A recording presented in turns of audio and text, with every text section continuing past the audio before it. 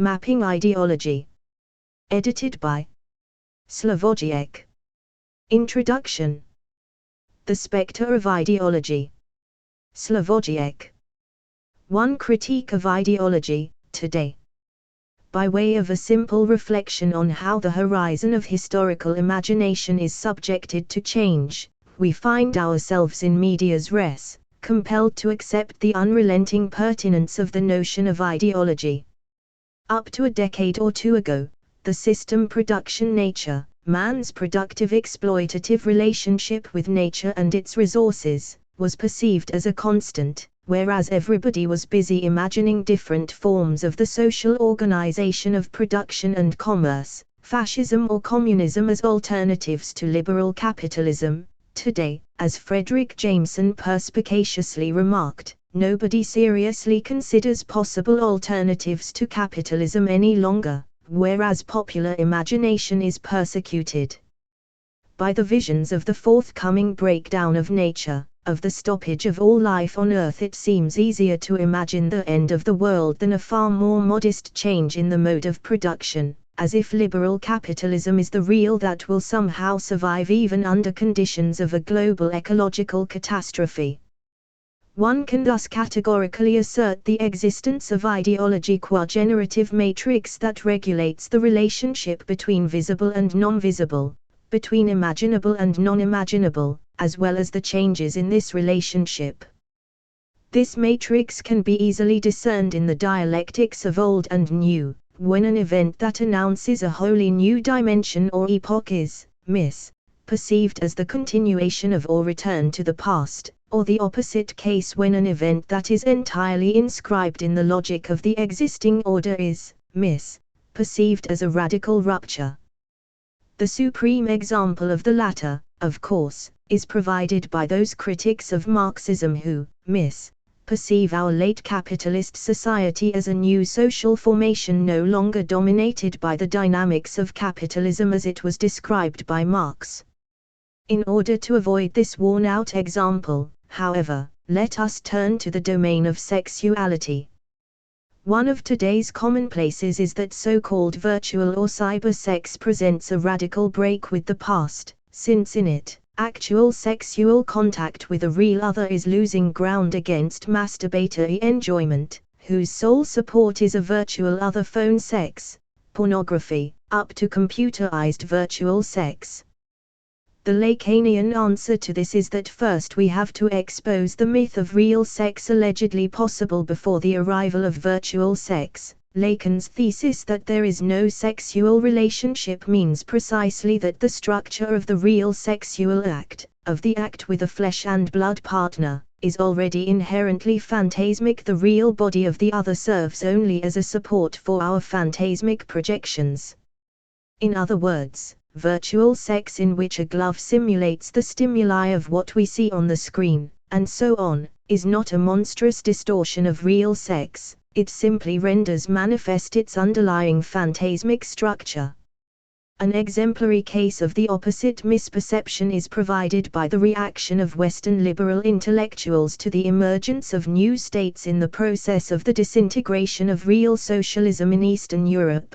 They perceived this emergence as a return to the 19th century tradition of the nation-state, whereas what we are actually dealing with is the exact opposite. The withering away of the traditional nation-state based upon the notion of the abstract citizen identified with the constitutional legal order. In order to characterize this new state of things, Etienne Balibar recently referred to the old Marxian phrase "Es gibt keinen Staat in Europa," there no longer exists a proper state in Europe.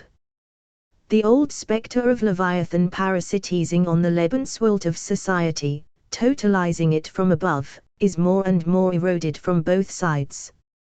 On the one hand, there are the new emerging ethnic communities. Although some of them are formally constituted as sovereign states, they are no longer states in the proper modern age European sense, since they did not cut the umbilical cord between state and ethnic community. Paradigmatic here is the case of Russia, in which local mafias already function as a kind of parallel power structure. On the other hand, there are the multiple transnational links, from multinational capital to mafia cartels and interstate political communities, European Union. There are two reasons for this limitation of state sovereignty, each of which is in itself compelling enough to justify it: the transnational character of ecological crisis and of nuclear threat. This eroding of state authority from both sides is mirrored in the fact that today the basic political antagonism is that between the universalist cosmopolitical liberal democracy, standing for the force corroding the state from above, and the new organic populism communitarianism, standing for the force corroding the state from below. And as Balabar pointed out yet again, this antagonism is to be conceived neither as an external opposition nor as the complementary relationship of the two poles in which one pole balances the excess of its opposite, in the sense that, when we have too much universalism, a little bit of ethnic roots gives people the feeling of belonging, and thus stabilizes the situation. But in a genuinely Hegelian sense each pole of the antagonism is inherent to its opposite, so that we stumble upon it at the very moment when we endeavor to grasp the opposite pole for itself, to posit it as such.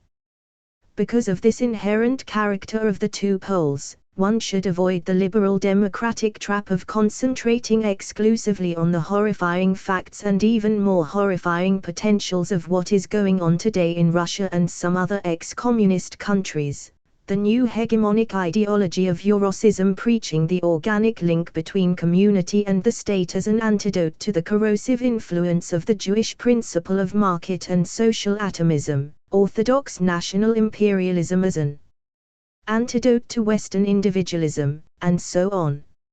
In order to combat these new forms of organicist populism effectively, one must, as it were, turn the critical gaze back upon oneself and submit to critical scrutiny liberal democratic universalism itself. What opens up the space for the organicist populism is the weak point, the falsity, of this very universalism. These same examples of the actuality of the notion of ideology, however, also render clear the reasons why today one hastens to renounce the notion of ideology. Does not the critique of ideology involve a privileged place, somehow exempted from the turmoils of social life, which enables some subject agent to perceive the very hidden mechanism that regulates social visibility and non-visibility? Is not the claim that we can accede to this place the most obvious case of ideology? Consequently, with reference to today's state of epistemological reflection, is not the notion of ideology self-defeating? So why should we cling to a notion with such obviously outdated epistemological implications, the relationship of representation between thought and reality, etc.? Is not its utterly ambiguous and elusive character in itself a sufficient reason to abandon it? Ideology can designate anything from a contemplative attitude that misrecognizes its dependence on social reality to an action-orientated set of beliefs, from the indispensable medium in which individuals live out their relations to a social structure to false ideas which legitimate a dominant political power. It seems to pop up precisely when we attempt to avoid it, while it fails to appear where one would clearly expect it to dwell. When some procedure is denounced as ideological par excellence, one can be sure that its inversion is no less ideological. For example, among the procedures generally acknowledged as ideological is definitely the eternalization of some historically limited condition, the act of discerning some higher necessity in a contingent occurrence, from the grounding of male domination in the nature of things to interpreting AIDS as a punishment for the sinful life of modern man, or, at a more intimate level, when we encounter our true love, it seems as if this is what we have been waiting for all our life, as if, in some mysterious way, all our previous life has led to this encounter. The senseless contingency of the real is thus internalized, symbolized, provided with meaning. Is not ideology, however, also the opposite procedure of failing to notice the necessity, of misperceiving it as an insignificant contingency, from the psychoanalytic cure, in which one of the main forms of the analysand's resistance is his insistence that his symptomatic slip of tongue was a mere lapse without any signification, up to the domain of economics, in which the ideological procedure par excellence is to reduce the crisis to an external, ultimately contingent occurrence, thus failing to take note of the inherent logic of the system that begets the crisis. In this precise sense, ideology is the exact opposite of internalization of the external contingency. It resides in externalization of the result of an inner necessity, and the task of the critique of ideology here is precisely to discern the hidden necessity in what appears as a mere contingency. The most recent case of a similar inversion was provided by the way Western media reported on the Bosnian War. The first thing that strikes the eye is the contrast to the reporting on the 1991 Gulf War, where we had the standard ideological personification. Instead of providing information on social, political or religious trends and antagonisms in Iraq, the media ultimately reduced the conflict to a quarrel with Saddam Hussein, evil personified, the outlaw who excluded himself from the civilized international community. Even more than the destruction of Iraq's military forces, the true aim was presented as psychological, as the humiliation of Saddam who was to lose face. In the case of the Bosnian War, however, notwithstanding isolated cases of the demonization of the Serbian President Milosevic, the predominant attitude reflects that of a quasi-anthropological observer. The media outdo one another in giving us lessons on the ethnic and religious background of the conflict. Traumas hundreds of years old are being replayed and acted out, so that, in order to understand the roots of the conflict, one has to know not only the history of Yugoslavia, but the entire history of the Balkans from medieval times. In the Bosnian conflict, it is therefore not possible simply to take sides. One can only patiently try to grasp the background of this savage spectacle, alien to our civilized system of values. Yet this opposite procedure involves an ideological mystification even more cunning than the demonization of Saddam Hussein. 2. In what, precisely, consists this ideological mystification? To put it somewhat crudely, the evocation of the complexity of circumstances serves to deliver us from the responsibility to act. The comfortable attitude of a distant observer, the evocation of the allegedly intricate context of religious and ethnic struggles in Balkan countries, is here to enable the West to shed its responsibility towards the Balkans, that is, to avoid the bitter truth that, far from presenting the case of an eccentric ethnic conflict, the Bosnian War is a direct result of the West's failure to grasp the political dynamic of the disintegration of Yugoslavia, of the West's silent support of ethnic cleansing. In the domain of theory, we encounter a homologous reversal apropos of the deconstructionist problematization of the notion of the subject's guilt and personal responsibility. The notion of a subject morally and criminally fully responsible for his acts clearly serves the ideological need to conceal the intricate, always already operative texture of historico-discursive presuppositions that not only provide the context for the subject's act but also define in advance the coordinates of its meaning. The system can function only if the cause of its malfunction can be located in the responsible subject's guilt. One of the commonplaces of the leftist criticism of law is that the attribution of personal responsibility and guilt relieves us of the task of probing into the concrete circumstances of the act in question. Suffice it to recall the moral majority practice of attributing a moral qualification to the higher crime rate among African Americans, criminal dispositions, moral insensitivity, etc. This attribution precludes any analysis of the concrete ideological, political and economic conditions of African Americans. Is not this logic of putting the blame on the circumstances, however, taken to its extremes, self-defeating insofar as it necessarily leads to the unforgettable and no less ideological cynicism of Brecht's famous lines from his threepenny opera, wo wären gut anstatt so roh, doch die Verhaltnis, sie sind nicht so. We would be good instead of being so rude, if only the circumstances were not of this kind. In other words, are we, the speaking subjects, not always already engaged in recounting the circumstances that predetermine the space of our activity? A more concrete example of the same undecidable ambiguity is provided by the standard progressive criticism of psychoanalysis. The reproach here is that the psychoanalytic explanation of misery and psychic suffering through unconscious libidinal complexes, or even via a direct reference to the death drive, renders the true causes of destructiveness invisible. This critique of psychoanalysis found its ultimate theoretical expression in the rehabilitation of the idea that the ultimate cause of psychic trauma is real childhood sexual abuse. By introducing the notion of the phantasmic origin of trauma, Freud allegedly betrayed the truth of his own discovery. 3 Instead of the concrete analysis of external, actual social conditions, the patriarchal family, its role in the totality of the reproduction of the capitalist system, and so on, we are thus given the story of unresolved libidinal deadlocks. Instead of the analysis of social conditions that lead to war, we are given the death drive. Instead of the change of social relations, a solution is sought in the inner psychic change, in the maturation that should qualify us to accept social reality as it is. In this perspective, the very striving for social change is denounced as an expression of the unresolved Oedipus complex.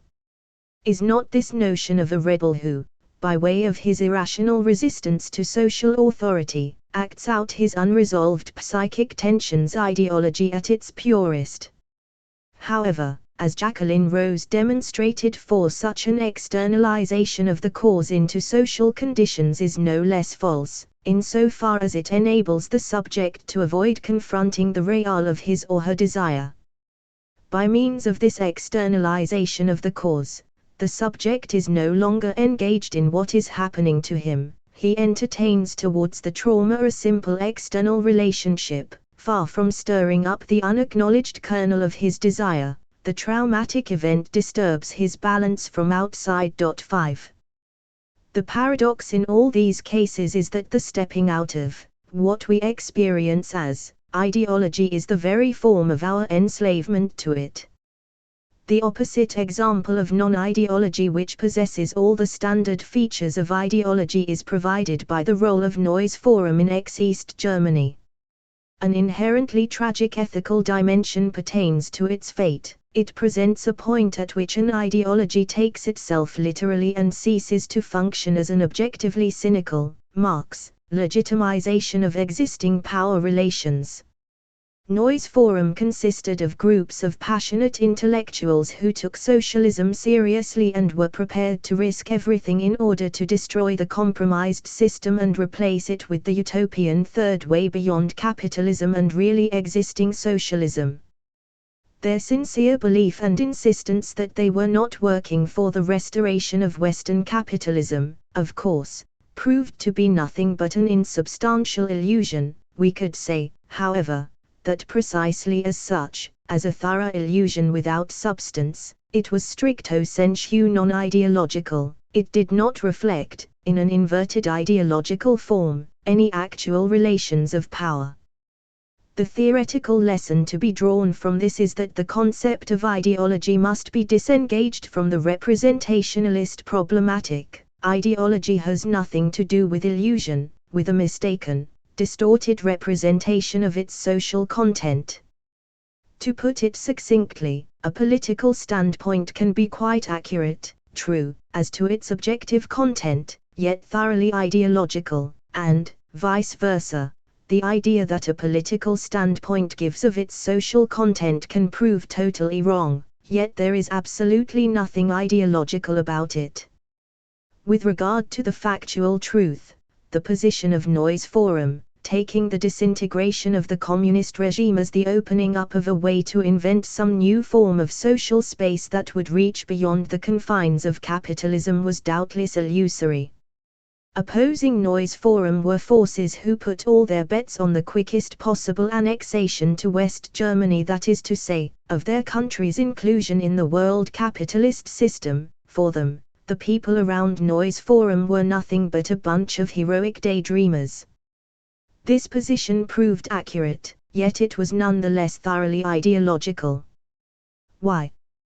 The conformist adoption of the West German model implied an ideological belief in the unproblematic, non-antagonistic functioning of the late capitalist social state, whereas the first stance, although illusory as to its factual content, its enunciated, attested, by means of its scandalous and exorbitant position of enunciation, to an awareness of the antagonism that pertains to late capitalism.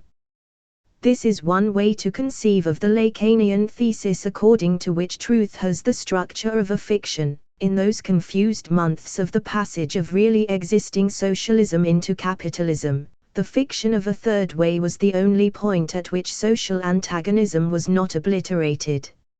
Herein lies one of the tasks of the postmodern critique of ideology, to designate the elements within an existing social order which, in the guise of fiction, that is, of utopian narratives of possible but failed alternative histories, point towards the system's antagonistic character, and thus estrange us to the self-evidence of its established identity. 2. Ideology, the spectral analysis of a concept. In all these ad hoc analyses, however, we have already practicized the critique of ideology, while our initial question concerned the concept of ideology presupposed in this practice. Up till now, we have been guided by a spontaneous pre-comprehension which, although it led us to contradictory results, is not to be underestimated, but rather explicated.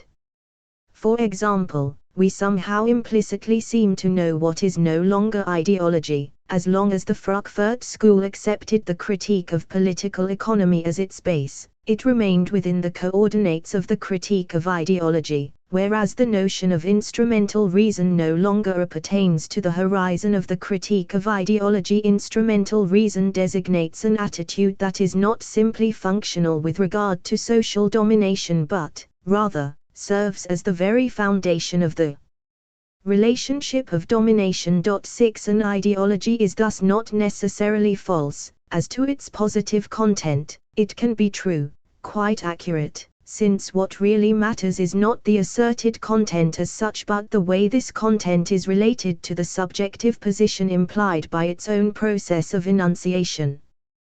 We are within ideological space proper the moment this content, true or false, if true, so much the better for the ideological effect, is functional with regard to some relation of social domination, power, exploitation, in an inherently non-transparent way. The very logic of legitimizing the relation of domination must remain concealed if it is to be effective. In other words, the starting point of the critique of ideology has to be full acknowledgement of the fact that it is easily possible to lie in the guise of truth. When, for example, some Western power intervenes in a third world country on account of violations of human rights, it may well be true that in this country the most elementary human rights were not respected, and that the Western intervention will effectively improve the human rights record, yet such a legitimization nonetheless remains ideological insofar as it fails to mention the true motives of the intervention, economic interests, etc. The outstanding mode of this lying in the guise of truth today is cynicism. With a disarming frankness one admits everything, yet this full acknowledgement of our power interests does not in any way prevent us from pursuing these interests. The formula of cynicism is no longer the classic Marxian they do not know it, but they are doing it. It is they know very well what they are doing, yet they are doing it. How, then, are we to explicate this implicit pre-comprehension of ours? How are we to pass from doxa to truth? The first approach that offers itself is, of course, the Hegelian historical dialectical transposition of the problem into its own solution. Instead of directly evaluating the adequacy or truth of different notions of ideology, one should read this very multitude of the determinations of ideology as the index of different concrete historical situations, that is, one should consider what Althusser, in his self-critical phase, referred to as the topicality of the thought, the way a thought is inscribed into its object, or, as Derrida would have put it, the way the frame itself is part of the framed content.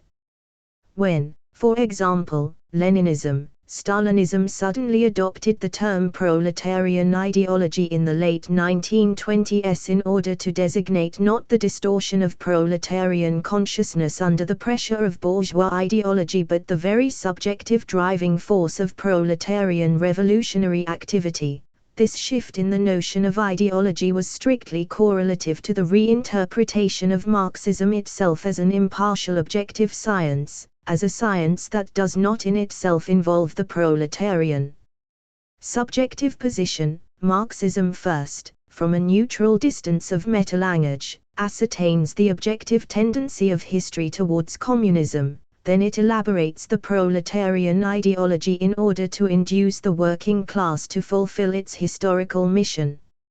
A further example of such a shift is the already mentioned passage of Western Marxism from critique of political economy to critique of instrumental reason, from Lukács's History and Class Consciousness and the early Frankfurt School, where ideological distortion is derived from the commodity form, to the notion of instrumental reason which is no longer grounded in a concrete social reality but is, rather, conceived as a kind of anthropological, even quasi-transcendental, primordial constant that enables us to explain the social reality of domination and exploitation. This passage is embedded in the transition from the post-World War I universe, in which hope in the revolutionary outcome of the crisis of capitalism was still alive, into the double trauma of the late 1930s and 1940s. The regression of capitalist societies into fascism and the totalitarian turn of the communist movement. 7. However, such an approach, although it is adequate at its own level, can easily ensnare us in historicist relativism that suspends the inherent cognitive value of the term ideology and makes it into a mere expression of social circumstances. For that reason, it seems preferable to begin with a different, synchronous approach.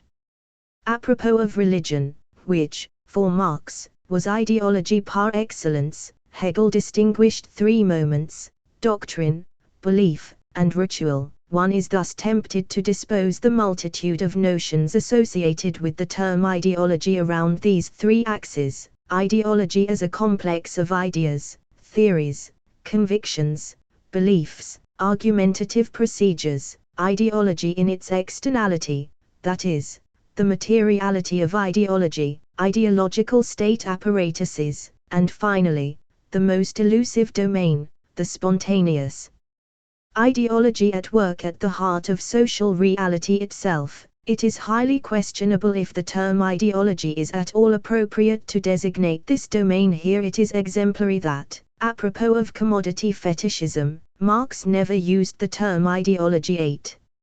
Let us recall the case of liberalism. Liberalism is a doctrine, developed from Locke to Hayek, materialized in rituals and apparatuses, free press, elections, market, etc., and active in the spontaneous, self-experience of subjects as free individuals.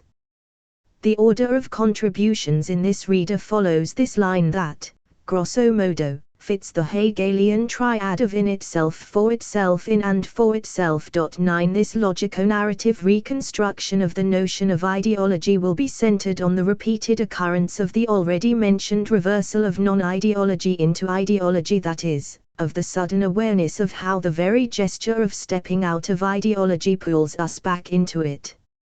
1. So, to begin with, we have ideology in itself, the immanent notion of ideology as a doctrine, a composite of ideas, beliefs, concepts, and so on, destined to convince us of its truth, yet actually serving some unavowed particular power interest.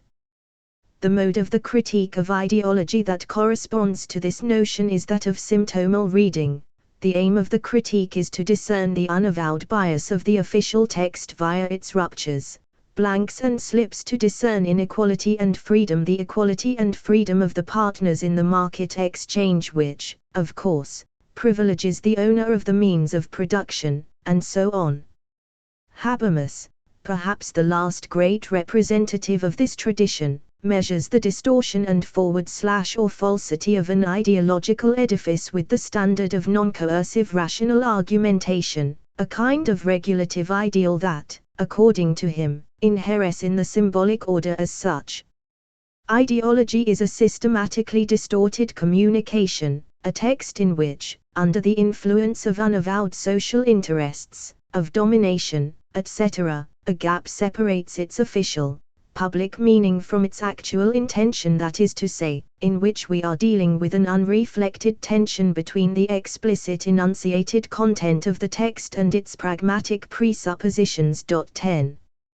Today, however, probably the most prestigious tendency in the critique of ideology, one that grew out of discourse analysis, inverts this relationship. What the tradition of enlightenment dismisses as a mere disturbance of normal communication turns out to be its positive condition. The concrete intersubjective space of symbolic communication is always structured by various, unconscious, textual devices that cannot be reduced to secondary rhetoric. What we are dealing with here is not a complementary move to the traditional Enlightenment or Habermasian approach, but its inherent reversal. What Habermas perceives as the step out of ideology is denounced here as ideology par excellence. In the Enlightenment tradition, ideology stands for the blurred, false, notion of reality caused by various pathological interests, fear of death and of natural forces, power interests, etc. For discourse analysis, the very notion of an access to reality unbiased by any discursive devices or conjunctions with power is ideological. The zero level of ideology consists in perceiving a discursive formation as an extra-discursive fact. Already in the 1950s, in Mythologies, Roland Barthes proposed the notion of ideology as the naturalization of the symbolic order, that is, as the perception that reifies the results of discursive procedures into properties of the thing itself.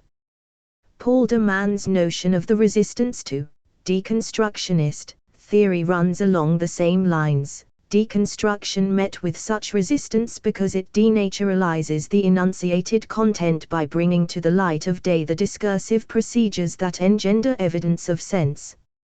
Arguably the most elaborate version of this approach is Oswald Ducrot's theory of argumentation 11. Although it does not employ the term ideology, its ideologico-critical potential is tremendous. Ducrot's basic notion is that one cannot draw a clear line of separation between descriptive and argumentative levels of language. There is no neutral descriptive content. Every description, designation, is already a moment of some argumentative scheme. Descriptive predicates themselves are ultimately reified naturalized argumentative gestures. This argumentative thrust relies on topoi, on the commonplaces that operate only as naturalized, only insofar as we apply them in an automatic, unconscious way. A successful argumentation presupposes the invisibility of the mechanisms that regulate its efficiency. One should also mention here Michel Pescheux, who gave a strict linguistic turn to Althusser's theory of interpellation. His work is centered on the discursive mechanisms that generate the evidence of sense. That is to say, one of the fundamental stratagems of ideology is the reference to some self-evidence. Look, you can see for yourself how things are. Let the facts speak for themselves is perhaps the arch-statement of ideology, the point being, precisely, that facts never speak for themselves but are always made to speak by a network of discursive devices. Suffice it to recall the notorious anti-abortion film The Silent Scream. We see a fetus which defends itself, which cries, and so on. Yet what we don't see in this very act of seeing is that we see all this against the background of a discursively pre-constructed space. Discourse analysis is perhaps at its strongest in answering this precise question. When a racist Englishman says there are too many Pakistanis on our streets, how from what place does he see this? That is, how is his symbolic space structured so that he can perceive the fact of a Pakistani strolling along a London street as a disturbing surplus? That is to say, here one must bear in mind Lacan's motto that nothing is lacking in the real, every perception of a lack or a surplus, not enough of this, too much of that, always involves a symbolic universe. 12.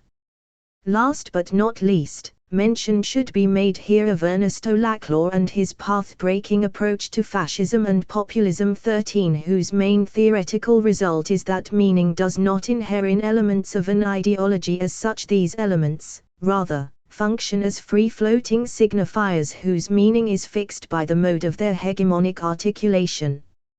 Ecology, for example, is never ecology as such, it is always enchained in a specific series of equivalences. It can be conservative, advocating the return to balanced rural communities and traditional ways of life, etatist, only a strong state regulation can save us from the impending catastrophe, socialist. The ultimate cause of ecological problems resides in the capitalist profit-orientated exploitation of natural resources. Liberal capitalist, one should include the damage to the environment in the price of the product, and thus leave the market to regulate the ecological balance. Feminist, the exploitation of nature follows from the male attitude of domination, anarchic self-managerial. Humanity can survive only if it reorganizes itself into small self-reliant communities that live in balance with nature, and so on. The point, of course, is that none of these enchainments is in itself true, inscribed in the very nature of the ecological problematic. Which discourse will succeed in appropriating ecology depends on the fight for discursive hegemony, whose outcome is not guaranteed by any underlying necessity or natural alliance. The other inevitable consequence of such a notion of hegemonic articulation is that etatist, conservative, socialist, and so on, inscription of ecology does not designate a secondary connotation that supplements its primary literal meaning, as Derrida would have put it. This supplement retroactively, defines the very nature of literal identity. A conservative enchainment, for example, throws a specific light on the ecological problematic itself. Due to his false arrogance, man forsook his roots in the natural order, etc. 2. What follows is the step from in itself to for itself, to ideology in its otherness externalization, the moment epitomized by the Althusserlian notion of ideological state apparatuses, ISA, that designate the material existence of ideology in ideological practices, rituals and institutions. 14. Religious belief, for example, is not merely or even primarily an inner conviction, but the Church as an institution and its rituals, prayer, baptism, confirmation, confession, which, far from being a mere secondary externalization of the inner belief, stand for the very mechanisms that generate it. When Althusser repeats, after Pascal, act as if you believe, pray, kneel down, and you shall believe, faith will arrive by itself, he delineates an intricate reflective mechanism of retroactive autopoetic foundation that far exceeds the reductionist assertion of the dependence of inner belief on external behavior. That is to say, the implicit logic of his argument is, kneel down and you shall believe that you knelt down because of your belief, that is, your following the ritual is an expression /effect of your inner belief. In short, the external ritual performatively generates its own ideological foundation. 15. What we encounter here again is the regression into ideology at the very point where we apparently step out of it. In this respect, the relationship between Althusser and Foucault is of special interest. The Foucauldian counterparts to ideological state apparatuses are the disciplinary procedures that operate at the level of micropower and designate the point at which power inscribes itself into the body directly, bypassing ideology. For that precise reason, Foucault never uses the term ideology apropos of these mechanisms of micropower. This abandoning of the problematic of ideology entails a fatal weakness of Foucault's theory. Foucault never tires of repeating how power constitutes itself from below, how it does not emanate from some unique summit, this very semblance of a summit, the monarch or some other embodiment of sovereignty, emerges as the secondary effect of the plurality of micro-practices, of the complex network of their interrelations. However, when he is compelled to display the concrete mechanism of this emergence, Foucault resorts to the extremely suspect rhetoric of complexity, evoking the intricate network of lateral links, left and right, up and down. A clear case of patching up, since one can never arrive at power this way. The abyss that separates micro-procedures from the spectre of power remains unbridgeable. Althusser's advantage over Foucault seems evident. Althusser proceeds in exactly the opposite direction from the very outset. He conceives these micro-procedures as parts of the ISA, that is to say, as mechanisms which, in order to be operative, to seize the individual, always already presuppose the massive presence of the state, the transferential relationship of the individual towards state power, or in Althusser's terms towards the ideological big other in whom the interpellation originates. This Althusserian shift of emphasis from ideology in itself to its material existence in the ISA proved its fecundity in a new approach to fascism. Wolfgang Fritz Haug's criticism of Adorno is exemplary here. Adorno refuses to treat fascism as an ideology in the proper sense of the term, that is, as rational legitimization of the existing order. So-called fascist ideology no longer possesses the coherence of a rational construct that calls for conceptual analysis and ideologico-critical refutation. That is to say, it no longer functions as a lie necessarily experienced as truth, the sign of recognition of a true ideology. Fascist ideology is not taken seriously even by its promoters. Its status is purely instrumental, and ultimately relies on external coercion. 16 In his response to Adorno, however, Haug 17 triumphantly demonstrates how this capitulation to the primacy of the doctrine, far from implying the end of ideology, asserts the founding gesture of the ideological as such, the call to unconditional subordination and to irrational sacrifice. What liberal criticism, Miss, perceives as fascism's weakness is the very resort of its strength, within the fascist horizon. The very demand for rational argumentation that should provide grounds for our acceptance of authority is denounced in advance as an index of the liberal degeneration of the true spirit of ethical sacrifice. As Haug puts it, in browsing through Mussolini's texts, one cannot avoid the uncanny feeling that Mussolini had read Althusser. The direct denunciation of the fascist notion of the community of the people, Volksgemeinschaft, as a deceptive lure that conceals the reality of domination and exploitation fails to take note of the crucial fact that this Volksgemeinschaft was materialized in a series of rituals and practices, not only mass gatherings and parades but also large-scale campaigns to help the hungry, organized sports and cultural activities for the workers, etc., which performatively produced the effect of Volksgemeinschaft. 18. 3. In the next step of our reconstruction, this externalization is, as it were, reflected into itself. What takes place is the disintegration, self-limitation and self-dispersal of the notion of ideology. Ideology is no longer conceived as a homogeneous mechanism that guarantees social reproduction. As the cement of society, it turns into a Wittgensteinian family of vaguely connected and heterogeneous procedures whose reach is strictly localized. Along these lines, the critiques of the so-called dominant ideology thesis, DIT, endeavor to demonstrate that an ideology either exerts an influence that is crucial, but constrained to some narrow social stratum, or its role in social reproduction is marginal. At the beginnings of capitalism, for example, the role of the Protestant ethic of hard work as an end in itself, and so on, was limited to the stratum of emerging capitalists, whereas workers and peasants, as well as the upper classes, continued to obey other, more traditional ethical attitudes, so that one can in no way attribute to the Protestant ethic the role of the cement of the entire social edifice.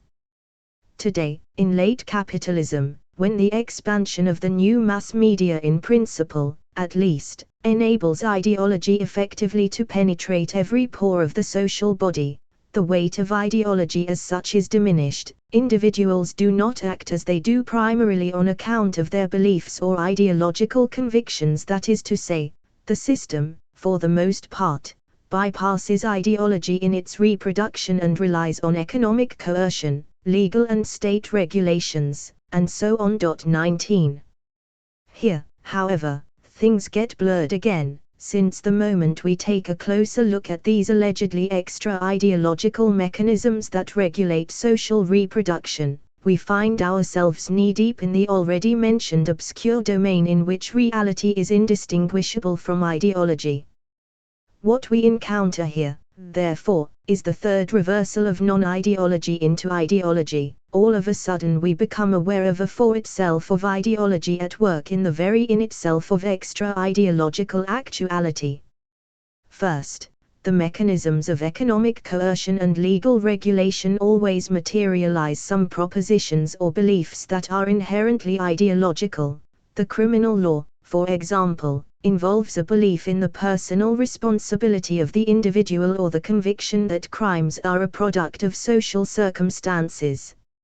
Secondly, the form of consciousness that fits late capitalist post-ideological society, the cynical, sober attitude that advocates liberal openness in the matter of opinions. Everybody is free to believe whatever she or he wants.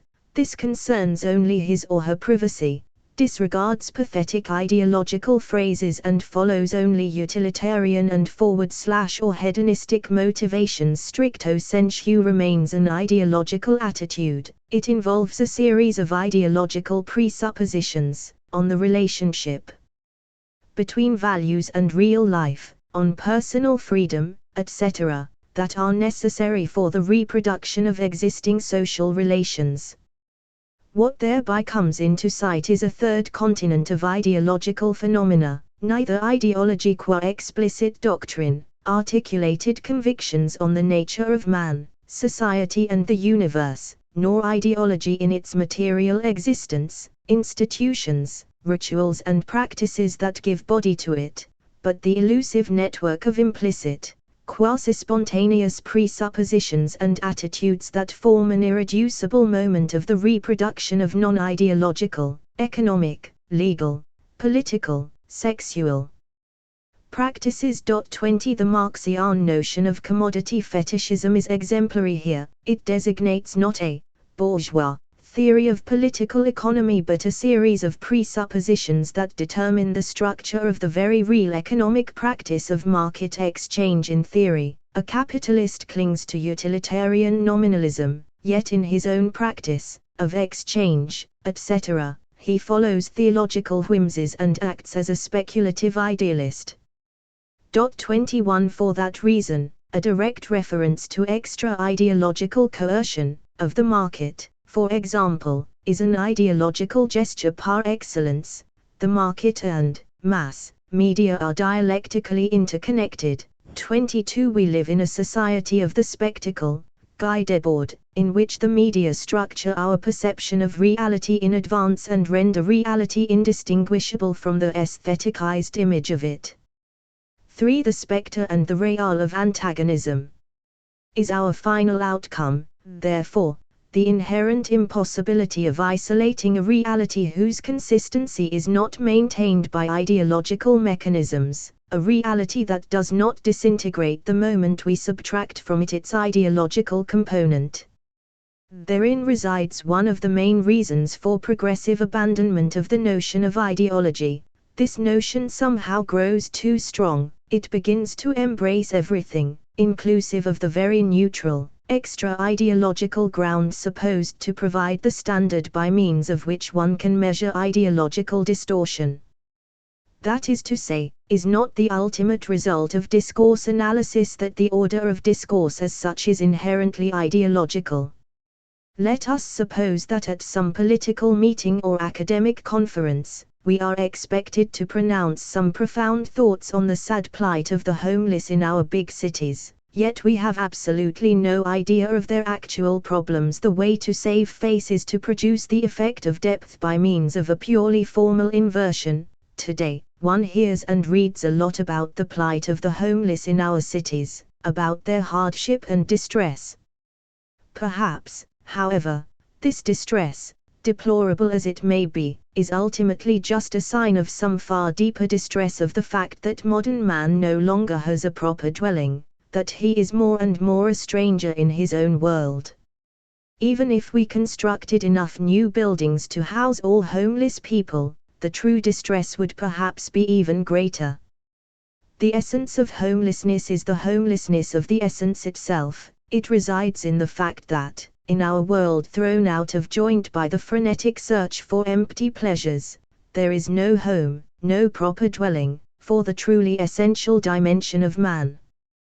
This formal matrix can be applied to an infinite multitude of themes, say, distance and proximity. Today, modern media can bring events from the farthest part of our Earth, even from nearby planets, close to us in a split second.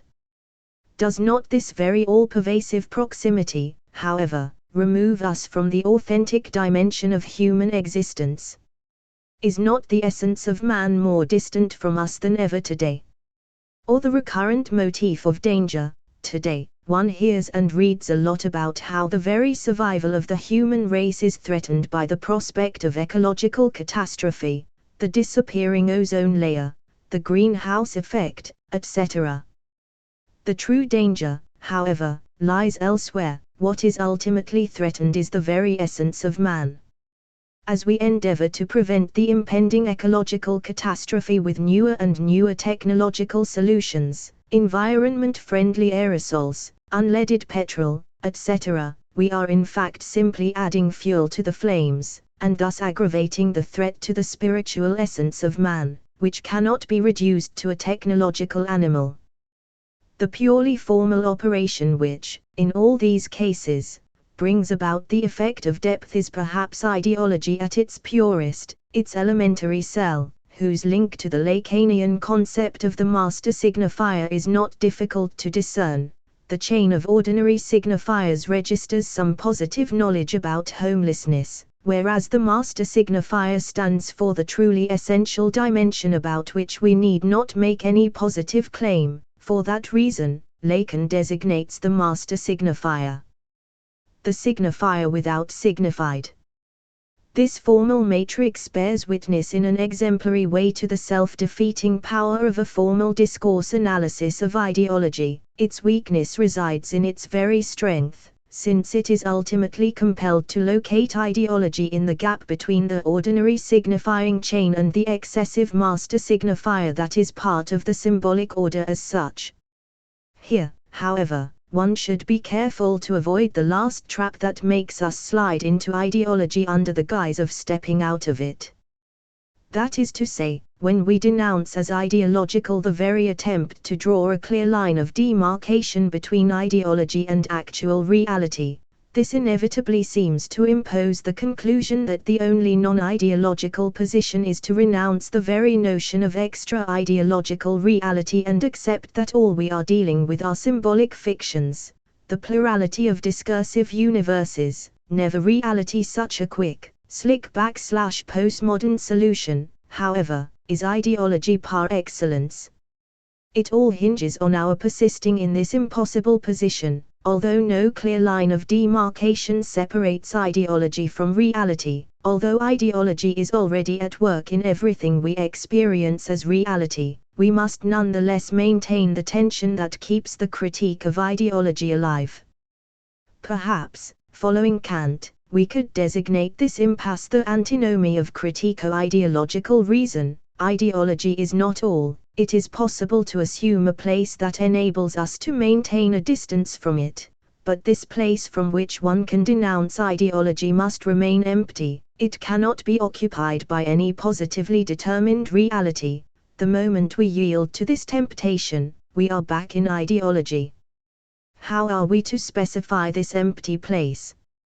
Perhaps we should take as a starting point the thread that runs through our entire logico-narrative reconstruction of the notion of ideology. It is as if, at every stage, the same opposition, the same undecidable alternative inside /outside, repeats itself under a different exponent. First, there is the split within ideology in itself. On the one hand, ideology stands for the distortion of rational argumentation and insight due to the weight of the pathological external interests of power, exploitation, and so on. On the other, ideology resides in the very notion of a thought not permeated by some non-transparent power strategy, of an argument that does not rely upon some non-transparent rhetorical devices. Next, this very externality splits into an inner externality, the symbolic order, i.e. the decentered discursive mechanisms that generate meaning, and an external externality, the ISA and social rituals and practices that materialize ideology. The externality misrecognized by ideology is the externality of the text itself as well as the externality of extra-textual social reality. Finally, this extra-textual social reality itself is split into the institutional exterior that dominates and regulates the life of individuals from above, ISA, and ideology that is not imposed by the ISA but emerges spontaneously, from below, out of the extra-institutional activity of individuals. Commodity fetishism, to give it names, Althusser versus Lukács. This opposition between ISA and commodity fetishism, between the materiality that always already pertains to ideology as such, material, effective apparatuses which give body to ideology, and ideology that always already pertains to materiality as such, to the social actuality of production, is ultimately the opposition between state and market, between the external superior agency that organizes society from above and society's spontaneous self-organization. This opposition, whose first philosophical manifestation is provided by the couple of Plato and Aristotle, finds its last expression in the guise of the two modes of cynical ideology, consumerist, post-Protestant, late capitalist cynicism, and the cynicism that pertained to the late real socialism. Although, in both cases, the system functions only on condition that subjects maintain a cynical distance and do not take seriously their official values, the difference is remarkable. It turns upside down the doxa according to which late capitalism, as a, formally, free society, relies on argumentative persuasion and free consent, manipulated and fabricated as it may be, whereas socialism resorted to the raw force of totalitarian coercion. It is as if in late capitalism words do not count, no longer oblige, they increasingly seem to lose their performative power. Whatever one says is drowned in the general indifference. The emperor is naked and the media trumpet forth this fact, yet nobody seems really to mind that is. People continue to act as if the emperor is not naked. Perhaps the key feature of the symbolic economy of the late real socialism was, on the contrary, the almost paranoid belief in the power of the word. The state and the ruling party reacted with utmost nervousness and panic at the slightest public criticism, as if some vague critical hints in an obscure poem published in a low-circulation literary journal, or an essay in an academic philosophical journal, possessed the potential capacity to trigger the explosion of the entire socialist system. Incidentally, this feature renders real socialism almost sympathetic to our retrospective nostalgic view, since it bears witness to the legacy of the Enlightenment, the belief in the social efficacy of rational argumentation, that survived in it. This, perhaps, was why it was possible to undermine real socialism by means of peaceful civil society movements that operated at the level of the word. Belief in the power of the word was the system's Achilles heel. 23. The matrix of all these repetitions, perhaps, is the opposition between ideology as the universe of spontaneous experience, vacuum, whose grip we can break only by means of an effort of scientific reflection, and ideology as a radically non-spontaneous machine that distorts the authenticity of our life experience from outside. That is to say, what we should always bear in mind is that, for Marx, the primordial mythological consciousness of the pre-class society out of which later ideologies grew, true to the heritage of German classicism, Marx saw the paradigm of this primordial social consciousness in Greek mythology, is not yet ideology proper, although, or, rather, precisely because, it is immediately vacuum, and although it is obviously wrong, illusory, it involves the divinization of the forces of nature, etc. Ideology proper emerges only with the division of labor and the class split, only when the wrong ideas lose their immediate character and are elaborated by intellectuals in order to serve, to legitimize, the existing relations of domination. In short, only when the division into master and servant is conjugated with the division of labor itself into intellectual and physical labor.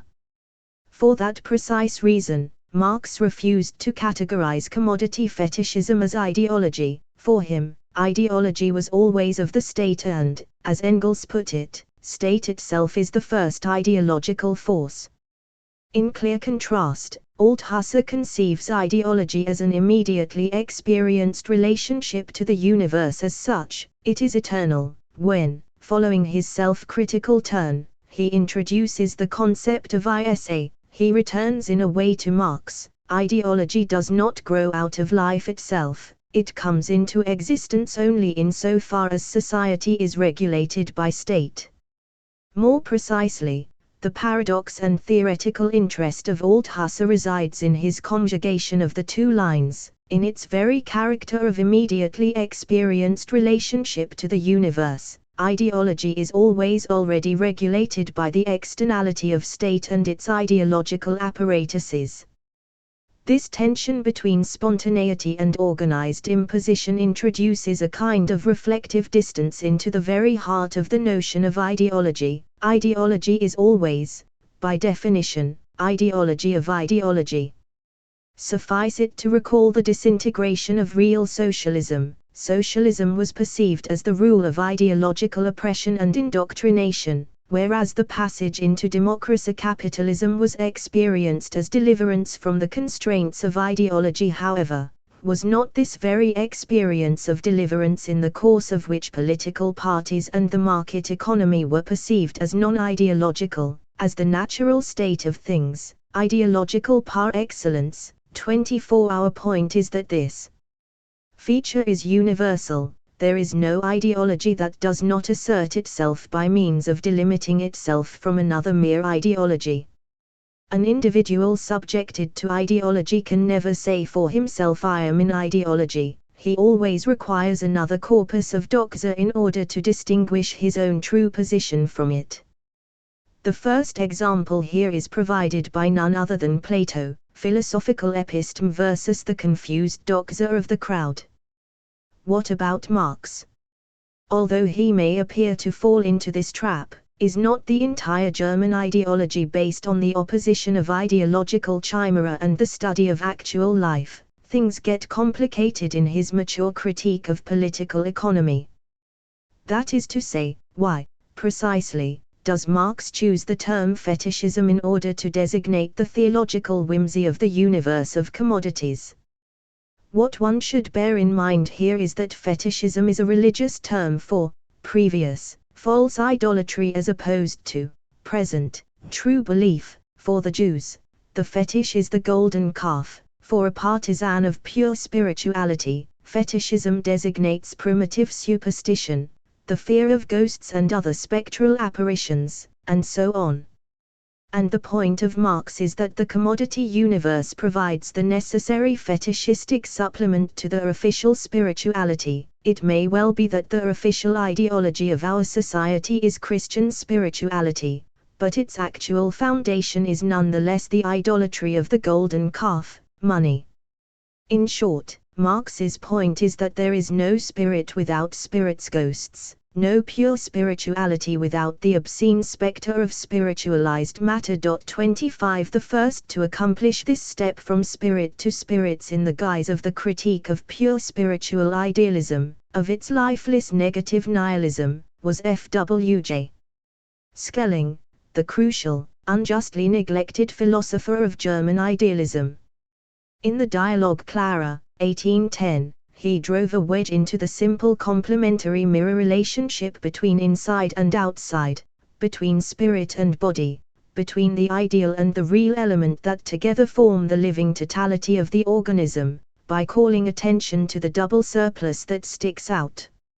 On the one hand, there is the spiritual element of corporeality, the presence, in matter itself, of a non-material but physical element, of a subtle corpse, relatively independent of time and space, which provides the material base of our free will, animal magnetism, etc. On the other hand, there is the corporeal element of spirituality, the materializations of the spirit in a kind of pseudo-stuff, in substanceless apparitions, ghosts, living dead. It is clear how these two surpluses render the logic of commodity fetishism and of the ISA. Commodity fetishism involves the uncanny spiritualization of the commodity body, whereas the ISA materialize the spiritual, substanceless big other of ideology. In his recent book on Marx, Jacques Derrida brought into play the term spectre in order to indicate this elusive pseudo-materiality that subverts the classic ontological oppositions of reality and illusion, and so on. 26 And perhaps it is here that we should look for the last resort of ideology, for the pre-ideological kernel, the formal matrix, on which are grafted various ideological formations, in the fact that there is no reality without the spectre, that the circle of reality can be closed only by means of an uncanny spectral supplement. Why, then, is there no reality without the spectre? Lacan provides a precise answer to this question. What we experience as reality is not the thing itself, it is always already symbolized, constituted, structured by symbolic mechanisms, and the problem resides in the fact that symbolization ultimately always fails, that it never succeeds in fully covering the real, that it always involves some unsettled, unredeemed symbolic debt. This real, the part of reality that remains non-symbolized, returns in the guise of spectral apparitions. Consequently, spectre is not to be confused with symbolic fiction, with the fact that reality itself has the structure of a fiction in that it is symbolically, or, as some sociologists put it, socially, constructed. The notions of spectre and symbolic fiction are codependent in their very incompatibility, they are complementary in the quantum mechanical sense. To put it simply, reality is never directly itself, it presents itself only via its incomplete failed symbolization, and spectral apparitions emerge in this very gap that forever separates reality from the real, and on account of which reality has the character of a symbolic fiction. The spectre gives body to that which escapes, the symbolically structured reality. 27. The pre-ideological kernel of ideology thus consists of the spectral apparition that fills up the whole of the real.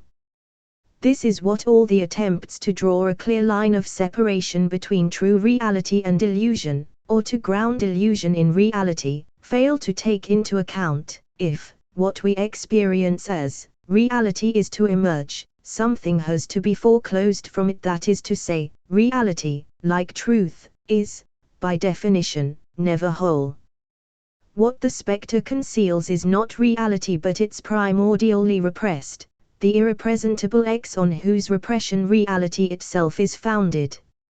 It may seem that we have thereby lost our way in speculative murky waters that have nothing whatsoever to do with concrete social struggles. Is not the supreme example of such reality, however, provided by the Marxist concept of class struggle.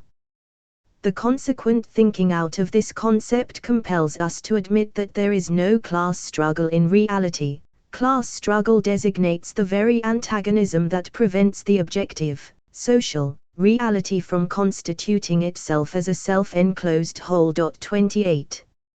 True, according to the Marxist tradition, class struggle is the totalizing principle of society. This, however, does not mean that it is a kind of ultimate guarantee authorizing us to grasp society as a rational totality.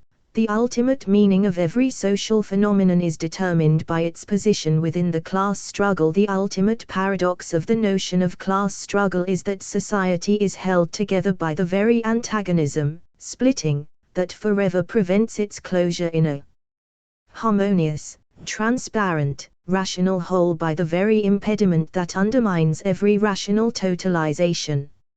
Although class struggle is nowhere directly given as a positive entity, it nonetheless functions, in its very absence, as the point of reference enabling us to locate every social phenomenon not by relating it to class struggle as its ultimate meaning, transcendental signified, but by conceiving it as an other attempt to conceal and patch up the rift of class antagonism, to efface its traces.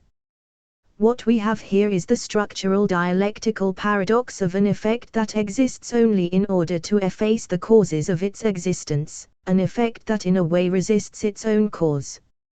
In other words, class struggle is real in the strict Lacanian sense, a hitch, an impediment which gives rise to ever new symbolizations by means of which one endeavors to integrate and domesticate it. The corporatist translation displacement of class struggle into the organic articulation of the members of the social body, for example, but which simultaneously condemns these endeavors to ultimate failure. Class struggle is none other than the name for the unfathomable limit that cannot be objectivized, located within the social totality, since it is itself that limit which prevents us from conceiving society as a closed totality. Or to put it in yet another way, class struggle designates the point with regard to which there is no meta-language, insofar as every position within social totality is ultimately overdetermined by class struggle. No neutral place is excluded from the dynamics of class struggle from which it would be possible to locate class struggle within the social totality. This paradoxical status of class struggle can be articulated by means of the crucial Hegelian distinction between substance and subject. At the level of substance, class struggle is conditional on the objective social process. It functions as the secondary indication of some more fundamental discord in this process, a discord regulated by positive mechanisms independent of class struggle. Class struggle breaks out when the relations of production are no longer in accordance with the development of the productive forces. 29 We pass to the level of subject when we acknowledge that class struggle does not pop up at the end, as the effect of an objective process, but is always already at work in the very heart of the objective process itself. Capitalists develop means of production in order to lower the relative and absolute value of the labor force. The value of the labor force itself is not objectively given but results from the class struggle, etc. In short, it is not possible to isolate any objective social process or mechanism whose innermost logic does not involve the subjective dynamics of class struggle, or to put it differently, the very peace, the absence of struggle, is already a form of struggle, the temporal victory of one of the sides in the struggle. Insofar as the very invisibility of class struggle, class peace, is already an effect of class struggle, that is, of the hegemony exerted by one side in the struggle, one is tempted to compare the status of class struggle to that of the Hitchcockian MacGuffin. What is class struggle? The antagonistic process that constitutes classes and determines their relationship. But in our society there is no struggle between the classes. you see how it functions. 30. This notion of class struggle qua antagonism enables us to contrast the real of antagonism with the complementary polarity of opposites. Perhaps the reduction of antagonism to polarity is one of the elementary ideological operations. Suffice it to recall the standard New Age procedure of presupposing a kind of natural balance of cosmic opposites: reason, emotions, active, passive, intellect, intuition, consciousness, unconscious, yin-yang, etc., and then of conceiving our age as the age that laid too much stress upon one of the two poles, upon the male principle of activity. Reason. The solution, of course, lies in re-establishing the equilibrium of the two principles. The progressive tradition also bears witness to numerous attempts to conceive sexual class antagonism as the coexistence of two opposed positive entities, from a certain kind of dogmatic Marxism that posits their bourgeois science and our proletarian science side by side, to a certain kind of feminism that posits masculine discourse and feminine discourse or writing side by side. Far from being too extreme, these attempts are, on the contrary, not extreme enough. They presuppose as their position of enunciation a third neutral medium within which the two poles coexist, that is to say, they back down on the consequences of the fact that there is no point of convergence, no neutral ground shared by the two antagonistic sexual or class positions. 31 As far as science is concerned, science, of course, is not neutral in the sense of objective knowledge not affected by class struggle and at the disposal of all classes, yet for that very reason it is one. There are not two sciences, and class struggle is precisely the struggle for this one science, for who will appropriate it. It is the same with discourse. There are not two discourses, masculine and feminine. There is one discourse split from within by the sexual antagonism, that is to say, providing the terrain on which the battle for hegemony takes place. What is at stake here could also be formulated as the problem of the status of and as a category.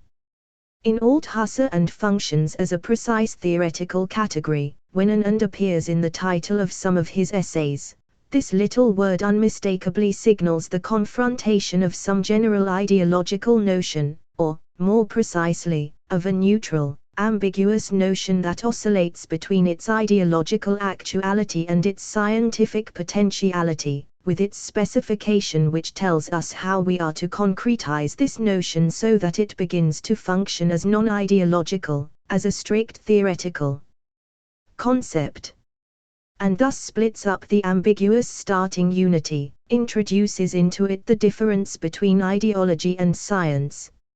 Suffice it to mention two examples. Ideology and ideological state apparatuses. ISA designate the concrete network of the material conditions of existence of an ideological edifice, that is, that which ideology itself has to misrecognize in its normal functioning. Contradiction and overdetermination. Insofar as the concept of overdetermination designates the undecidable complex totality qua the mode of existence of contradiction, it enables us to discard the idealist teleological burden that usually weighs upon the notion of contradiction, the teleological necessity that guarantees in advance the sublation of the contradiction in a higher unity. 32 Perhaps the first exemplary case of such an and is Marx's famous Freedom, Equality, and Bentham. From Capital, the supplementary Bentham stands for the social circumstances that provide the concrete content of the pathetic phrases on freedom and equality, commodity exchange, market bargaining, utilitarian egotism. And do we not encounter a homologous conjunction in Heidegger's Being and Time? Being designates the fundamental theme of philosophy in its abstract universality, whereas time stands for the concrete horizon of the sense of being.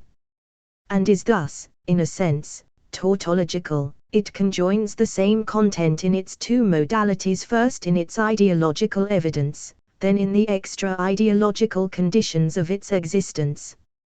For that reason, No third term is needed here to designate the medium itself in which the two terms, conjoined by means of the and, encounter each other. This third term is already the second term itself that stands for the network, the medium, of the concrete existence of an ideological universality. In contrast to this dialectico-materialist and, the idealist ideological and functions precisely as this third term, as the common medium of the polarity or plurality of elements. Therein resides the gap that forever separates Freud from Jung in their respective notions of libido. Jung conceives of libido as a kind of neutral energy with its concrete forms, sexual, creative, destructive libido, as its different metamorphoses, whereas Freud insists that libido in its concrete existence is irreducibly sexual. All other forms of libido are forms of ideological misrecognition of this sexual content, and is not the same operation to be repeated apropos of man and woman. Ideology compels us to assume humanity as the neutral medium within which man and woman are posited as the two complementary poles. Against this ideological evidence, one could maintain that woman stands for the aspect of concrete existence and man for the empty ambiguous universality. The paradox, of a profoundly Hegelian nature, is that woman, that is, the moment of specific difference, functions as the encompassing ground that accounts for the emergence of the universality of man.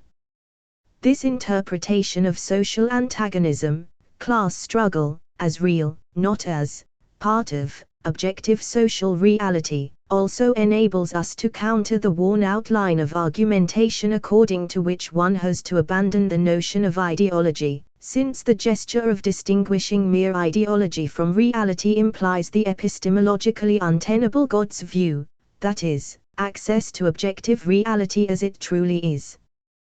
The question of the suitability of the term class struggle to designate today's dominant form of antagonism is secondary here. It concerns concrete social analysis. What matters is that the very constitution of social reality involves the primordial repression of an antagonism, so that the ultimate support of the critique of ideology, the extra-ideological point of reference that authorizes us to denounce the content of our immediate experience as ideological, is not reality but the repressed real of antagonism. In order to clarify this uncanny logic of antagonism qua real, let us recall the analogy between Claude Lévi-Strauss's structural approach and Einstein's theory of relativity. One usually attributes to Einstein the relativization of space with regard to the observer's point of view, that is, the cancellation of the notion of absolute space and time. The theory of relativity, however, involves its own absolute constant. The space-time interval between two events is an absolute that never varies. Space-time interval is defined as the hypotenuse of a right-angled triangle whose legs are the time and space distance between two events. One observer may be in a state of motion such that for him there is a time and a distance involved between two events. Another may be in a state of motion such that his measuring devices indicate a different distance and a different time between the events, but the space-time interval between the two events does not in fact vary. This constant is the Lacanian real that remains the same in all possible universes of observation. And it is a homologous constant that we encounter in Lévi-Strauss's exemplary analysis of the spatial arrangement of buildings in an aboriginal South American village, from his structural anthropology. The inhabitants are divided into two subgroups. When we ask an individual to draw the ground plan of his or her village, the spatial arrangement of cottages, on a piece of paper or on sand, we obtain two quite different answers, depending on which subgroup he or she belongs to. A member of the first subgroup, let us call it conservative corporatist, perceives the ground plan of the village as circular, a ring of houses more or less symmetrically arranged around the central temple, whereas a member of the second, revolutionary antagonistic, subgroup perceives his or her village as two distinct clusters of houses separated by an invisible frontier. Where is the homology with Einstein here? Levi Strauss's central point is that this example should in no way entice us into a cultural relativism according to which the perception of social space depends on the observer's group membership. The very splitting into the two relative perceptions implies the hidden reference to a constant, not the objective, actual arrangement of buildings but a traumatic kernel, a fundamental antagonism the inhabitants of the village were not able to symbolize, to account for, to internalize, to come to terms with, an imbalance in social relations that prevented the community from stabilizing itself into a harmonious whole. The two perceptions of the ground plan are simply two mutually exclusive endeavors to cope with this traumatic antagonism, to heal its wound via the imposition of a balanced symbolic structure. And it is hardly necessary to add that things are exactly the same with respect to sexual difference. Masculine and feminine are like the two configurations of houses in the Levi Straussian village. Common sense tells us that it is easy to rectify the bias of subjective perceptions and ascertain the true state of things. We hire a helicopter and photograph the village directly from above. In this way we obtain an undistorted view of reality, yet we completely miss the real of social antagonism, the non-symbolizable traumatic kernel that found expression in the very distortions of reality, in the fantasized displacements of the actual arrangement of houses. This is what Lacan has in mind when he claims that distortion and / dissimulation is in itself revealing. What emerges via distortions of the accurate representation of reality is the real, that is, the trauma around which social reality is structured. In other words, if all the inhabitants of the village were to draw the same accurate ground plan, we would be dealing with a non-antagonistic, harmonious community. If we are to arrive at the fundamental paradox implied by the notion of commodity fetishism, however, we have to go one step further and imagine, say, two different actual villages, each of which realizes, in the arrangement of its dwellings, one of the two fantasized ground plans evoked by Levi Strauss. In this case, the structure of social reality itself materializes an attempt to cope with the real of antagonism. Reality itself, insofar as it is regulated by a symbolic fiction, conceals the real of an antagonism, and it is this real, foreclosed from the symbolic fiction, that returns in the guise of spectral apparitions. Such a reading of spectrality as that which fills out the unrepresentable abyss of antagonism, of the non-symbolized real, also enables us to assume a precise distance from Derrida, for whom spectrality, the apparition of the other, provides the ultimate horizon of ethics. According to Derrida, the metaphysical ontologization of spectrality is rooted in the fact that the thought is horrified at itself, at its own founding gesture, that it draws back from the spirit convoked by this gesture. Therein resides in Neus his reading of Marx and the history of Marxism. The original impulse of Marx consisted in the messianic promise of justice qua spectral otherness, a promise that is only as avenir, yet to come, never as a simple future, what will be. The totalitarian turn of Marxism that culminated in Stalinism has its roots in the ontologization of the spectre, in the translation of the spectral promise into a positive ontological project. Lacan, however, goes a step further here. Spectre as such already bears witness to a retreat, a withdrawal, from what most people are terrified when they encounter freedom, like when they encounter magic, anything inexplicable, especially the world of spirits. 33. This proposition of Schelling can be read in two ways, depending on how we interpret the comparison. In what precise sense is freedom like a spectre?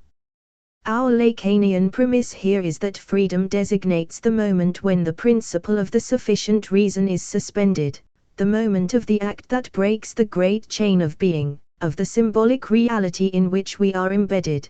Consequently, it is not sufficient to say that we fear the spectre. The spectre itself already emerges out of a fear, out of our escape from something even more horrifying, freedom. When we confront the miracle of freedom, there are two ways of reacting to it. Either we ontologize freedom by way of conceiving it as the terrestrial apparition of a higher stratum of reality, as the miraculous, inexplicable intervention into our universe of another, suprasensible universe that persists in its beyond, yet is accessible to us, common mortals, only in the guise of nebulous chimera. Or we conceive this universe of beyond, this redoubling of our terrestrial universe into another Geisterwelt, as an endeavor to gentrify the act of freedom, to cope with its traumatic impact. Spectre is the positivization of the abyss of freedom, a void that assumes the form of quasi-being. Therein resides the gap that separates Lacan from Derrida. Our primary duty is not towards the spectre, whatever form it assumes. 34 The act of freedom qua real not only transgresses the limits of what we experience as reality, it cancels our very primordial indebtedness to the spectral other.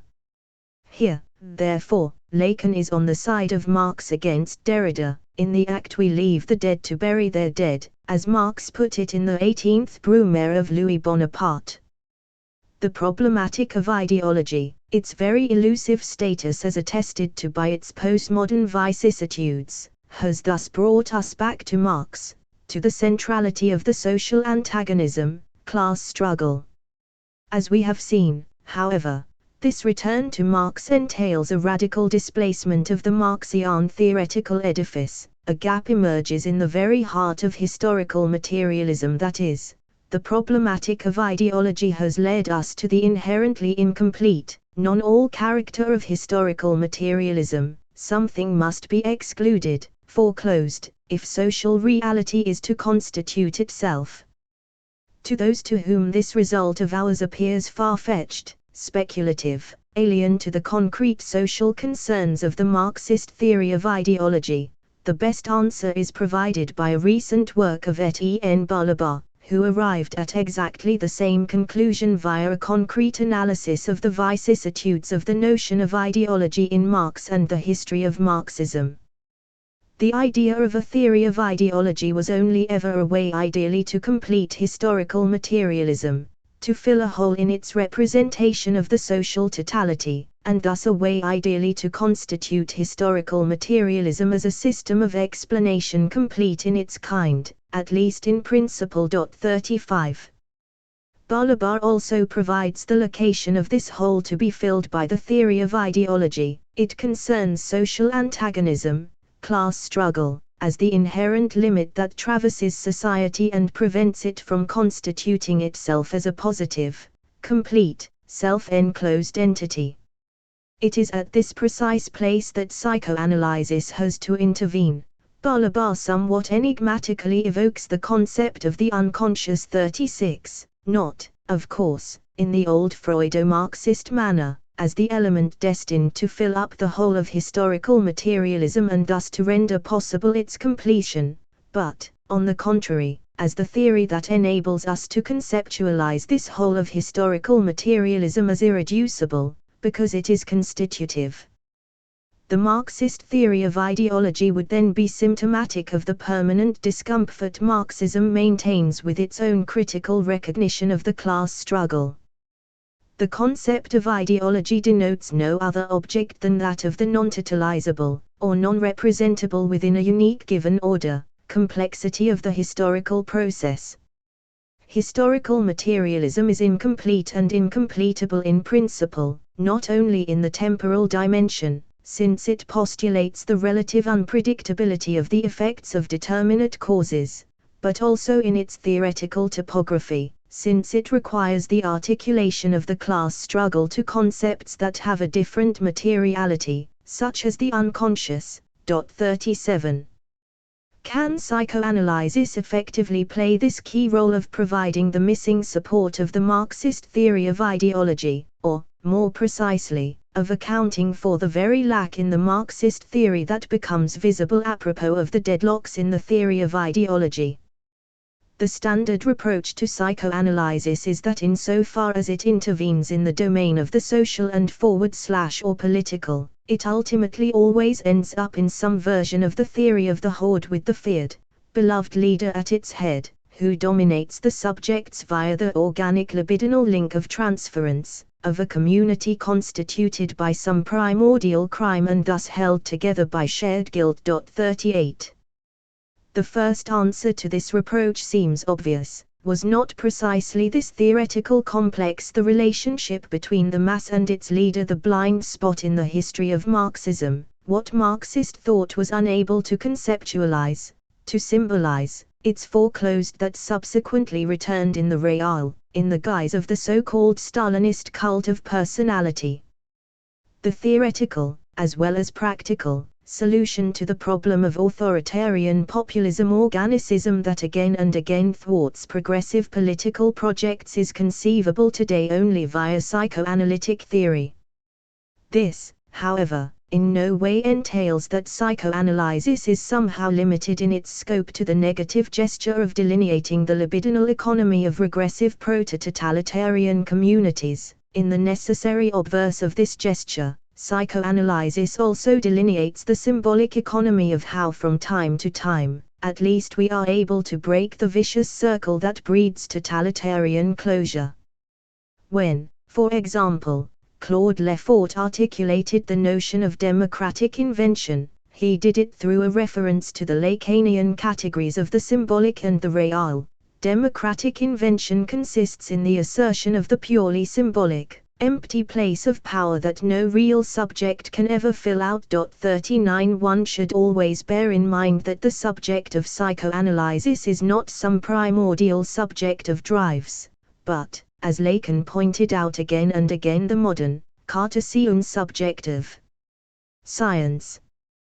There is a crucial difference between Le Bon's and Freud's crowd. For Freud, crowd is not a primordial, archaic entity, the starting point of evolution, but an artificial pathological formation whose genesis is to be displayed. The archaic character of the crowd is precisely the illusion to be dispelled via theoretical analysis. Perhaps a comparison with Freud's theory of dreams could be of some help here. Freud points out that within a dream we encounter the hard kernel of the real precisely in the guise of a dream within the dream, that is to say, where the distance from reality seems redoubled. In a somewhat homologous way, we encounter the inherent limit of social reality, what has to be foreclosed if the consistent field of reality is to emerge, precisely in the guise of the problematic of ideology, of a superstructure, of something that appears to be a mere epiphenomenon, a mirror reflection, of true social life. We are dealing here with the paradoxical topology in which the surface, mere ideology, is directly linked to, occupies the place of, stands in for what is deeper than depth itself, more real than reality itself. 1. Messages in a Bottle. Theodore W. Adorno.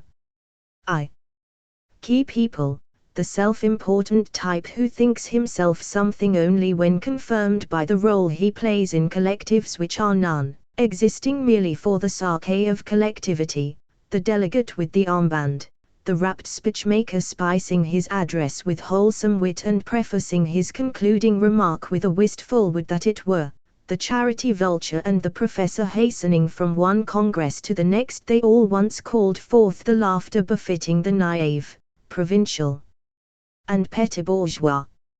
Now the resemblance to the 19th century satire has been discarded, the principle has spread doggedly from the caricatures to the whole bourgeois class. Not only have its members been subjected to unflagging social control by competition and co-option in their professional life, their private life too has been absorbed by the reified formations to which interpersonal relations have congealed. The reasons, to start with, are crudely material, only by proclaiming assent through laudable service to the community as it is, by admission to a recognized group, be it merely a Freemasonry degenerated to a Skittles club, do you earn the trust that pays off in a catch of customers and clients and the award of sinecures. The substantial citizen does not qualify merely by bank credit or even by dues to his organizations. He must donate his lifeblood and the free time left over from the larceny business, as chairman or treasurer of committees he was half drawn to as he half succumbed. No hope is left to him but the obligatory tribute in the club circular when his heart attack catches him up. Not to be a member of anything is to arouse suspicion. When seeking naturalization, you are expressly asked to list your memberships. This, however, rationalized as the individual's willingness to cast off his egoism and dedicate himself to a whole which is really no more than the universal objectification of egoism, is reflected in people's behavior. Powerless in an overwhelming society, the individual experiences himself only as socially mediated.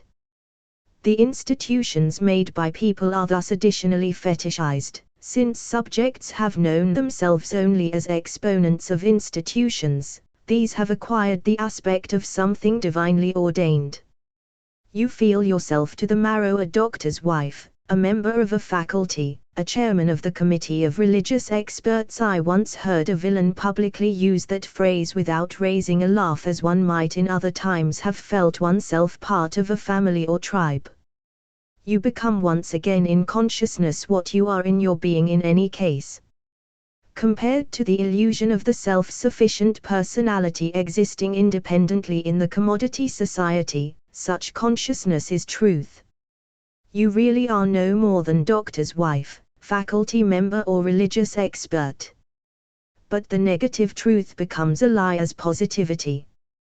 The less functional sense the social division of labor has, the more stubbornly subjects cling to what social fatality has inflicted on them. Estrangement becomes closeness, dehumanization humanity, the extinguishing of the subject its confirmation. The socialization of human beings today perpetuates their asociality, while not allowing even the social misfit to pride himself on being human. 2. Legalities. What the Nazis did to the Jews was unspeakable. Language has no word for it, since even mass murder would have sounded, in face of its planned, systematic totality, like something from the good old days of the serial killer.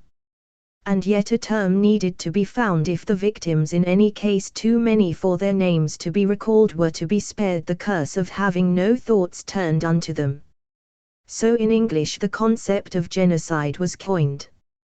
But by being codified, as set down in the International Declaration of Human Rights, the unspeakable was made, for the sake of protest, commensurable. By its elevation to a concept, its possibility is virtually recognized, an institution to be forbidden, rejected, discussed. One day negotiations may take place in the Forum of the United Nations on whether some new atrocity comes under the heading of genocide, whether nations have a right to intervene that they do not want to exercise in any case, and whether, in view of the unforeseen difficulty of applying it in practice, the whole concept of genocide should be removed from the statutes. Soon afterwards there are inside-page headlines in journals: East Turkestan genocide program nears completion. 3. Freedom as they know it. People have so manipulated the concept of freedom that it finally boils down to the right of the stronger and richer to take from the weaker and poorer whatever they still have. Attempts to change this are seen as shameful intrusions into the realm of the very individuality that by the logic of that freedom has dissolved into an administered void. But the objective spirit of language knows better. German and English reserve the word free for things and services which cost nothing. Aside from a critique of political economy, this bears witness to the unfreedom posited in the exchange relationship itself. There is no freedom as long as everything has its price, and in reified society things exempted from the price mechanism exist only as pitiful rudiments. On closer inspection they too are usually found to have their price, and to be handouts with commodities or at least with domination. Parks make prisons more endurable to those not in them. For people with a free, spontaneous, serene and nonchalant temper, however, for those who derive freedom as a privilege from unfreedom, language holds ready an apposite name, that of impudence. 4. Les adieux goodbye has for centuries been an empty formula. Now relationships have gone the same way. Leave-taking is obsolete. Two who belong together may part because one changes his domicile. People are anyway no longer at home in a town, but as the ultimate consequence of freedom of movement, subject their whole lives even spatially to whatever the most favorable conditions of the labor market may be. Then it's over, or they meet. To be lastingly apart and to hold love fast has become unthinkable. O parting, fountain of all words, but it has run dry, and nothing comes out except bye or ta-ta. Airmail and courier delivery substitute logistical problems for the anxious wait for the letter, even where the absent partner has not jettisoned anything not palpably to hand as ballast. Airline directors can hold jubilee speeches on how much uncertainty and sorrow people are thereby spared. But the liquidation of parting is a matter of life and death to the traditional notion of humanity. Who could still love if the moment is excluded when the other, corporeal being is perceived as an image compressing the whole continuity of life as into a heavy fruit? What would hope be without distance? Humanity was the awareness of the presence of that not present, which evaporates in a condition which accords all things not present the palpable semblance of presence and immediacy, and hence has only scorn for what finds no enjoyment in such simulation.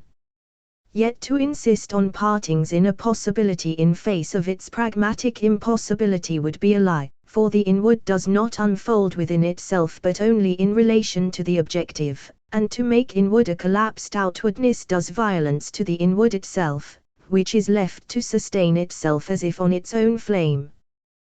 The restoration of gestures would follow the example of the professor of German literature who, on Christmas Eve, held his sleeping children for a moment before the shining tree to cause a déjà vu and steep them in myth.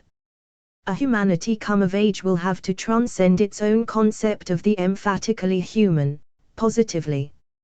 Otherwise its absolute negation, the inhuman, will carry off victory.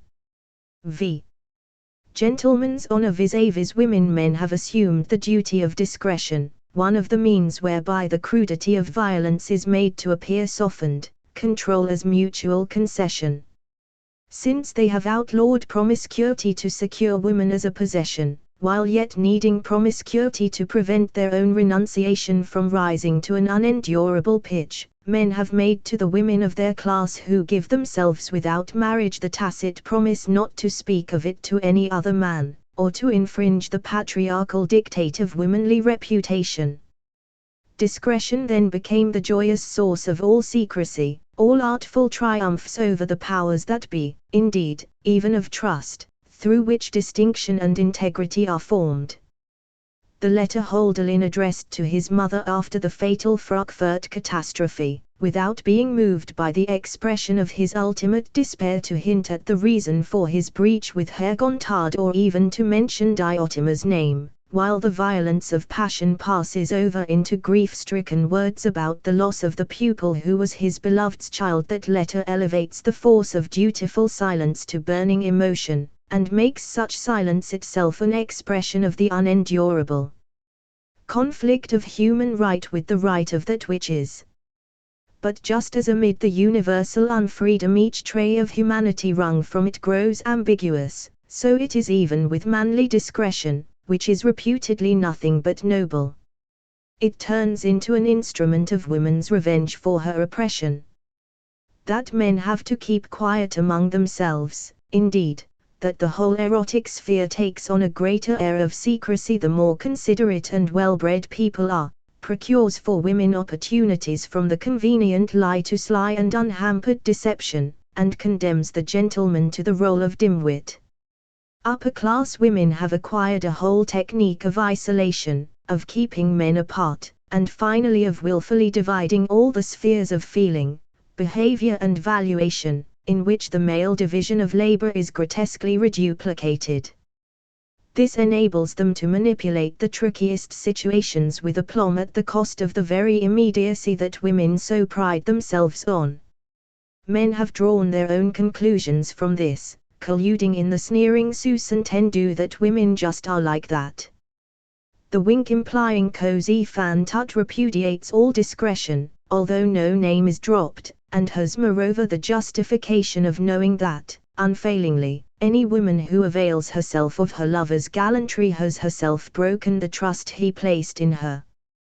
The lady who is won, and refuses to make of gentility the mockery of good manners, therefore has no choice but to set aside the discredited principle of discretion and openly, shamelessly take her love upon her. But who has the strength for that? 6.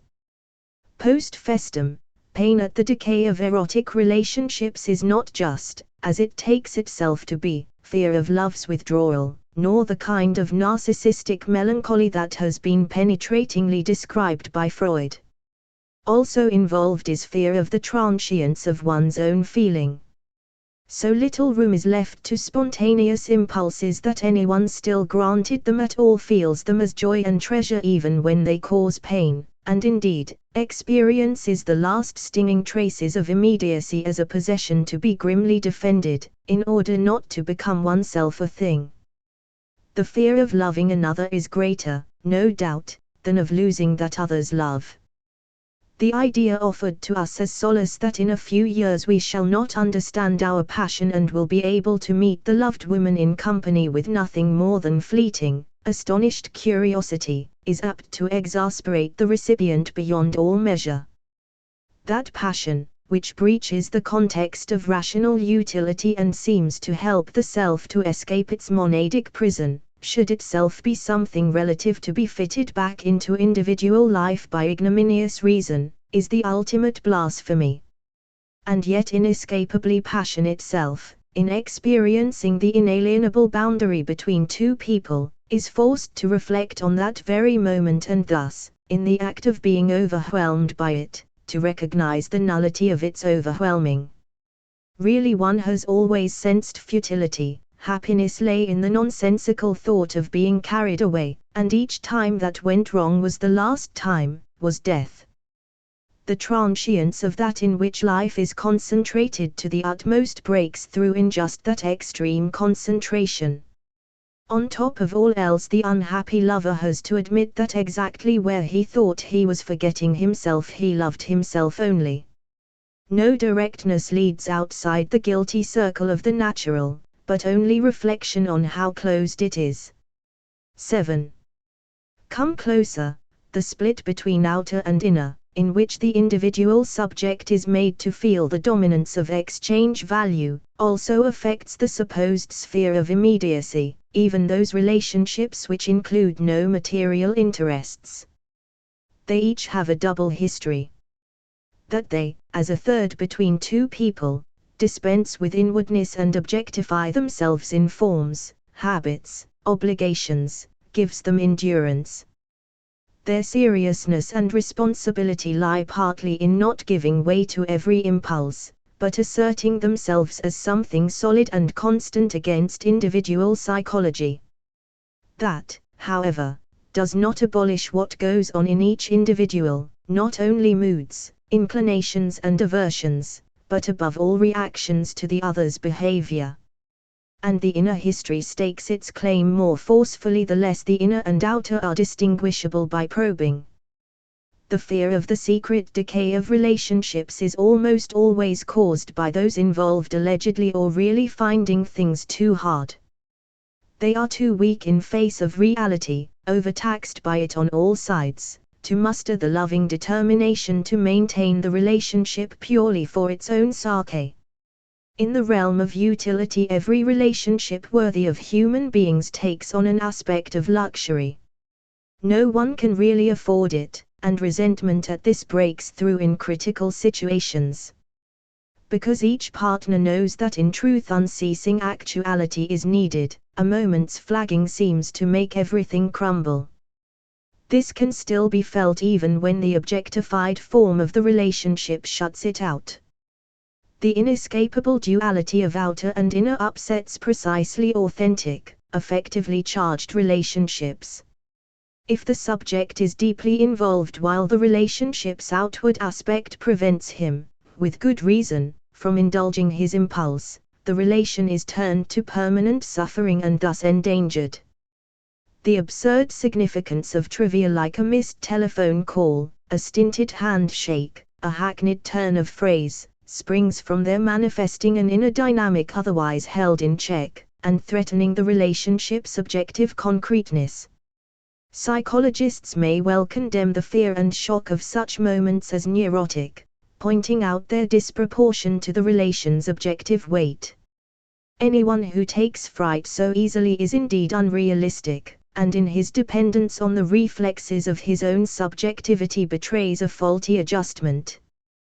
But only when one responds to the inflection of another's voice with despair is the relation as spontaneous as it should be between free people, while yet for that very reason becoming a torment which, moreover, takes on an air of narcissism in its fidelity to the idea of immediacy, its impotent protest against cold-heartedness. The neurotic reaction is that which hits on the true state of affairs, while the one adjusted to reality already discounts the relationship as dead. The cleansing of human beings of the murk and impotence of affects is in direct proportion to the advance of dehumanization. 8. Depreciation. Kandinsky wrote in 1912, "An artist, having once found his form at last, thinks he can now go on producing works in peace. Unfortunately, he usually fails to notice that from this moment of peace, he very soon begins to lose the form he has at last found. It is no different with understanding. It does not live on stock. Each thought is a force field, and just as the truth content of a judgment cannot be divorced from its execution, the only true ideas are those which transcend their own thesis. Since they have to dissolve petrified views of objects, the mental precipitate of social ossification, the form of reification which lies in a thought's being held as a firm possession opposes its own meaning. Even opinions of the most extreme radicalism are falsified as soon as they are insisted upon, as society eagerly confirms by discussing the doctrine and thus absorbing it. This casts its shadow over the concept of theory. There is not one that, by virtue of its constitution as a fixed, coherent structure, does not harbor a moment of reification within it, develop paranoid features. Precisely this makes it effective. The concept of the idée fixe touches not only on the aberration but is an ingredient of theory itself, the total pretension of something particular that arises as soon as a discrete moment is held fast in isolation. Ideas related to their antithesis are not exempt. Even theories of the utmost dignity are prone at least to reified interpretation. They seem in this to comply secretly with a demand of the commodity society. The idée fixe, like persecution mania, usually relates to the attribution of guilt. The mania's system cannot see through the system of mania, the veil of the social totality. It therefore hits out at a single principle, for Rousseau civilization, for Freud the Oedipus complex, for Nietzsche the rancor of the weak. If the theory is not of that kind, its reception can still render it paranoid. To say in a precise sense that someone holds this or that theory is already to imply the stolid, blankly staring proclamation of grievances, immune to self-reflection. Thinkers lacking in the paranoid element, one of them was Georg Simmel, though he made of the lack a panacea, have no impact or are soon forgotten. By no means does this imply their superiority. If truth were defined as the utterly non-paranoid, it would be at the same time not only the utterly impotent and in conflict with itself, to the extent that practice is among its elements, but it would also be wholly unable to evolve a coherent structure of meaning. Flight from the idée fixe becomes a flight from thought. Thinking purified of obsession, a thoroughgoing empiricism, grows itself obsessive while sacrificing the idea of truth, which fares badly enough at empiricists' hands. From this aspect, too, dialectics would have to be seen as an attempt to escape the either forward/or. It is the effort to rescue theory's trenchancy and consequential logic without surrendering it to delusion. 9. Procrusts. The throttling of thought makes use of an almost inescapable pair of alternatives. What is wholly verified empirically, with all the checks demanded by competitors, can always be foreseen by the most modest use of reason. The questions are so ground down in the mill that, in principle, little more can emerge than that the percentage of tuberculosis cases is higher in a slum district than on Park Avenue. The sneering empiricist sabotage thrives on this, being patted on the back by the budget makers who administer its affairs in any case, and shown the drawn-down corners of the mouth that signify, knew it all along. But that which would be different, the contribution the scientists claim to thirst for, they deprecate equally, just because it is not known by everyone. Where is the evidence? If this is lacking, a thought can only be vain and idle speculation, whereas research is supposed to caper like reportage. These fatal alternatives induce ill-tempered defeatism. People do science as long as something pays for it. But they have faith in neither its relevance nor the bindingness of its results. They would discard the whole consignment of junk, if changes in the social form of organization made redundant, for example, the ascertaining of statistical averages, in admiration of which formal democracy is mirrored as the mere superstition of the research bureaus. The procedure of the official social sciences is little more now than a parody of the businesses that keep such science afloat while really needing it only as an advertisement. The whole apparatus of bookkeeping, administration, annual reports and balance sheets, important sessions and business trips, is set in motion to confer on commercial interests the semblance of a general necessity elicited from the depths. The self-induced motion of such office work is called research only because it has no serious influence on material production, still less goes beyond it as critique. In research the spirit of this world plays by itself, but in the way children play bus conductors, selling tickets that lead nowhere. The assertion of such spirits employees that one day they will bring off their synthesis of theory and factual material, they just lack the time at present, is a foolish excuse that backfires on them in tacitly acknowledging the priority of practical obligations. The table-embroidered monographs could hardly ever, and then only in a sardonic mode, be elevated to theory by mediating mental operations. The endless collegial hunt, careering between the hypotheses and proofs of social science, is a wild goose chase, since each of the supposed hypotheses, if inhabited by theoretical meaning at all, breaks through precisely the shaky facade of mere facticity, which in the demand for proofs prolongs itself as research. That music cannot be really experienced over the radio is, to be sure, a modest theoretical idea, but as translated into research, for instance by the proof that the enthusiastic listeners to certain serious music programs cannot even recall the titles of the pieces they have consumed, yields the mere husk of the theory it claims to verify.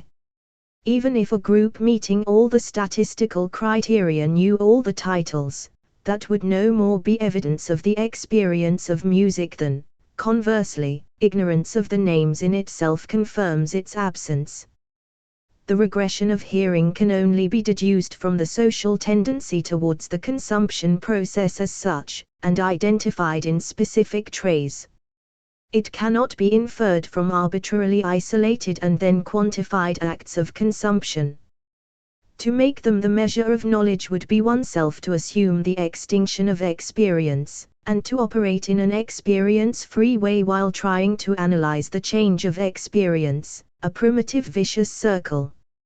As gauche miming of the exact sciences, beside whose results the social sciences seem paltry, research clings fearfully to the reified plaster cast of vital processes as a guarantee of correctness, whereas its only proper task, one thereby improper to the methods of research, would be to demonstrate the reification of the living through those methods' immanent contradiction. X. Imaginative excesses. Those schooled in dialectical theory are reluctant to indulge in positive images of the proper society, of its members, even of those who would accomplish it. Past traces deter them. In retrospect, all social utopias since Plato's merge in a dismal resemblance to what they were devised against. The leap into the future, clean over the conditions of the present, lands in the past. In other words, ends and means cannot be formulated in isolation from each other. Dialectics will have no truck with the maxim that the former justify the latter, no matter how close it seems to come to the doctrine of the ruse of reason or, for that matter, the subordination of individual spontaneity to party discipline. The belief that the blind play of means could be summarily displaced by the sovereignty of rational ends was bourgeois utopianism. It is the antithesis of means and ends itself that should be criticized. Both are reified in bourgeois thinking, the ends as ideas the sterility of which lies in their powerlessness to be externalized, such unrealizability being craftily passed off as implicit in absoluteness, means as data of mere, meaningless existence, to be sorted out, according to their effectiveness or lack of it, into anything whatever, but devoid of reason in themselves. This petrified antithesis holds good for the world that produced it, but not for the effort to change it. Solidarity can call on us to subordinate not only individual interests but even our better insight. Conversely, violence, manipulation and devious tactics compromise the end they claim to serve, and thereby dwindle to no more than means. Hence the precariousness of any statement about those on whom the transformation depends. Because means and ends are actually divided, the subjects of the breakthrough cannot be thought of as an unmediated unity of the two. No more, however, can the division be perpetuated in theory by the expectation that they might be either simply bearers of the end or else unmitigated means. The dissident wholly governed by the end is today in any case so thoroughly despised by friend and foe as an idealist and daydreamer that one is more inclined to impute redemptive powers to his eccentricity than to reaffirm his impotence as impotent. Certainly, however, no more faith can be placed in those equated with the means, the subjectless beings whom historical wrong has robbed of the strength to right it, adapted to technology and unemployment, conforming and squalid, hard to distinguish from the windjackets of fascism. Their actual state disclaims the idea that puts its trust in them.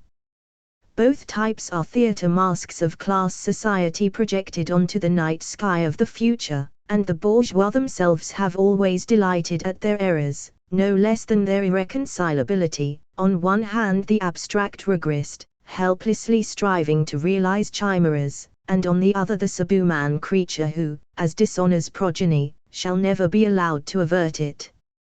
What the rescuers would be like cannot be prophesied without obscuring their image with falsehood. What can be perceived, however, is what they will not be like, neither personalities nor bundles of reflexes, but least of all a synthesis of the two, hard-boiled realists with a sense of higher things. When the constitution of human beings has grown adapted to social antagonisms heightened to the extreme, the humane constitution sufficient to hold antagonism in check will be mediated by the extremes, not an average mingling of the two. The bearers of technical progress, now still mechanized mechanics, will, in evolving their special abilities, reach the point already indicated by technology where specialization grows superfluous.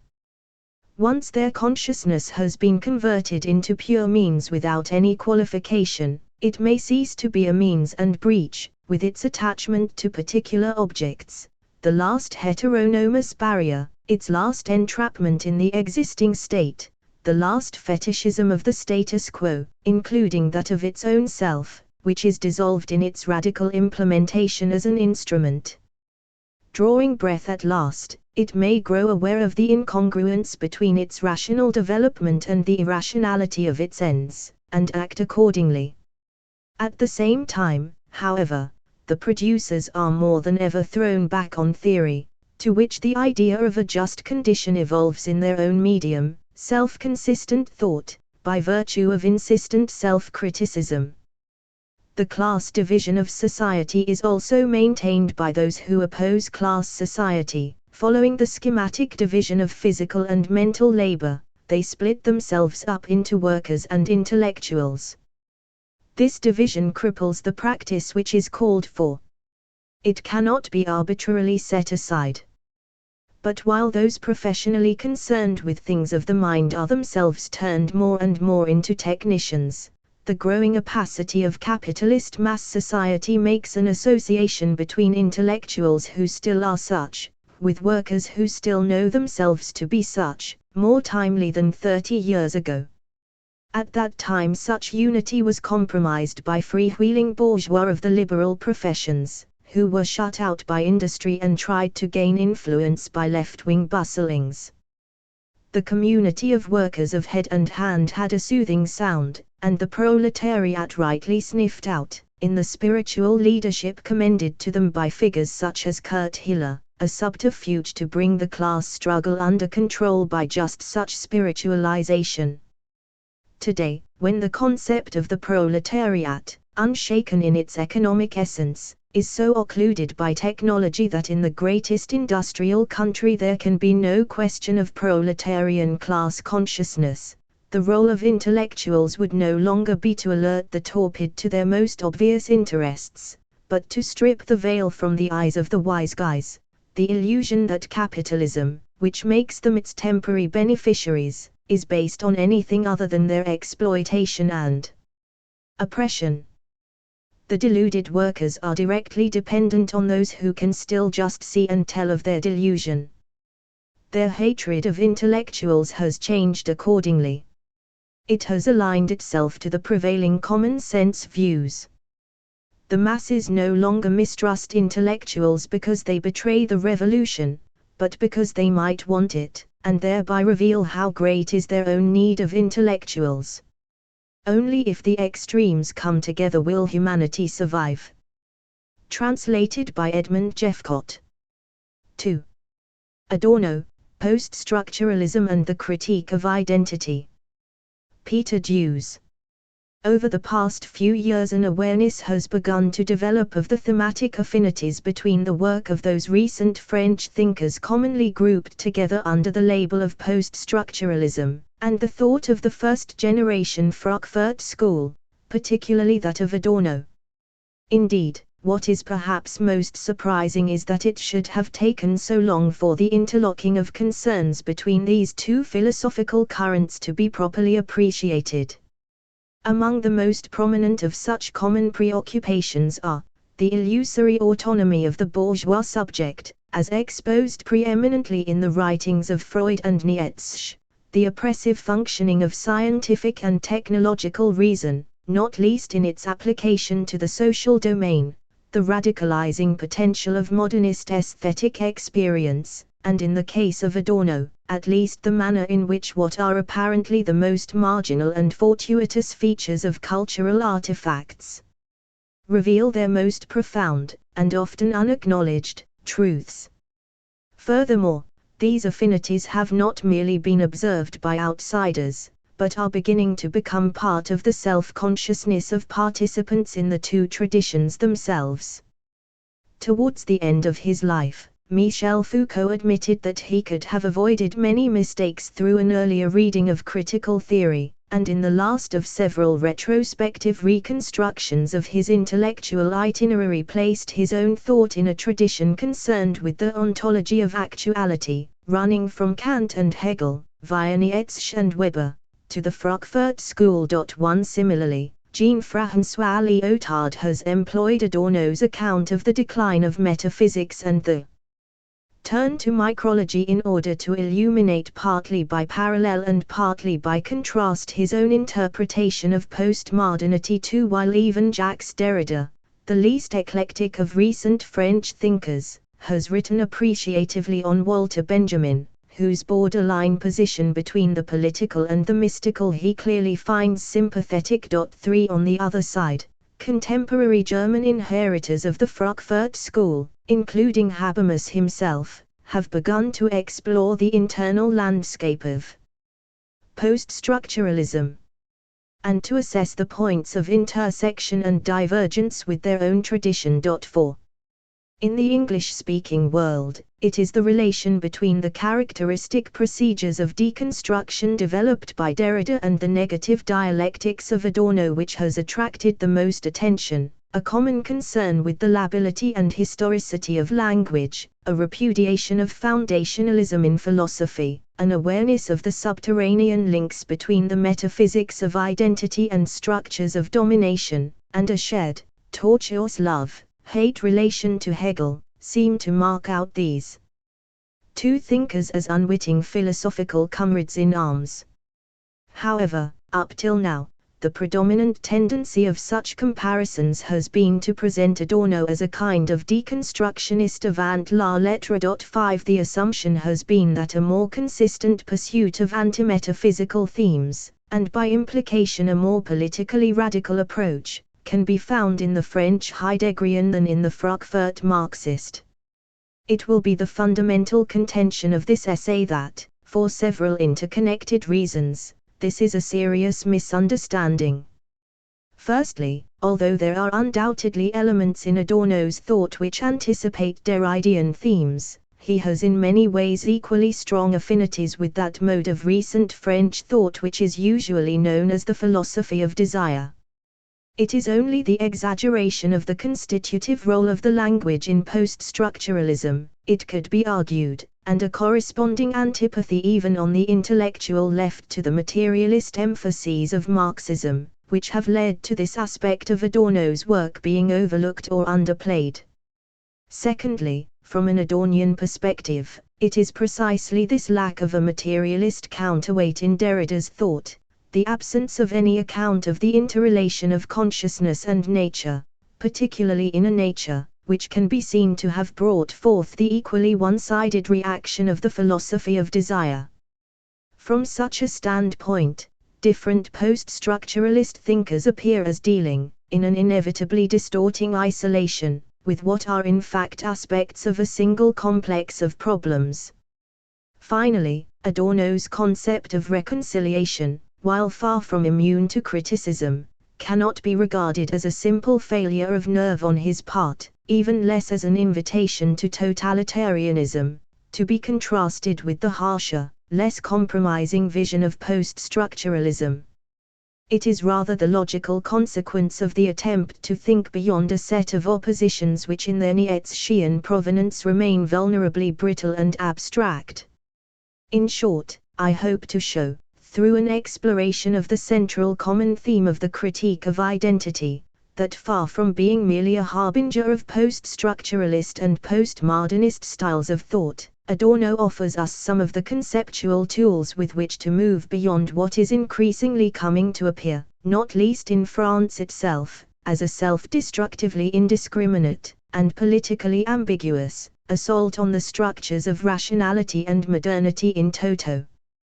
The Critique of Consciousness. In his 1973 essay on the painter Jacques Monnet, Jean-François Lyotard makes significant use of the following tale from Borges's Book of Imaginary Beings. In one of the volumes of the Lettres édifiantes et curieuses that appeared in Paris during the first half of the 18th century, Father Fontecchio of the Society of Jesus planned a study of the superstitions and misinformation of the common people of Canton. In the preliminary outline he noted that the fish was a shifting and shining creature that nobody had ever caught but that many said they had glimpsed in the depths of mirrors. Father Fontecchio died in 1736, and the work begun by his pen remained unfinished. Some 150 years later Herbert Alan Giles took up the interrupted task. According to Giles, belief in the fish is part of a larger myth that goes back to the legendary times of the Yellow Emperor. In those days the world of mirrors and the world of men were not, as they are now, cut off from each other. They were, besides, quite different. Neither beings nor colors nor shapes were the same. Both kingdoms, the specular and the human, lived in harmony. You could come and go through mirrors. One night the mirror people invaded the earth. Their power was great, but at the end of bloody warfare the magic arts of the Yellow Emperor prevailed. He repulsed the invaders, imprisoned them in their mirrors, and forced on them the task of repeating, as though in a kind of dream, all the actions of men. He stripped them of their power and of their forms and reduced them to mere slavish reflections. Nonetheless, a day will come when the magic spell will be shaken off. The first to awaken will be the fish. Deep in the mirror we will perceive a very faint line, and the color of this line will be like no other color. Later on, other shapes will begin to stir. Little by little they will differ from us, little by little they will not imitate us. They will break through the barriers of glass or metal, and this time will not be defeated. Side by side with these mirror creatures, the creatures of water will join the battle. In Yunnan, they do not speak of the fish but of the tiger of the mirror. Others believe that in advance of the invasion we will hear from the depths of mirrors the clatter of weapons. 6. For Lyotard, this story condenses a critique of the modern subject which he shares with the majority of post-structuralist thinkers. Subjectivity presupposes reflection, a representation of experience as that of an experiencing self. But through such representation, which depends upon the synthesizing function of concepts, the original fluidity of intuition, the communication between the human and the specular world, is lost. Consciousness becomes a kind of self-contained theater, divided between stage and auditorium. Energy is transformed into the thought of energy, intensity into intentionality. Thus Lyotard writes, Borges imagines these beings as forces, and this bar, the bar between representation and the represented, as a barrier. He imagines that the emperor, the despot in general, can only maintain his position on condition that he represses the monsters and keeps them on the other side of the transparent wall. The existence of the subject depends on this wall, on the enslavement of the fluid and lethal powers repressed on the other side, on the function of representing them. 7. This protest at the coercive unification implied by the notion of a self-conscious, self-identical subject is of course one of the central themes of post-structuralism. It occurs, in a formulation very close to that of Lyotard, in works such as the Anti-Oedipus of Deleuze and Guattari, in which the schizophrenic fragmentation of experience and loss of identity is celebrated as a liberation from the self forged by the Oedipus complex. But it can also be found, in a more oblique form, in the work of Michel Foucault. The models of enclosure and observation which Foucault explored throughout his career are, in a sense, historically specific, institutional embodiments of this conception of a consciousness imposing its order upon the disorderly manifold of impulse. This is clearest in the case of the panopticon which Foucault describes in Discipline and Punish, but, in fact, as far back as Madness and Civilization, Foucault had analyzed the elaboration around and above madness of a kind of absolute subject which is wholly gaze, and which confers upon it the status of a pure object. 8. Throughout his work the omnipresent look reduces alterity to identity. Traditionally, within the sphere of philosophy, it is perhaps the stream of dialectical thought derived from Hegel which has most persistently opposed this rigidity of the classifying gaze. Hegel's critique of the philosophy of reflection is based on the view that any assumption abstracted from experience and taken to be fundamental must necessarily enter into contradiction with itself, including the assumption that subjectivity itself is something self-contained, isolated from and standing over against the object of knowledge. In Hegel's conception, experience consists in the shifting reciprocal determinations of subject and object, and culminates in an awareness that the very distinction between the two is valid only from a restricted standpoint. As early as his essay on the difference between the systems of Fichte and Schelling, Hegel had established this fundamental principle of his philosophizing. The need of philosophy can satisfy itself, he writes, by simply penetrating to the principle of nullifying all fixed oppositions and connecting the limited to the absolute. This satisfaction found in the principle of absolute identity is characteristic of philosophy as such. 9. However, as this quotation makes clear, the dialectical mobilization of the relation between subject and object in Hegel does not entail the abandonment of the principle of identity. Hence, for post-structuralist thought, the reliance on an absolute which relativizes and reveals the reifying character of conceptual dissection, the operation of the understanding, results in an even more ineluctable form of coercion, since the movement from standpoint to standpoint is orientated towards a predetermined goal. The voyage of consciousness is undertaken only with a view to the treasure of experience which can be accumulated and brought home. The individual moments of the voyage are not enjoyed simply for themselves. This critique of Hegel is also, of course, implicitly or explicitly, a critique of Marxism, which is seen as attempting to coerce the plurality of social and political movements into a single unswerving dialectic of history. One of the fundamental problems confronting post-structuralist thought, therefore a problem which accounts for many of its distinctive features, is how to reject simultaneously both the repressive rigidities of self-consciousness and conceptual thought, and the available dialectical alternatives. In the quest for a solution to this difficulty, it is Nietzsche who plays the most important role. This is because the central imaginative polarity in Nietzsche's work between the fluidity of the ultimate world of becoming, and the static systems of concepts laid over this fluidity, allows him to reveal the deceptiveness of all partial perspectives on reality, while also blocking the possibility of a historical totality of perspectives that would reveal what cannot be known through anyone alone. Nietzsche's characteristic verbal compounds, Hineinlegen, Hinzuluzhang, render unmistakable his view that all meaning, coherence and teleological movement is projected onto a world which, in itself, is blank, purposeless, indifferent, chaotic. This conception of the relation between thought and reality is common to much of the Nietzsche-influenced philosophy of the 1960s and 1970s in France.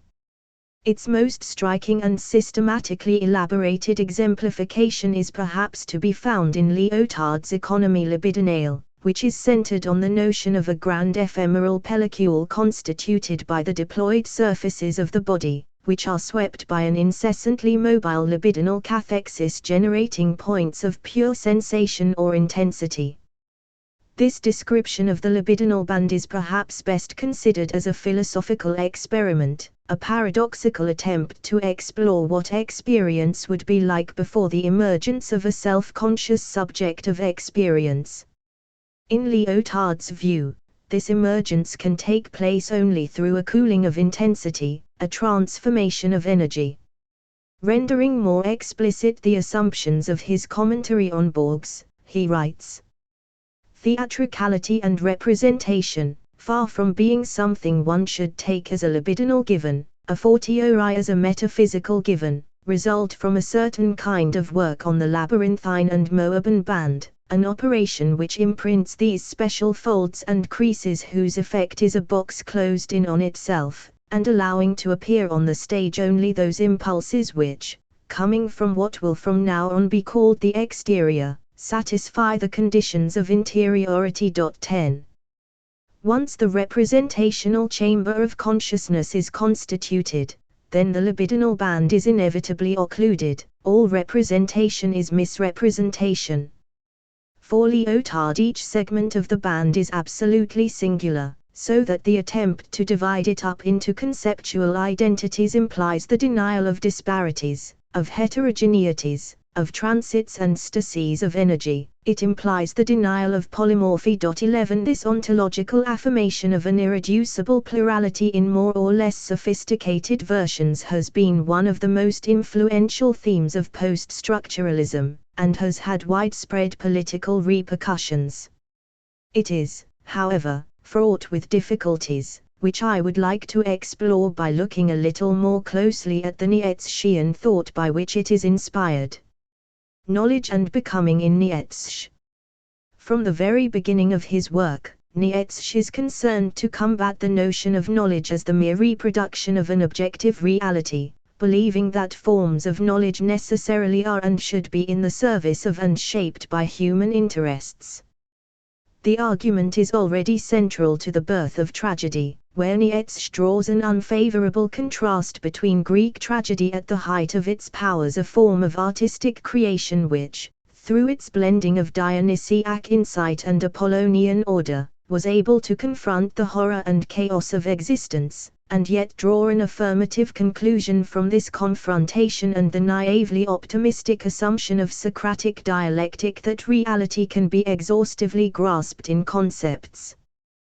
The birth of tragedy is directed against the illusion that thought, guided by the thread of causation, might plumb the furthest abysses of being, and even correct it. 12 Throughout his work Nietzsche will stress the aversion of the human mind to chaos, its fear of unmediated intuition, and its resultant attempts to simplify the world by reducing diversity to identity. There is, however, an equally strong pragmatic tendency in Nietzsche, which suggests that this process of ordering and simplification takes place not simply because of an existential need for security, but in the interests of sheer survival. In order for a particular species to maintain itself and increase its power, its conception of reality must comprehend enough of the calculable and constant for it to base a scheme of behavior on it. The utility of preservation, not some abstract theoretical need not to be deceived, stands as the motive behind the development of the organs of knowledge. 13. It is on such considerations that Nietzsche bases his many paradoxical pronouncements on the nature of knowledge and truth. His statement, for example, that truth is the kind of error without which a certain species of life cannot live. 14. A number of commentators have attempted to moderate the perplexing and scandalous effect of these formulations by suggesting that Nietzsche draws a distinction, implicitly at least, between two kinds of truth. His attack is directed against correspondence theories of truth, against the failure to consider the extent to which our language and our concepts shape the world, but does not exclude a deeper insight into the nature of reality which would merit the title truth. Such attempts to render Nietzsche's position coherent are not entirely without textual support, but they also have a tendency to underplay the extent to which Nietzsche's paradoxical formulations betray a genuine dilemma. The Kantian element in Nietzsche's thought pushes him towards a thoroughgoing idealist epistemology, since like Kant's immediate successors he rejects the doctrine of the thing in itself as incoherent. Thus, in The Will to Power he writes, "The intellect cannot criticize itself, simply because it cannot be compared with other species of intellect and because its capacity to know would be revealed only in the presence of true reality. This presupposes that, distinct from every perspective kind of outlook or sensual spiritual appropriation, something exists, and in itself. But the psychological derivation of the belief in things forbids us to speak of things in themselves." 15. Yet, despite these strictures, from the birth of tragedy onward, where he contrasts the shallow optimism of science to an alternative Dionysiac insight into the nature of things, Nietzsche will repeatedly oppose a vision of ultimate reality to accepted truths. Indeed, in The Birth of Tragedy he employs the Kantian concept of the noumenal to illustrate precisely this opposition, the contrast of this authentic nature truth and the lies of culture which present themselves as the sole reality is similar to that between the eternal core of things, the thing in itself, and the entire world of appearances 16 in general, Nietzsche's critique of metaphysics, and his denial of the ability of philosophy to establish epistemological criteria, drives him towards an idealism which argues that the structures of knowledge are entirely constitutive of the object, while his insistence that all consciousness should comprehend itself as perspectival pushes him back towards a reinstatement of the distinction between appearance and reality. I would argue that a similar dilemma, encapsulated in Nietzsche's dictum that knowledge and becoming exclude one another 17, pervades the work of those post-structuralist thinkers who have been most directly influenced by Nietzschean schemas. We have already examined how Lyotard's motif of the libidinal band, which fuses a Freudian-inspired theory of cathexis with the doctrine of the eternal return, makes possible a denunciation of all theoretical discourses as apparatuses for the fixation and draining away of intensity. 18 Lyotard, however, is too conscientious and too restless a figure to be satisfied for long with the monistic metaphysics of libido on which economy libidinale relied. It can be no accident that, shortly after the publication of this work, he began to set off in a new direction, replacing the description of forms of discourse as dispositifs pulsionals with the less ontologically loaded notion of language games, borrowed from Wittgenstein. In Lyotard's case, the attempt to develop a critique of objectifying theory from the standpoint of an ontology of flux represents an explicit, but only temporary, phase of his thought. With Foucault, however, the tension which this attempt implies is both a more covert, but also a more persistent, feature of his work. It is already apparent in Madness and Civilization, where Foucault wishes to develop a critique of the objectifying and alienating nature of modern psychiatric treatment and its theorizations, while also being sensitive to the difficulty of appealing to the rudimentary movements of an experience which would be madness itself. 19 In the Archaeology of Knowledge, Foucault renounces this approach. We are not trying to reconstitute what madness itself might be, in the form in which it was later organized, translated, deformed, travestied, perhaps even repressed, by discourses, and the oblique, often twisted play of their operations. 20 He ostensibly adopts a position in which discourses are entirely constitutive of their objects. And yet the contradiction persists, since it is inherent in his attempt to develop a non-dialectical form of critique. In the first volume of the History of Sexuality, for example, the oscillation between the epistemological and the ontological occurs in the form of an opposition between the apparatuses of sexuality and a tentatively but persistently evoked prediscursive body and its pleasures. 21 Foucault is able to avoid this dilemma in his final publications only by returning to a notion of self-constitution and self-reflection which he had denounced up until this point as illicitly Hegelian. One of the fundamental tenets of post-structuralist thought is tacitly abandoned when Foucault reinstates a relation between knowledge and its object internal to consciousness, when he inquires, by means of what play of truth does man offer himself to be thought in his own being when he perceives himself as mad, when he considers himself as ill, when he reflects on himself as a living, speaking and laboring being, when he judges and punishes himself as a criminal. 22 This is an unmistakably revisionist retrospective. Adorno's critique of identity thinking. Having explored this fundamental difficulty of the post-structuralist position, I would like now to introduce the comparison with Adorno. One obvious point of entry would be the fact that both the post-structuralists and Adorno owe an enormous debt to Nietzsche, and in particular to his sense of the costs imposed by the forging of a self-identical, morally responsible subject, perhaps most vividly conveyed in the second essay of On the Genealogy of Morals. However, as I have already suggested, the full import of these parallels has been misunderstood, because of a failure to appreciate the gap between the general philosophical projects within which they occur. One of the most important distinctions in this respect is that Adorno is not content with a Nietzschean, Freudian, naturalistic critique of consciousness, but takes up the discovery of the early German Romantics that the philosophy of pure consciousness is internally incoherent. In an illuminating article, Jochen Hurisk has shown that the original antecedents for Adorno's acute awareness of the loss of spontaneity imposed by the formation of the modern autonomous individual, his sense that the identity of the self must be coercively maintained against the centrifugal tendencies of impulse, can be traced back beyond Nietzsche to the critical engagement with Fichte's philosophy of Schlegel and Novalis. It is here, in thought partly inspired like Adorno's own by dismay at the failure of an attempted political realization of reason, that Adorno discovers a hidden history of subjectivity, an evocation of the pain of the process of individuation, which is betrayed by logical incoherence.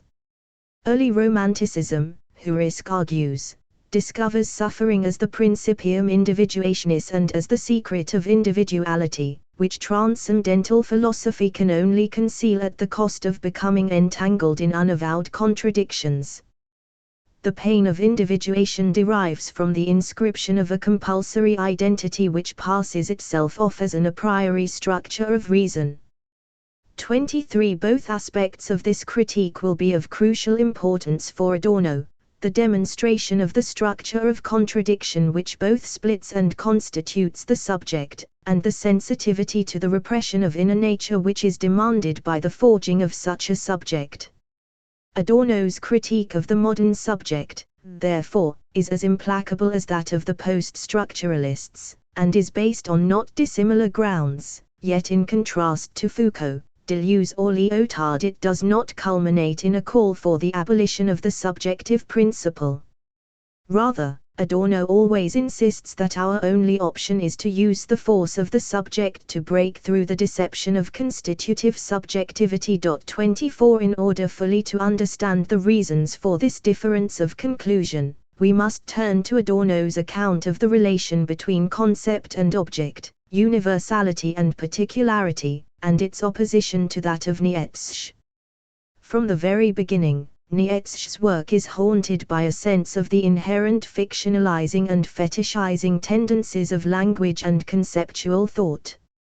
In his early essay on Truth and Lies in an Extramoral Sense, Nietzsche remarks, "Every word becomes immediately a concept through the fact that it must serve not simply for the absolutely individualized original experience, to which it owes its birth, that is to say as a reminder, but must straightway serve for countless more or less similar cases, and that means must be matched to purely dissimilar cases. Every concept arises through the equating of what is not the same. Jeder Begriff entsteht durch Gleichsetzung des nicht Gleichen. 25. Throughout Nietzsche's work such remarks on the coarseness of language, on the indifference to differences entailed by the use of concepts, are to be found.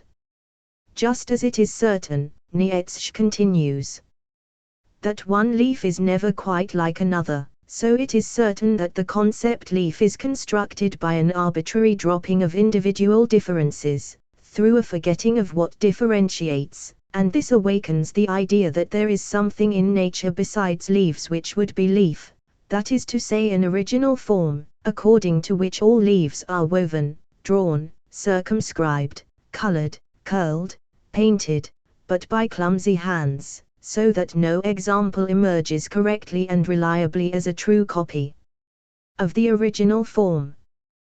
The overlooking of the individual gives us the form, whereas nature knows no forms and no concepts, and also no species, but only an X, which is inaccessible and indefinable to us. 26. It is precisely such a view of the deceptive identity forged by concepts, as we have seen, which motivates Lyotard's evocation of the ineffably singular points of intensity which constitute the libidinal band, or Foucault's reluctant but repeated recourse to an uncapturable prediscursive spontaneity whether under the title of madness, resistance, or the body and its pleasures. Nietzsche's account of the manner in which real, particular leaves come to be seen as poor imitations of the concept leaf captures precisely that process which Adorno refers to as identity thinking. The immanent claim of the concept, Adorno writes, is its order creating invariance over against the variation of what is grasped under it. This is denied by the form of the concept, which is false in that respect. 27 However, Adorno does not believe that this situation can be remedied simply by counterposing the contingent and particular to the universality of concepts.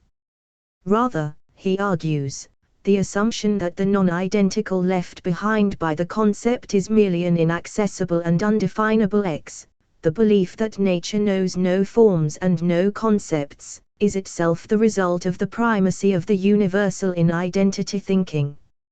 Adorno's philosophical effort is directed towards moving beyond the split between bare facticity and conceptual determination, through an experience of the contradiction which that split itself implies. Non-identity, Adorno suggests, is opaque only for identity's claim to be total. 28 Thus, in the introduction to Against Epistemology, the Metakritik der Erkenntnistheorie, a series of critical essays on Husserlian phenomenology, Adorno employs the following passage from The Twilight of the Idols to demonstrate that Nietzsche undervalued what he saw through. Formerly, alteration, change, any becoming at all, were taken as proof of mere appearance, as an indication that there must be something which led us astray. Today, conversely, precisely insofar as the prejudice of reason forces us to posit unity, identity, permanence, substance, cause, thinghood, being, we see ourselves caught in error, compelled into error. 29. Against the bent of this text, which is characteristic of both Nietzsche and his post-structuralist followers, Adorno insists that the opposition of the stable to the chaotic, and the domination of nature, would never have succeeded without an element of stability in the dominated, which would otherwise incessantly give the lie to the subject. Completely casting away that element and localizing it solely in the subject is no less hubris than absolutizing the schemata of conceptual order. Sheer chaos, to which reflective spirit downgrades the world for the sake of its own total power, is just as much the product of spirit as the cosmos which it sets up as an object of reverence. 30. Adorno's argument is that pure singularity is itself an abstraction, the waste product of identity thinking. Two major implications of this position are that the attempt by post-structuralist thought to isolate singularity will simply boomerang into another form of abstraction, and that what it mistakes for immediacy will in fact be highly mediated. These pitfalls are clearly exemplified by Lyotard's working through of the philosophy of desire in Economie libidinale. The notion of a libidinal band composed of ephemeral intensities is an attempt to envisage a condition in which, as Nietzsche puts it, no moment would be for the sake of another.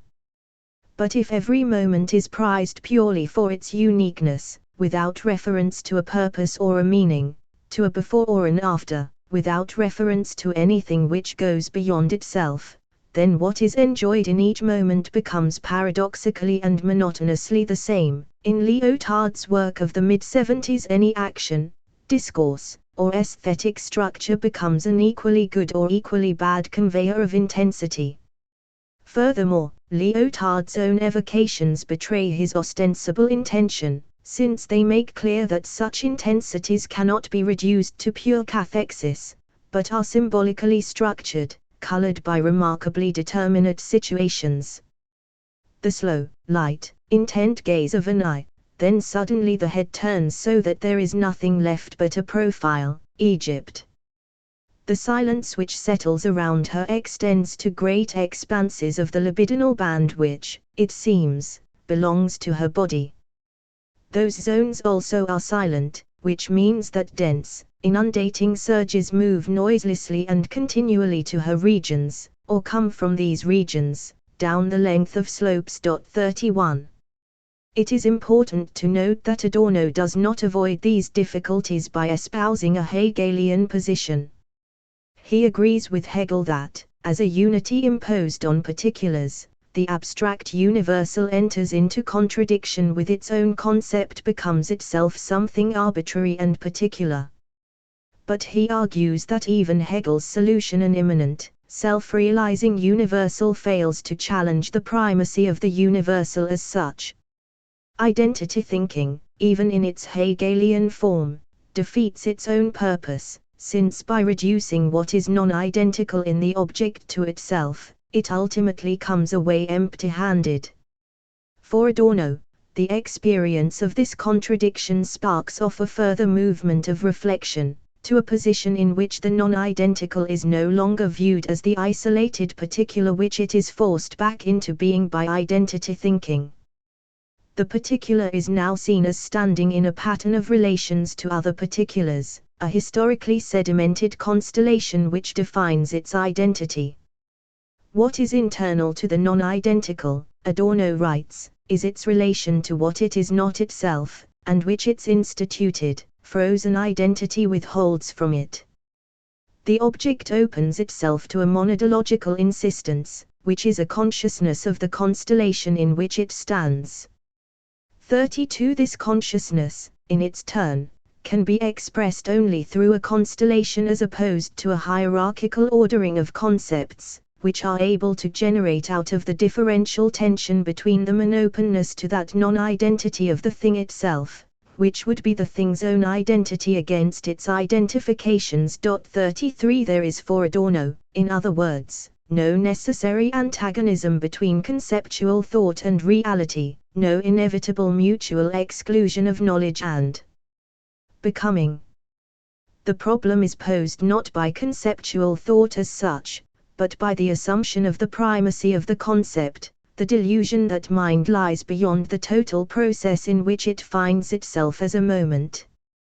The characteristics of reality which post-structuralist thought ontologizes are in fact merely the reflection of a historically obsolete imperiousness of consciousness, a lack of equilibrium between subject and object.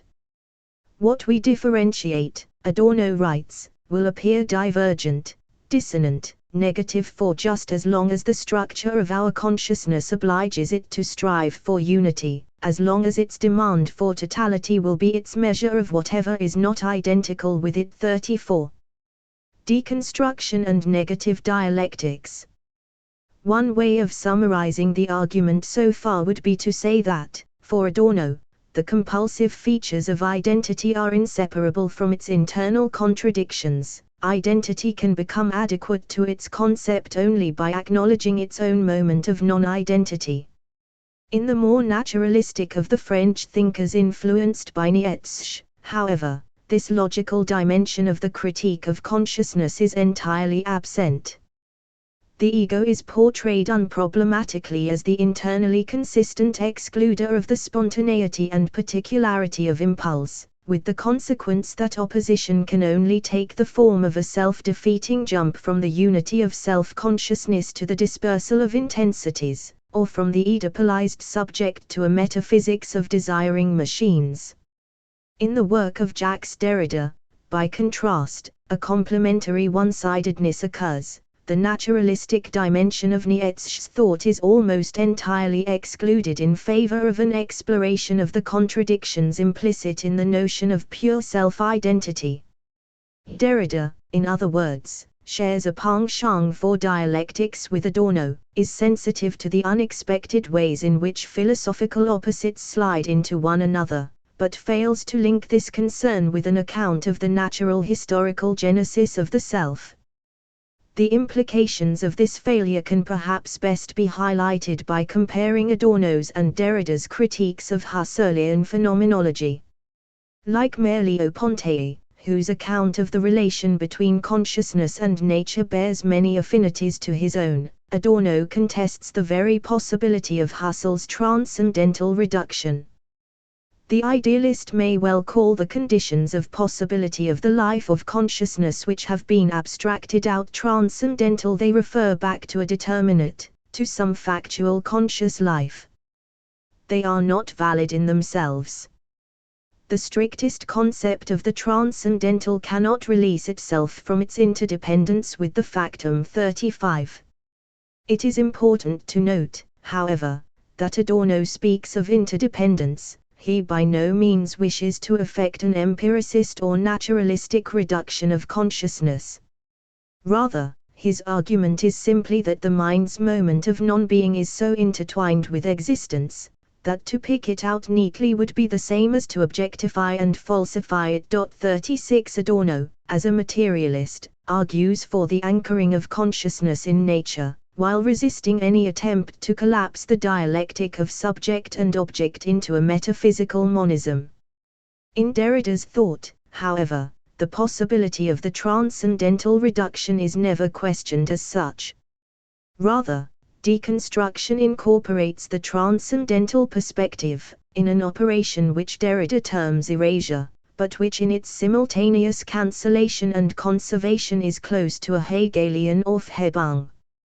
Thus in Of Grammatology Derrida suggests that there is a short of and a beyond of transcendental criticism, and that therefore the value of the transcendental arche must make its necessity felt before letting itself be erased. 37 What this operation implies for Derrida is not the insistence on an irreducible break between facticity and the transcendental, which metaphysics has always dreamed of overcoming, but rather a reduction of the reduction, a shift to the level of what he explicitly terms an ultra-transcendental text.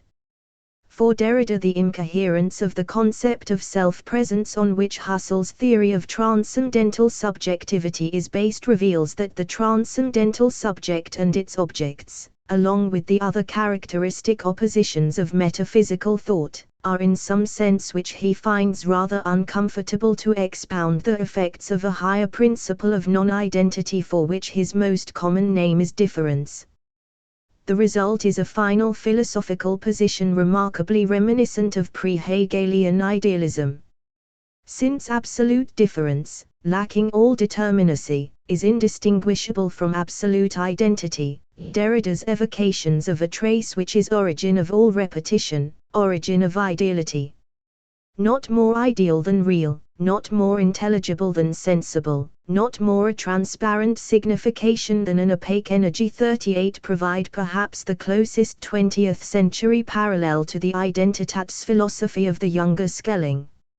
It appears, therefore, that Derrida's attempt to develop a critique of the self-identical subject which eschews any naturalistic moment results in a position no more plausible than Lyotard's monistic metaphysics of libido.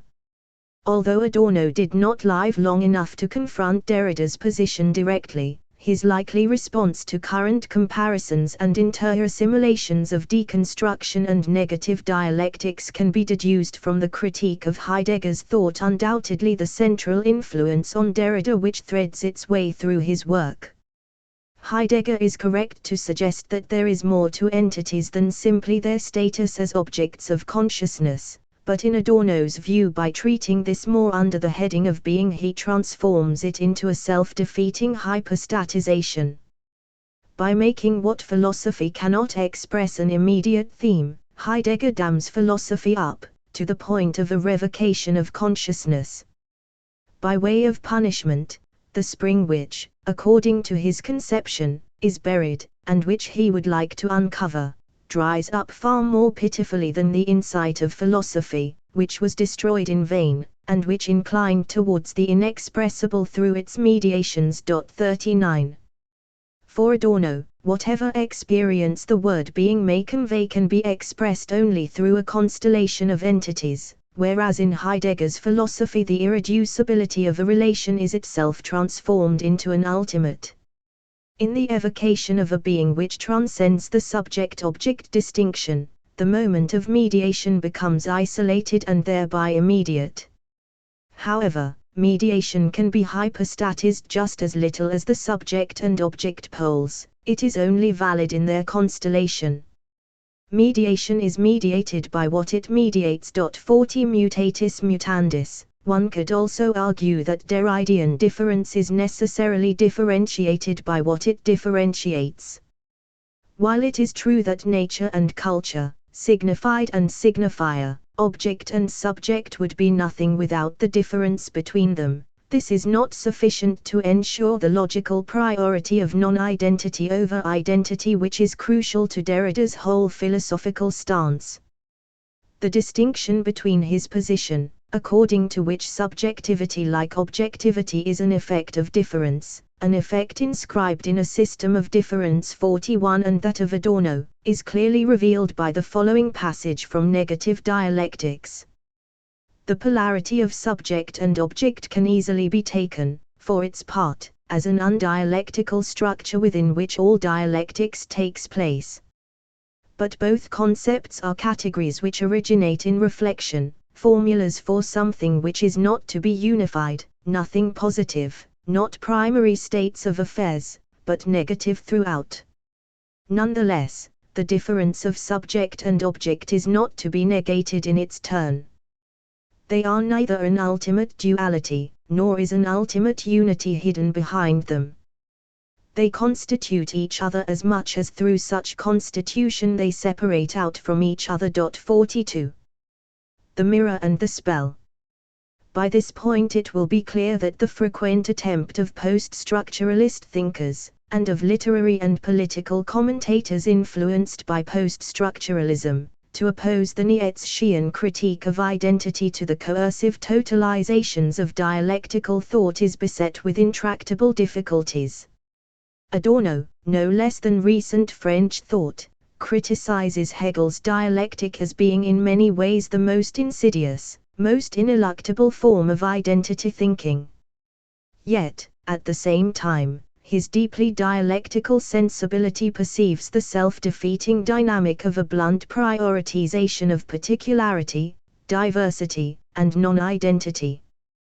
The dissolution of the reflective unity of the self in Deleuze or Lyotard leads only to the indifference of boundless flux, or to the monotonous repetition of intensity, while in Derrida's work the jettisoning of the materialist ballast of the Nietzschean and Freudian critique of consciousness results in the installation of difference as the principle of a new kind of first philosophy.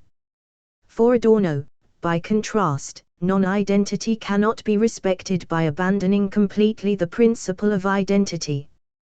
To define identity as the correspondence of the thing in itself to its concept, he writes, is hubris, but the ideal of identity must not simply be discarded. Living in the rebuke that the thing is not identical with the concept is the concept's longing to become identical with the thing. This is how the sense of non-identity contains identity.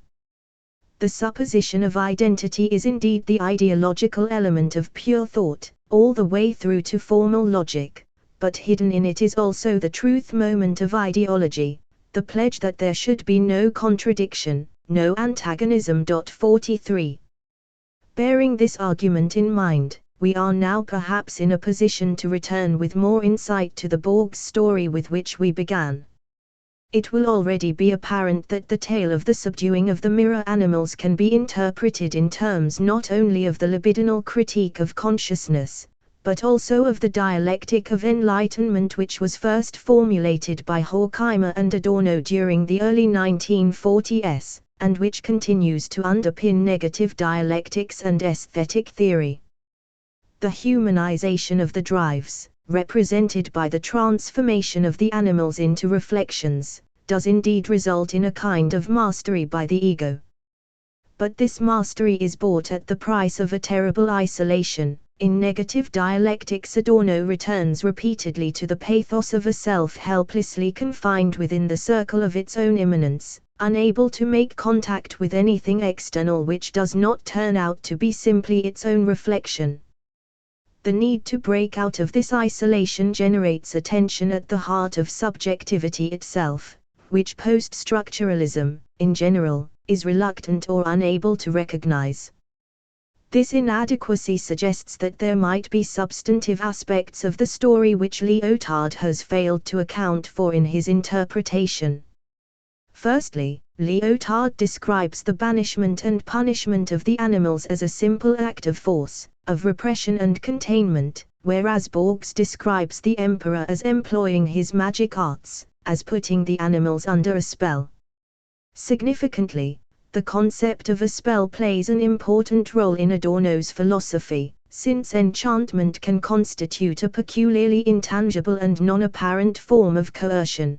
To speak of a spell suggests a state of compulsive selfhood in which actions are simultaneously autonomous and heteronomous, accompanied by exaggerated subjective illusions of autonomy, but carried out by subjects nevertheless. The metaphor of the spell, in other words, captures both the repressive and enabling features of processes of socialization, which are portrayed as an aspect of the human conquest of nature in the interests of self-preservation.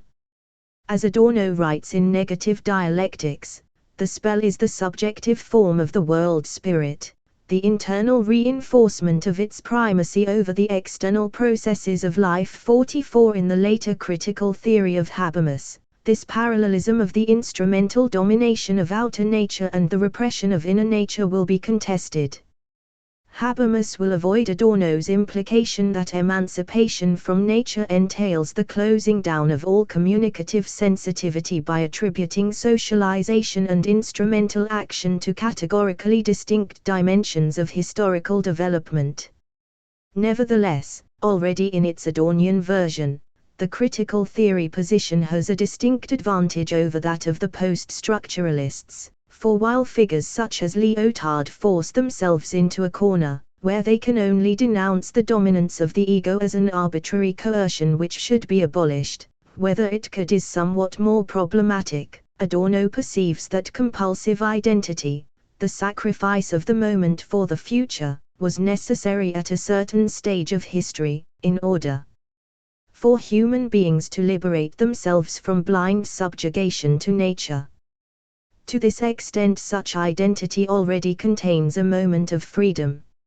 Accordingly, the spell of selfhood cannot be seen simply as an extension of natural coercion, rather, it is an illusion which could, in principle, be reflectively broken through by the subject which it generates, although the full realization of this process would be inseparable from a transformation of social relations. Furthermore, the result of such a breakthrough would not be the self-defeating inrush of the fluid and lethal powers which Lyotard describes, but rather a true identity, one which would be permeable to its own non-identical moment. One of the major differences between post-structuralism and critical theory is summarized in Adorno's contention that even when we merely limit the subject, we put an end to its power. 45. This brings us to a second point. Lyotard describes the mirror animals as monsters, but Borges specifies that the people of Canton believe the creature of the mirror to be a fish, a shifting and shining creature that nobody has ever caught, while in Yunnan it is believed to be a tiger. In Adorno's thought, it is under this double aspect that the non-identical appears to identity thinking, on the one hand as something of tantalizing beauty which perpetually eludes our grasp, on the other as something menacing and uncontrollable, menacing precisely because of our inordinate need to control it.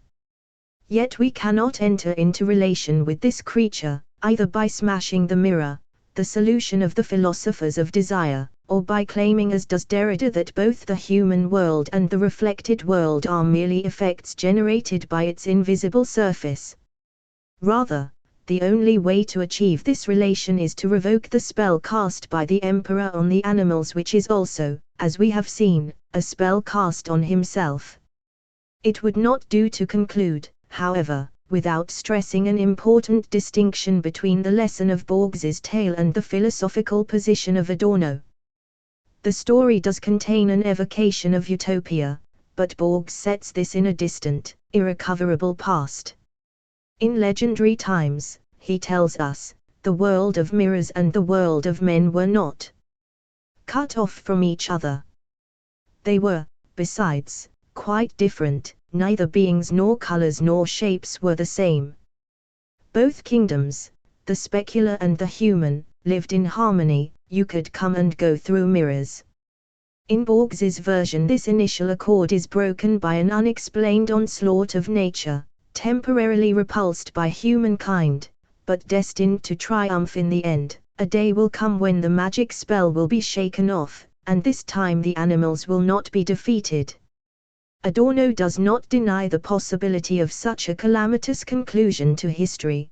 The clatter of weapons from the depths of mirrors, which some believe will precede the final invasion, will undoubtedly sound, to our late 20th century ears, like a 4-minute nuclear warning. But Adorno does contest that such a terminus is inevitable.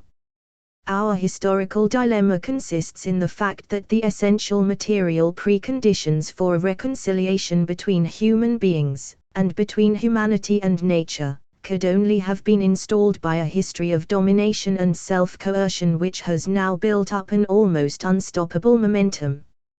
As Adorno writes in Negative Dialectics, since self-preservation has been precarious and difficult for eons, the power of its instrument, the ego drives, remains all but irresistible even after technology has virtually made self-preservation easy. 46 To pine for a prelapsarian harmony, in the face of this dilemma, is merely to fall resignedly into conservative illusion. Nevertheless, Borges's evocation of a state of peaceful interchange between the human and the mirror worlds provides a fitting image for that affinity without identity, and difference without domination rather than coercive unity which Adorno believes to be implied by the pledge that there should be no contradiction, no antagonism. 3. The critique of instrumental reason. Ziele Benarbib. Members and affiliates of the Institute für Sozialforschung, Max Horkheimer, Theodor Adorno, Herbert Marcus, Leo Lowenthal, Friedrich Pollock, and Walter Benjamin, developed their theory at a time when the disillusionment with the first experiment of socialism in the Soviet Union, and especially the experiences of European fascism and the destruction of European Jewry, had blocked off all hopes for a revolutionary transformation of capitalism from within. One critical theory was confronted with the task of thinking the radically other. In his 1971 foreword to Martin Jay's The Dialectical Imagination, Horkheimer wrote, "The appeal to an entirely other, ein ganz anderes, than this world had primarily social philosophical impetus. The hope that earthly terror does not possess the last word is, to be sure, a non-scientific wish." 2 Here Horkheimer is drawing a distinction between philosophical and scientific truth, and ascribing to philosophy the task of thinking the entirely other. In response to the discussion generated in the Zeitschrift für Sozialforschung by the 1937 publication of Horkheimer's traditional and critical theory essay, Marcus formulates this point even more poignantly. When truth is not realizable within the existent social order, for the latter it simply assumes the character of utopia. Such transcendence speaks not against, but for truth. The utopian element was for a long time in philosophy the only progressive factor, like the constitution of the best state, of the most intense pleasure, of perfect happiness, of eternal peace. In critical theory, obstinance will be maintained as a genuine quality of philosophical thought. 3. Neither formulation captures adequately that unique blend of philosophical reflection and social scientific research known as critical theory which members of the Frankfurt School developed in the 1930s. 4 Applying historical materialism to itself, Korsch, they were able to analyze the historical conditions of the possibility of Marxian political economy, and were thus confronted with the task of articulating a critical theory of the transition from liberal market capitalism to a new social formation which they ambiguously named state capitalism. Their efforts altered the very meaning of Marxian social criticism, and of the critique of ideologies. 1 From the critique of political economy to the critique of instrumental reason. The evolution of the research program of the Institute für Sozialforschung can be divided into 3 separate phases: the interdisciplinary materialism phase of 1932-37, the critical theory approach of 1937-40, and the critique of instrumental reason characterizing the period from 1940 to 1945. Each of these shifts takes place in the wake of the historical experiences of this turbulent period, the prospects of the working class movement in the Weimar Republic, the appraisal of the social structure of the Soviet Union, and the analysis of fascism give rise to fundamental shifts in theory. These developments lead to reformulations in the self-understanding of critical theory. The relation between theory and practice, between the subjects and addressees of the theory, are redefined, while the interdependence of philosophy and the sciences, critical theory and Marxism, are reconceptualized. The 1937 essay on traditional and critical theory was written in a period when the defeat of the German working class movement and of its parties by fascism appeared complete, and when the open Stalinist terror and the ensuing purges in the Soviet power apparatus had destroyed all illusions concerning this first experiment of socialism. These experiences were reflected in a reformulation of the theory-practice relation, as well as in a fundamental redefinition of the addressees of the theory. Whereas in the period preceding 1937, truth was defined as a moment of correct praxis which nonetheless had to be distinguished from immediate political success. In traditional and critical theory, the relation between theoretical truth and the political praxis of specific social groups begins to appear increasingly remote. In 1934, Horkheimer could still write, "The value of a theory is decided by its relationship to the tasks, which are taken up, in Angriff genommen, at definite historical moments by the most progressive social forces. And this value does not have immediate validity for all of mankind, but at first merely for the group interested in this task. That in many cases, thought has truly estranged itself from the questions of struggling humanity, justifies, among other things, the mistrust against the intellectuals. So this charge against the apparently non-committed, unbedingt, intelligentsia is insofar correct, as this free-floatingness, Bezeichnungslosigkeit, of thought does not mean freedom of judgment, but a lack of control on the part of thinking with respect to its own motives. 7. In traditional and critical theory, by contrast, Horkheimer emphasizes not the commonality of goals, but the possible conflict between the advanced sectors of the class and the individuals who speak out the truth concerning it, as well as the conflict between the most advanced sectors with their theoreticians and the rest of the class. 8. The unity of social forces which promise liberation is a conflictual one. In place of an alliance with the progressive forces in society, in relation to whose tasks the value of the theory would be determined, Horkheimer now emphasizes the value of the critical attitude of the thinker whose relation to such social forces is seen as one of potential conflict and aggressive critique. This truth becomes clearly evident in the person of the theoretician. He exercises an aggressive critique against the conscious apologists of the status quo, but also against distracting, conformist, or utopian tendencies within his own household. Between the theory of society with emancipatory intent and the empirical consciousness of the social class or group who would be the agents of emancipatory transformation, there is no necessary convergence. In Philosophy and Critical Theory, written in response to the discussion generated by Horkheimer's essay, Marcus expresses the existential situation which isolates and forces the intellectual back upon himself. What then? When the developments outlined by the theory do not take place, when the forces which should have led to the transformation are pushed back and appear to be defeated. The truth of the theory is thereby so little contradicted, that instead it appears in a new light and illuminates new sides and parts of its object. The changing function of the theory in the new situation gives it the character of critical theory in a more poignant sense. This changing function of theory signals the growing gap between the critical truth of Marxism and the empirical consciousness of the proletariat, which the theory nonetheless continues to designate as the objective agent of the future transformation of society. Horkheimer maintains that the Marxian critical theory of society has continued to be a philosophical discipline even when it engages in the critique of the economy. He names the three aspects which constitute the philosophical moment of the critique of political economy. First, the critique of political economy shows the transformation of the concepts which dominate the economy into their opposites. Second, critique is not identical with its object. The critique of political economy does not reify the economy.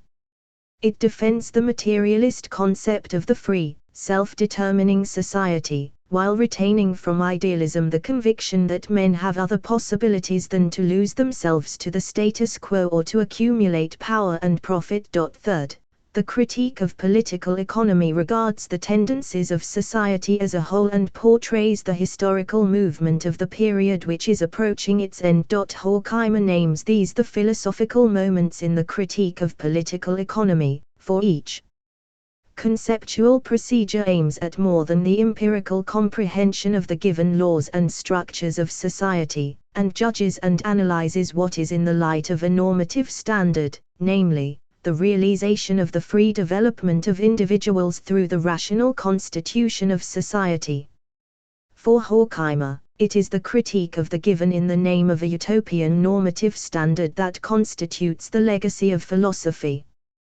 One with the claim that the critique of political economy shows the transformation of the concepts which dominate the economy into their opposites. Horkheimer draws attention to the following aspect of Marx's procedure, beginning with the accepted definitions of the categories used by political economy. Marx shows how these turn into their opposites.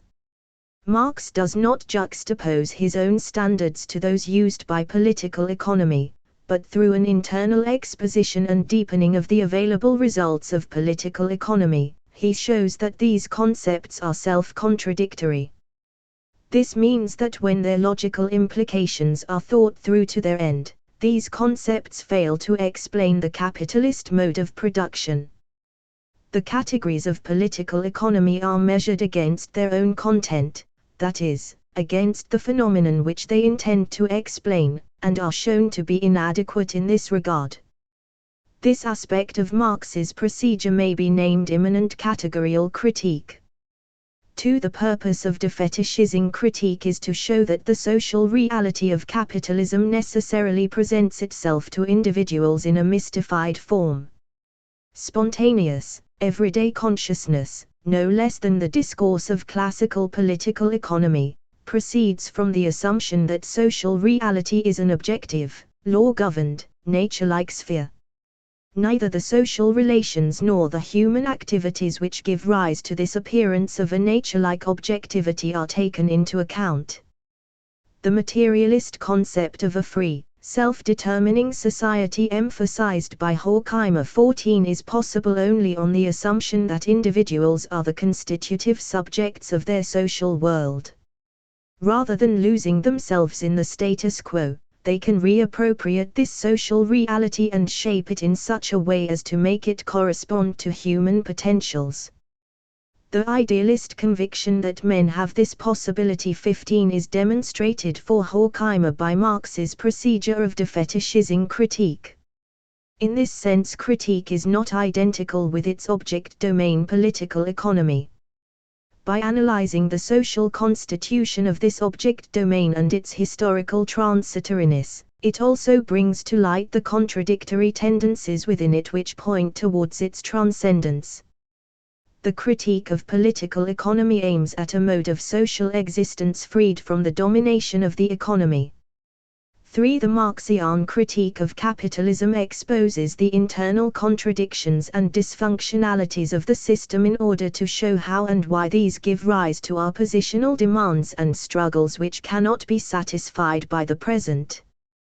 Critical theory diagnoses social crises such as to enable and encourage future social transformation.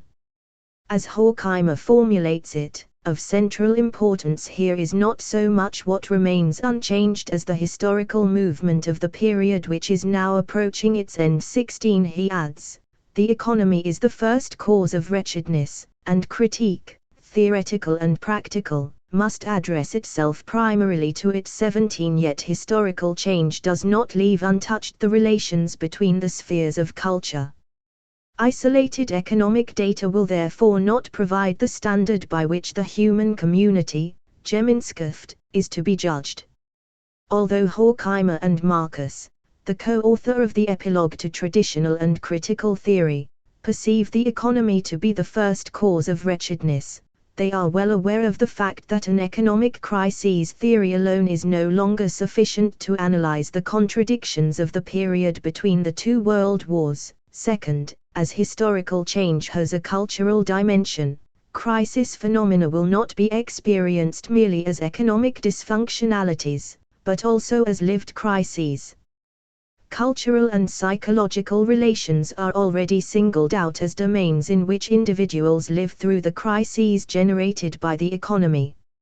Although caused by the economy, these phenomena are not economic in nature. As their early efforts to integrate Erich Fromm's psychoanalytic studies into the research program of the Institute show, Horkheimer and his co-workers are well aware of the need to develop a new social scientific crisis theory to deal with the historical events confronting them. This brief analysis of Horkheimer's 1937 essay and the epilogue on philosophy and critical theory co-authored with Marcus reveals the unresolved tension in these formulations. On the one hand, it is acknowledged not only that there is no convergence between the standpoint of the theorist and that of working-class movements, but, in fact, that there is an ever-widening gap. Although critical theory names certain sectors of the working class its addressees, the latter are viewed less and less as an empirical social group. Increasingly, all individuals who share a critical sense are designated as the addressees of the theory. On the other hand, Horkheimer holds fast to the critique of political economy as a research paradigm and insists upon the emancipatory interests inherent in this kind of critique. The precarious balance that Horkheimer brilliantly sustains in his traditional and critical theory essay is upset by historical developments. In view of the realities of World War II, the entire Marxian paradigm of the critique of political economy is thrown into question. The paradigm shift from critical theory to the critique of instrumental reason occurs when this increasing cleavage between theory and practice, between the subjects and potential addressees of the theory, leads to a fundamental questioning of the critique of political economy itself. The transformation in the nature of liberal capitalism between the two world wars and the consequences of this for the Marxian critique of political economy are developed by Friedrich Pollock in an article published in the last issue of the Institute's journal, now appearing as Studies in Philosophy and Social Science.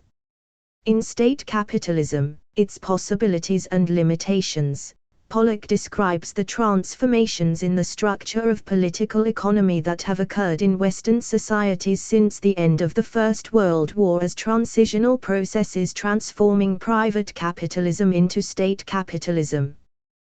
Pollock adds, the closest approach to the totalitarian form of the latter has been made in National Socialist Germany. Theoretically, the totalitarian form of state capitalism is not the only possible result of the present form of transformation. It is easier, however, to construct a model for it than for the democratic form of state capitalism to which our experience gives us few clues. The term state capitalism indicates that this formation is the successor of private capitalism, that the state assumes important functions of the private capitalist, that profit interests still play a significant role, and that it is not socialism. State capitalism radically transforms the functions of the market. The market no longer acts as the coordinator of production and distribution.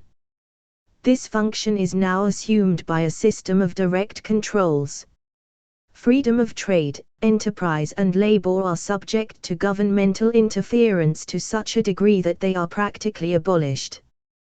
With the autonomous market, the so-called economic laws disappear if free trade, enterprise, and freedom to sell one's labor power, in short, the exchange market, are becoming a thing of the past. Then the critique of the emergent social and political order can no longer take the form of the critique of political economy. First, the institutional structure of this new social order can no longer be defined in relation to the laws of the marketplace, and to the impersonal administration of the rule of law by the state. The increasing etatization of society, and the new prerogatives of the state, create institutional structures whose sociological significance requires new categories of analysis besides those of political economy. Second, if with the autonomous market the so-called economic laws disappear as well, then the dynamics and crisis potentials of the new social order cannot be presented as contradictions immanent in the functioning of the economy alone. Under state capitalism, economic crises are either suspended or transformed. Third, if freedom of exchange in the marketplace once actualized the normative ideals of liberal bourgeois society, individualism, freedom, and equality, with the disappearance of the market behind a system of direct controls, the normative ideals of liberalism also disappear. The critique of political economy alone can no longer offer access to the institutional structure, normative ideologies, and crisis potentials of the new social order. The Marxian critique of political economy was at the same time a critique of the capitalist social formation as a whole. In the period of liberal capitalism, a critique of this social formation could be presented via a critique of political economy for two reasons. First, according to Marx, social relations of production defined the institutional backbone of liberal capitalism by legitimizing a certain pattern of the distribution of wealth, power, and authority in the society. Under capitalism, the economy was not only disembedded from the restraints of the social and political domain, but this disembedded economy in turn provided the mechanism for the redistribution of social power and privilege. Second, exchange relations in the capitalist market supplied normative legitimation for this society to the extent that ensuing differentials of social power and privilege were viewed as consequences of the activities of freely contracting individuals. The autonomous market embodied the ideals of freedom, consent, and individualism which provided the legitimation of this social order. With the disappearance of the autonomous market, as hypothesized by Pollock, the critique of political economy can no longer serve as the basis for a critique of the new social formation. To put it differently, a critical social theory of state capitalism cannot be a critique of the political economy of state capitalism, for two reasons. With the disappearance of the autonomous market under a system of direct state controls, the social distribution of wealth, power, and authority becomes politicized.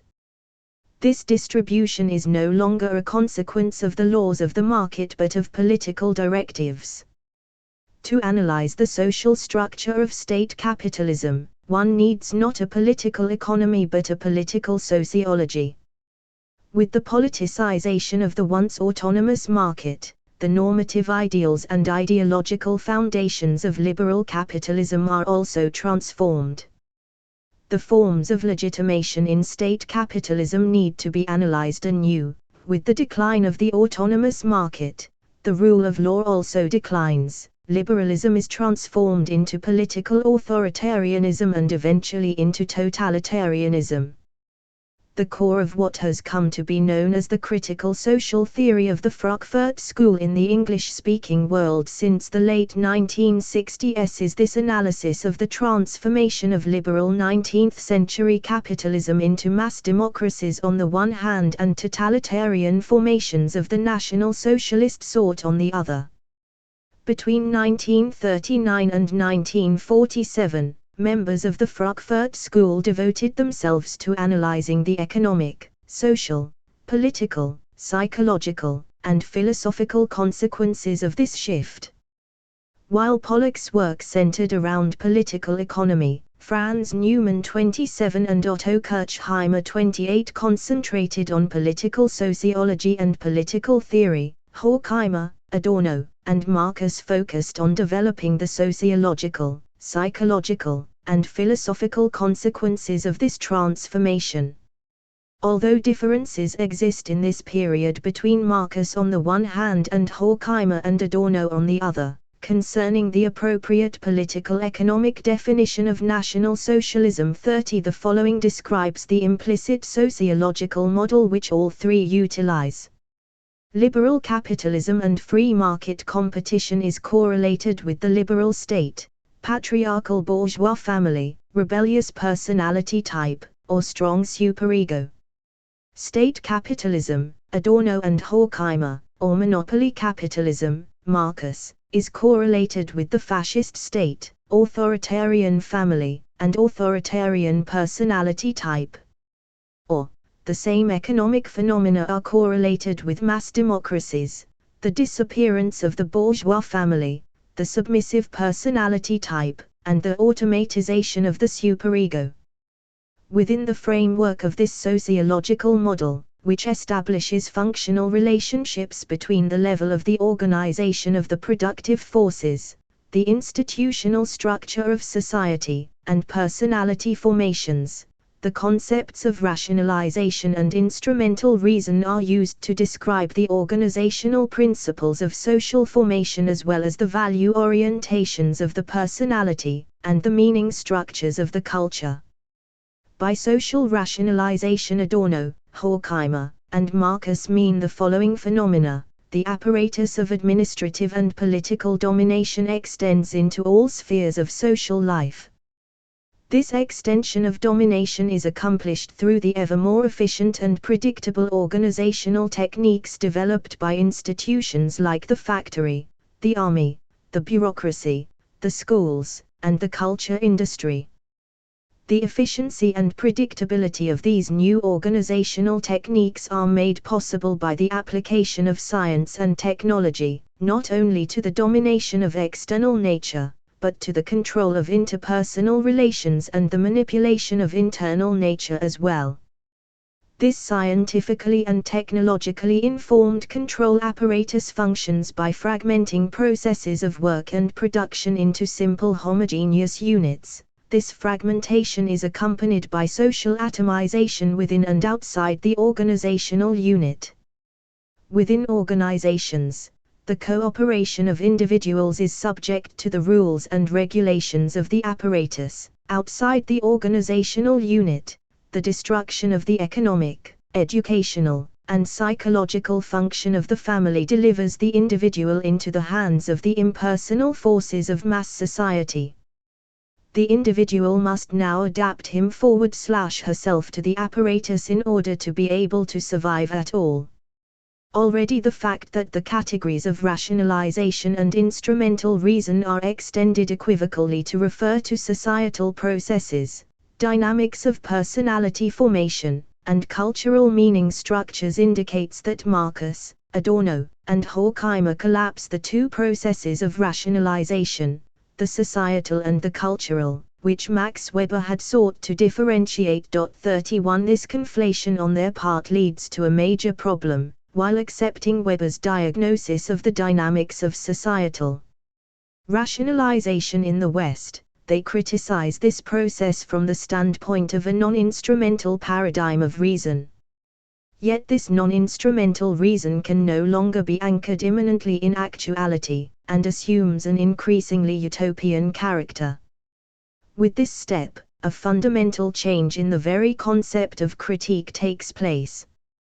This theory paradigm, known as the critique of instrumental reason, leads to a radical alteration of the procedures of immanent and defetishizing critique, while the third function of a critical theory, namely, crisis diagnosis, disappears.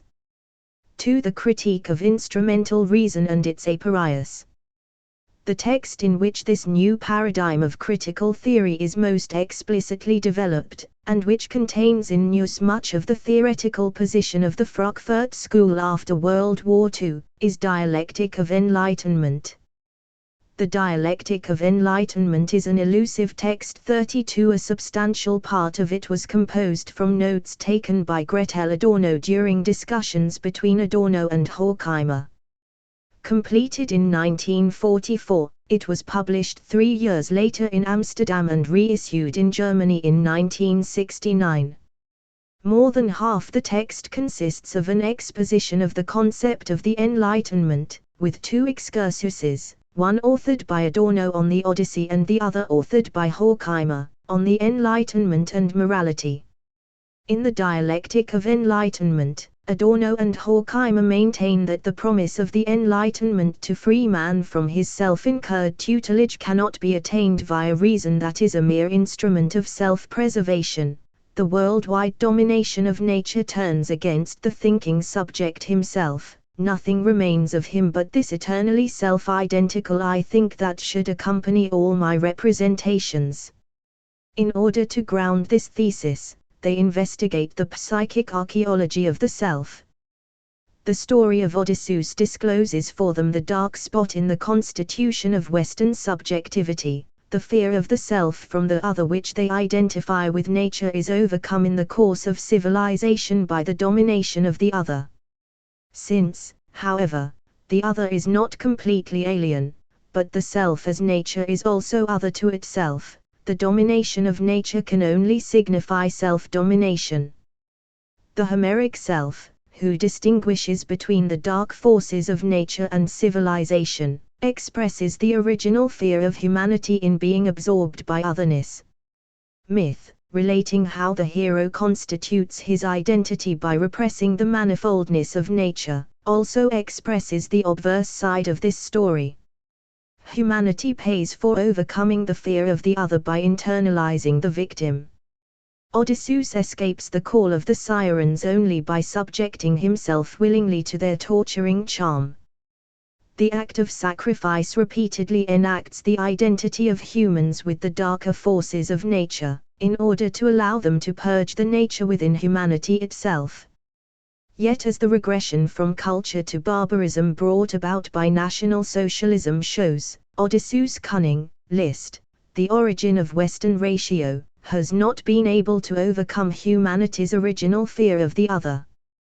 The Jew is the other, the stranger, the one who is human and subhuman at once.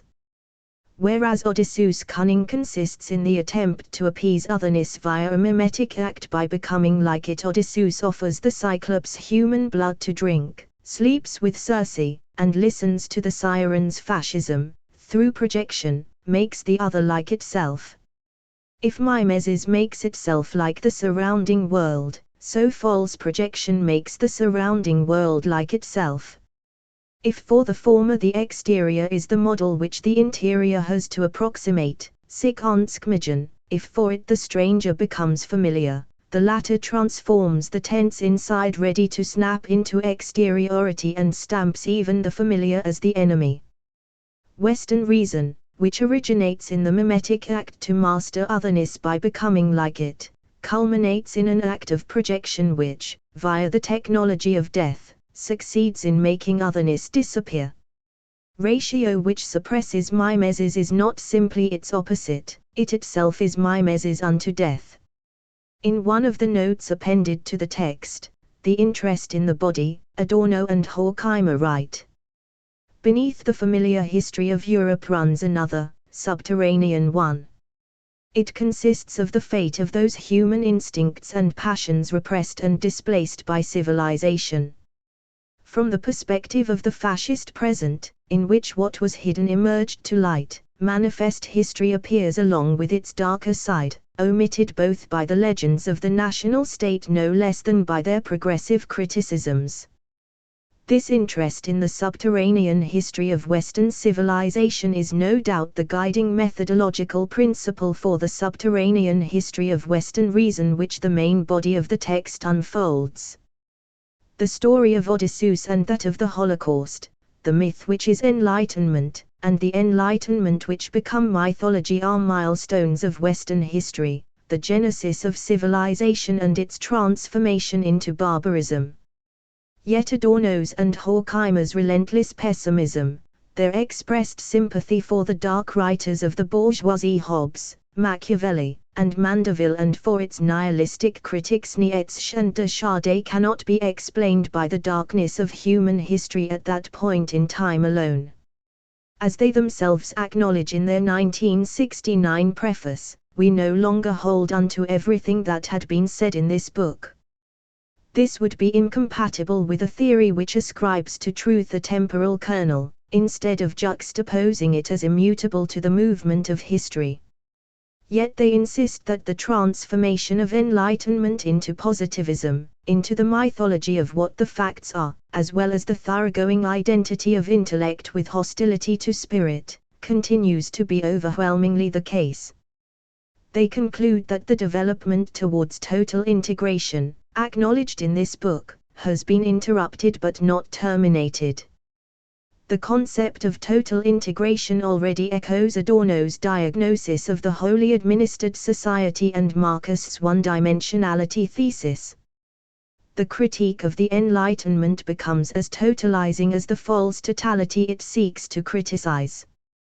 This totalizing critique of the Enlightenment initiates a radical break with the 1937 conception of critical theory. The history of humanity's relation to nature does not unfold an emancipatory dynamic, as Marx would have us believe.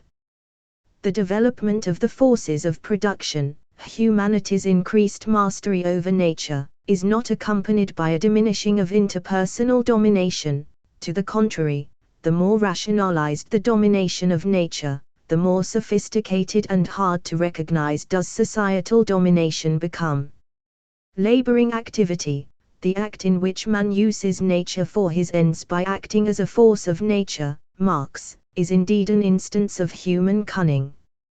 As the interpretation of Odysseus reveals, however, this effort to master nature by becoming like it is paid for by the internalization of sacrifice. Labor is indeed the sublimation of desire, but the act of objectification in which desire is transformed into a product is not an act of self-actualization, but an act of fear which leads to control of the nature within oneself. Objectification is not self-actualization but self-denial disguised as self-affirmation. These two theses, labor as the domination of nature and as self-denial taken together, mean that the Marxian view of the humanization of the species through social labor must be rejected. Social labor, which for Horkheimer even in 1937 contained an emancipatory moment as well as a kernel of rationality, is no longer the locus of either. Both emancipation and reason have to be sought in another instance. The totalizing diagnosis of dialectic of enlightenment does not tell us where. This transformation of the activity of labor, from one of self-actualization to one of sublimation and repression, creates a vacuum in the logic of critical theory.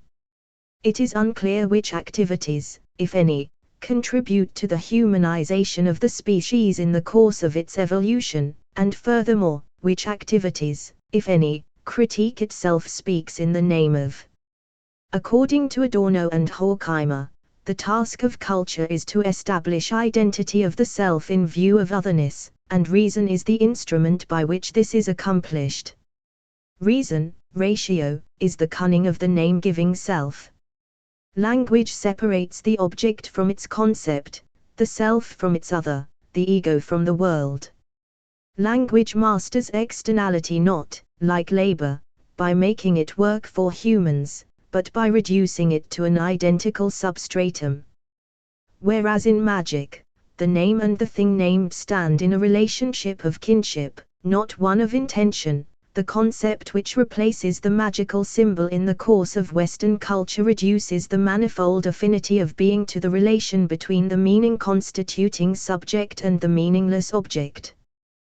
The disenchantment of the world, the loss of magic, is not primarily a consequence of the transition from pre-modernity to modernity.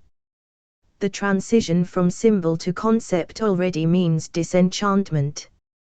Ratio abstracts, seeks to comprehend through concepts and names. Abstraction, which can grasp the concrete only insofar as it can reduce it to identity, also liquidates the otherness of the other.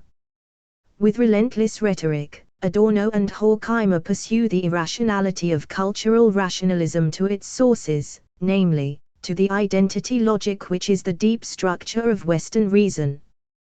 When it is announced that the tree is no longer simply itself but a witness for another, the seat of manner, language expresses the contradiction that something is itself and yet at the same time another beside itself, identical and non-identical.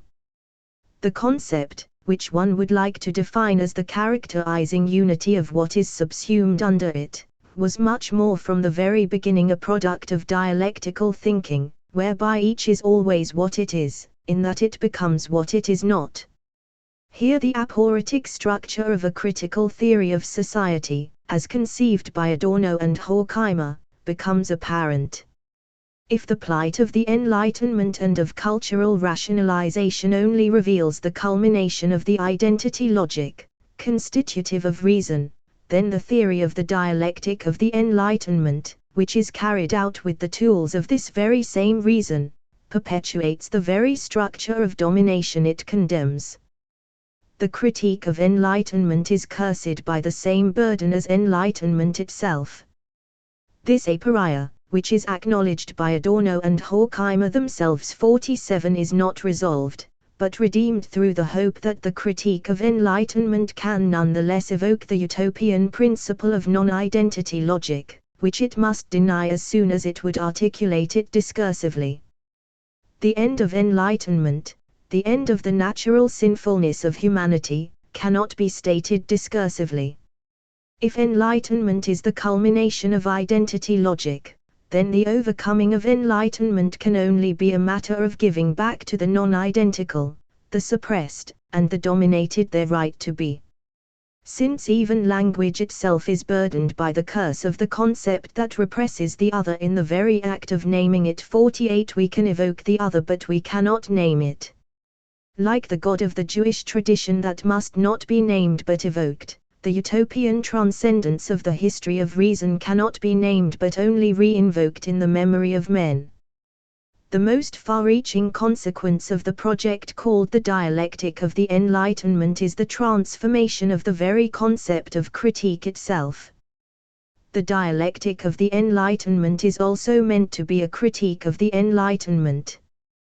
When it is maintained, however, that autonomous reason is only instrumental reason in the service of self-preservation, then the Kantian project of critique in the sense of the self-reflection of reason upon the conditions of its own possibility is radically altered. As Baumeister and Kuhlenkamp rightly observe, classical rationalist philosophy practiced criticism against the dogmatic assumptions and untrue contents of reason in the form of reflection upon its own pure concept. However, philosophical thought thereby remained blind to the true essence of reason and to the defect deeply hidden in its fundamentals. It follows thereby that critical theory, which remains true to this claim of reason, can no longer assume the form of transcendental reflection and cannot rely upon the available forms of traditional philosophy. Critique is only possible from a standpoint which allows one to question the constituents of the dominant concept of reason, above all, the fixed universal contrast between reason and nature. A critical concept of reason cannot be gained out of the self-preservation of reason, but only from the more deeply seated dimension of its genesis out of nature. The self-reflection of reason upon the conditions of its own possibility now means uncovering the genealogy of reason, disclosing the subterranean history of the relationship between reason and self-preservation, autonomy and the domination of nature. Since, however, genealogy itself is supposed to be critique and not a mere exercise in historical knowledge, the question returns: what is the standpoint of a critical theory that allows it to engage in a genealogical reflection upon reason by using the very same reason whose pathological history it itself wants to uncover? The transformation of the critique of political economy into the critique of instrumental reason signals not only a shift in the object of critique, but, more significantly, in the logic of critique. The three aspects described previously as immanent critique, defetishizing critique, and critique as crisis diagnosis are each thrown into question. Immanent critique becomes negative dialectics, defetishizing critique becomes the critique of culture, and crisis diagnosis is transformed into a retrospective philosophy of history with utopian intent. Immanent critique as negative dialectics. According to Adorno, the task of immanent critique is to transform the concepts, which it brings, as it were, from the outside, into what the object, left to itself, seeks to be, and confront it with what it is. It must dissolve the rigidity of the temporally and spatially fixed object into a field of tension of the possible and the real. 51. As Hegel had already analyzed in the dialectic of essence and appearance, what is not mere illusion, skin, but the appearance, Erscheinung, of essence. 52. Appearance discloses and conceals its essence at one and the same time. If it did not conceal essence, it would be mere illusion, and if it did not reveal it, it would not be appearance. Conversely, essence is not a mere beyond. It is embodied in the world through appearance. It is the as yet non-existent actuality of what is. Dissolving the rigidity of the fixed object into a field of tension of the possible and the real is to comprehend the unity of essence and appearance as actuality. Essence defines the realm of possibilities of what is.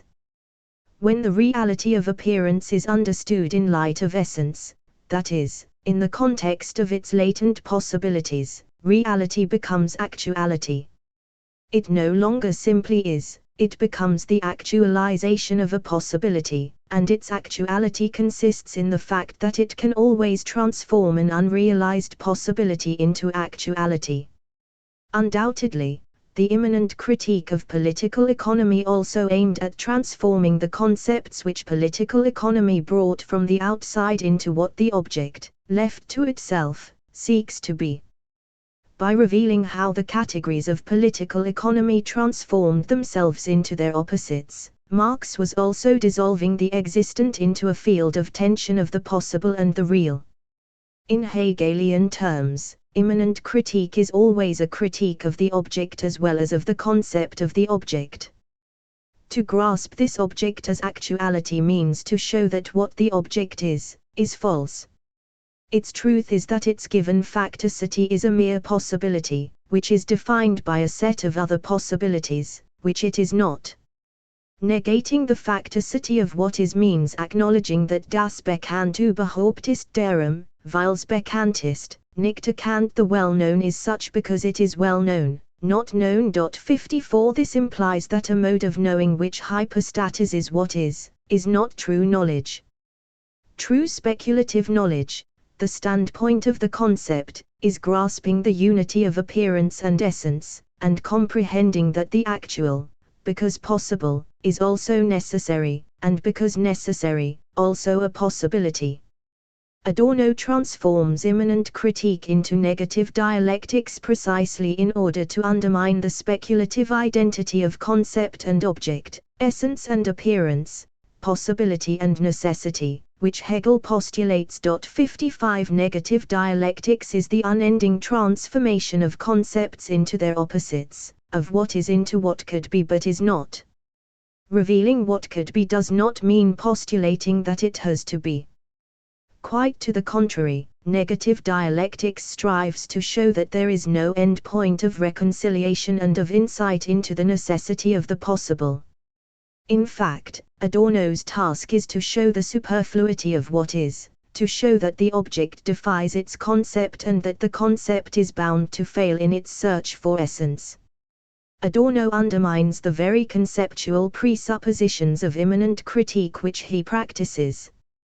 Negative dialectics becomes a dialectics of pure negativity, of a perpetual defiance of the actual. The discourse of negativity rejects precisely what Marx could still presuppose, that an insight into the necessity of what is would also lead to an understanding of what could be, and that what could be was worth striving for.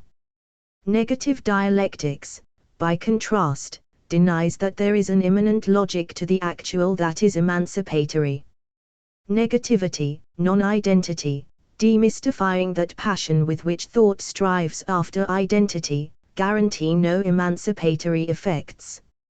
Or, to speak with Adorno, they guarantee that these consequences will be emancipatory, precisely because they refuse to guarantee them at all. Adorno rejects the logic of immanence, while preserving immanent critique.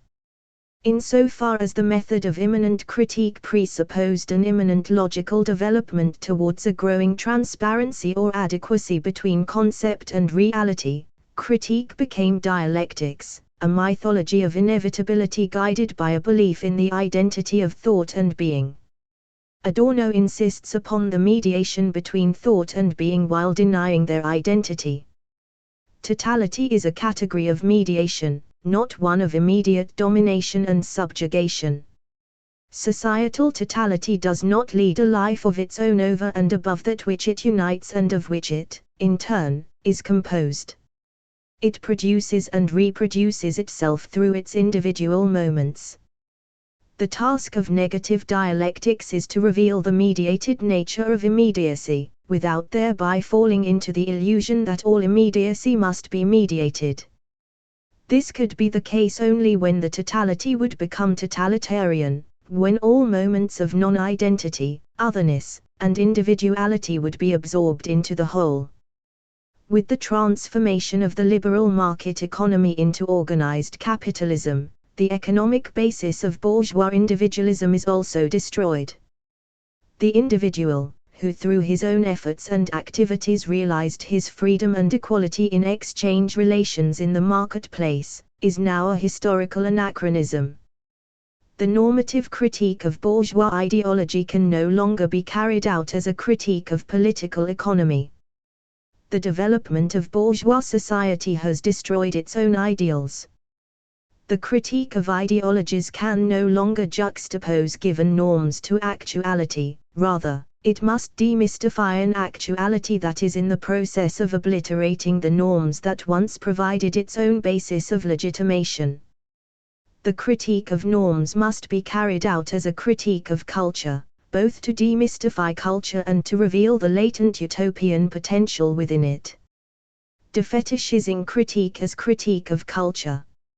Although Marx's analysis of the fetishism of commodities continues to provide the model for the critique of culture, this paradigm undergoes serious revisions in the work of Adorno and Horkheimer. The metaphor around which the analysis of the fetishism of commodities is constructed is the reification of the social and the historical as the natural.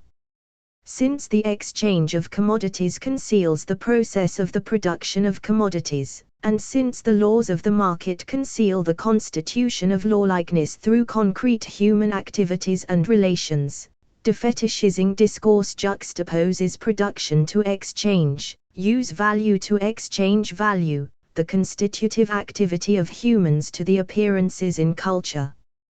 The disappearance of an autonomous sphere of exchange relations transforms the ontological priority accorded by Marx to production.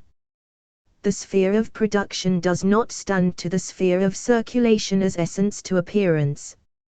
With the increasing rationalization of the productive sphere and the increasing integration of production and exchange, monopoly capitalism begins to develop into a social reality where all contrasts disappear and alternatives to the present become inconceivable. Horkheimer describes this transformation of social reality as early as 1941 as the semantic dissolution of language into a system of signs. 59 The individual, according to Horkheimer, without dreams or history, is always watchful and ready, always aiming at some immediate practical goal. He takes the spoken word only as a medium of information, orientation, and command. With the decline of the ego and its reflective reason, human relationships tend to a point wherein the rule of the economy over all personal relationships, the universal control of commodities over the totality of life, turns into a new and naked form of command and obedience. This totalization of domination, the totalization of a system of signs in which human language disappears, no longer manifests itself as a sphere of quasi-naturalness that denies its own historicity. Rather, the very contrast between culture and nature, between second nature and first nature, begins to disappear. 62 The totalization of domination means the increasing manipulation of nature itself. The antagonism between nature and culture now turns into the revenge of nature upon culture. Whereas Marx had demystified the naturalization of the historical, critical theorists seek to demystify the historicization of the natural. It is the revolt of suppressed nature against the totality of domination which fascism manipulates, and it is the revolt of suppressed nature which mass industry recirculates in images of sex, pleasure, and false happiness. The repression of internal and external nature has grown to such an unprecedented proportion that the rebellion against this repression itself becomes the object of new exploitation and manipulation. Under these conditions, the fetishism of commodities does not distort history into nature, but utilizes the revolt of suppressed nature to mystify the social exploitation of the nature within and without us. In Adorno's language, exchange value no longer conceals the production of use values, quite to the contrary, commodities now compete with each other to present themselves in the immediacy of use values and to fulfill the nostalgia for the work of one's hands, for virgin nature, simplicity, and non-artificiality. Whereas in liberal capitalism, use value was a carrier of exchange value, under organized capitalism, exchange value is marketable insofar as it can present itself as the carrier of an unmediated use value, into the enjoyment of whose spontaneous qualities the advertising industry seduces us. The brutalization of nature under fascism, the seductive exploitation of nature by the mass media and culture industry, and the nostalgia for the natural and the organic, expressed by conservative culture criticism, have this in common: they manipulate the revolt of repressed nature into submission, oblivion, and pseudo-happiness. Crisis diagnosis as retrospective philosophy of history with utopian intent. If organized capitalism has eliminated the autonomous market, if the irrationality of competing individual capitals has been replaced by a system of monopolistic state controls, what then becomes of economic crisis tendencies and potentials in such societies? In his 1941 article, Pollock had already claimed that the capacities of the system to manage and to control crises were unpredictably large. In the post-war period, critical theorists emphasize that organized capitalism has eliminated crisis potentials without eliminating the irrationalities of the system. The systematic irrationalities of capitalism no longer articulate themselves as social crises. For this phenomenon, it is not the economy alone but the transformations in culture as well that are responsible.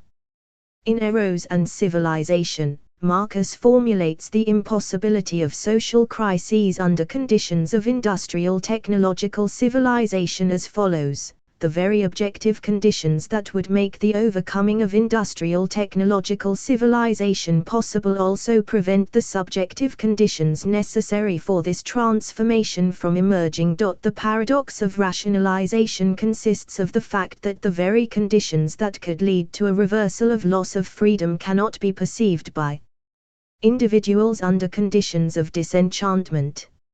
In industrial technological civilization, the real possibility of ending the loss of freedom is provided by the transformation of science and technology into productive forces and by the subsequent elimination of immediate labor from the work process. Labor is no longer experienced by the individual as the painful exertion of organic energy to accomplish a specific task. The labor process becomes impersonal and is increasingly dependent upon the organization and coordination of collective human effort. The diminishing significance of immediate labor in the work process, already analyzed by Marx in the Grundriss, does not result in a corresponding decline of socio-cultural control over the individual. Quite to the contrary, the impersonalization and rationalization of authority relations brings with it a corresponding transformation in the dynamics of individual identity formation. 66 With the decline of the role of the father in the family, the struggle against authority loses its focus.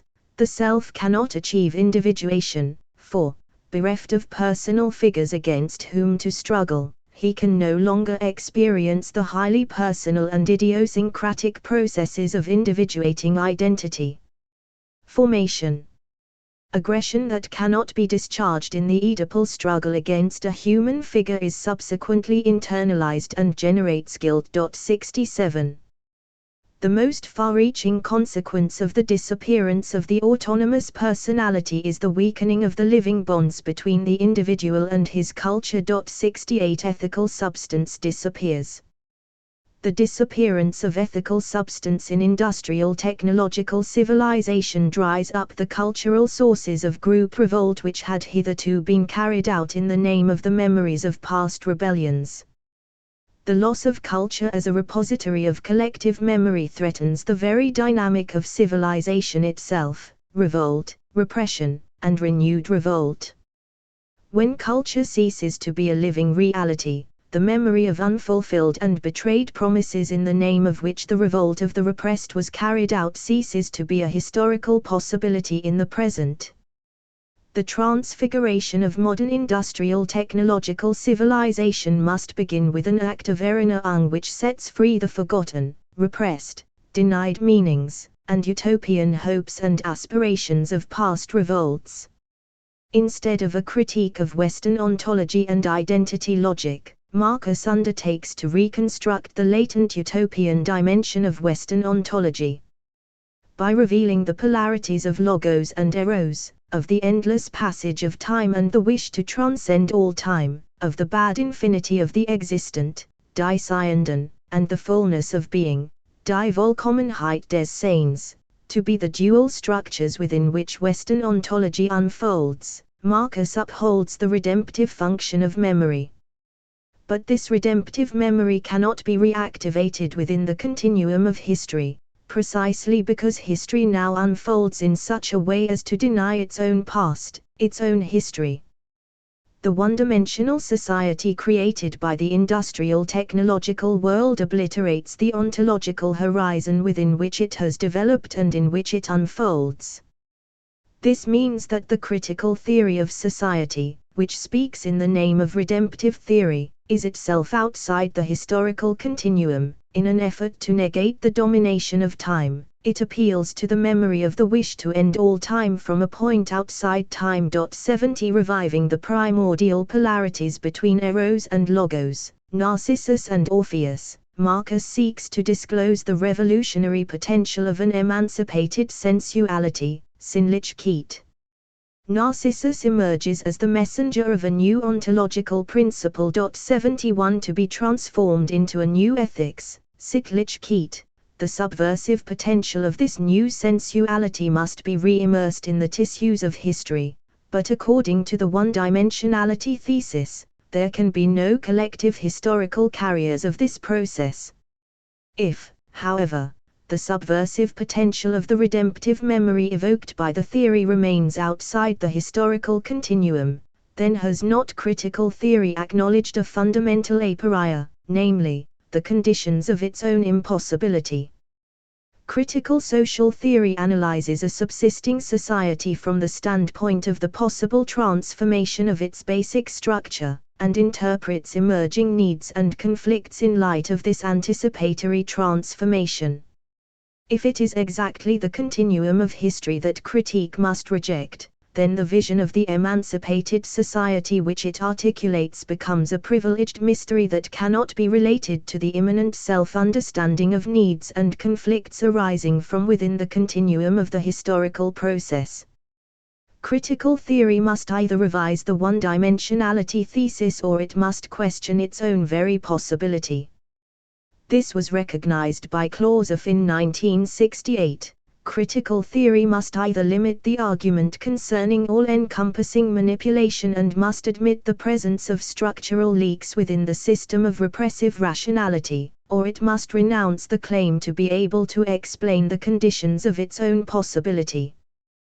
This critique applies not only to Marx's analysis, but to the theoretical paradigm defined as the critique of instrumental reason in general. If it is assumed that societal rationalization has eliminated crises and conflict tendencies within the social structure, and that cultural rationalization has destroyed the autonomous personality type, then critical theory no longer moves within the horizon of prospective future transformation, but must retreat into the retrospective stance of past hope and remembrance. Critical theory becomes a retrospective monologue of the critical thinker upon the totality of this historical process, for it views the lived present not through the perspective of possible future transformation, but from the standpoint of the past. One can interpret this outcome in two ways. First, one could claim that social critique once again becomes mere criticism in the sense ridiculed by Marx in his early works, and that the critical theory of society must justify its explicit normative commitments.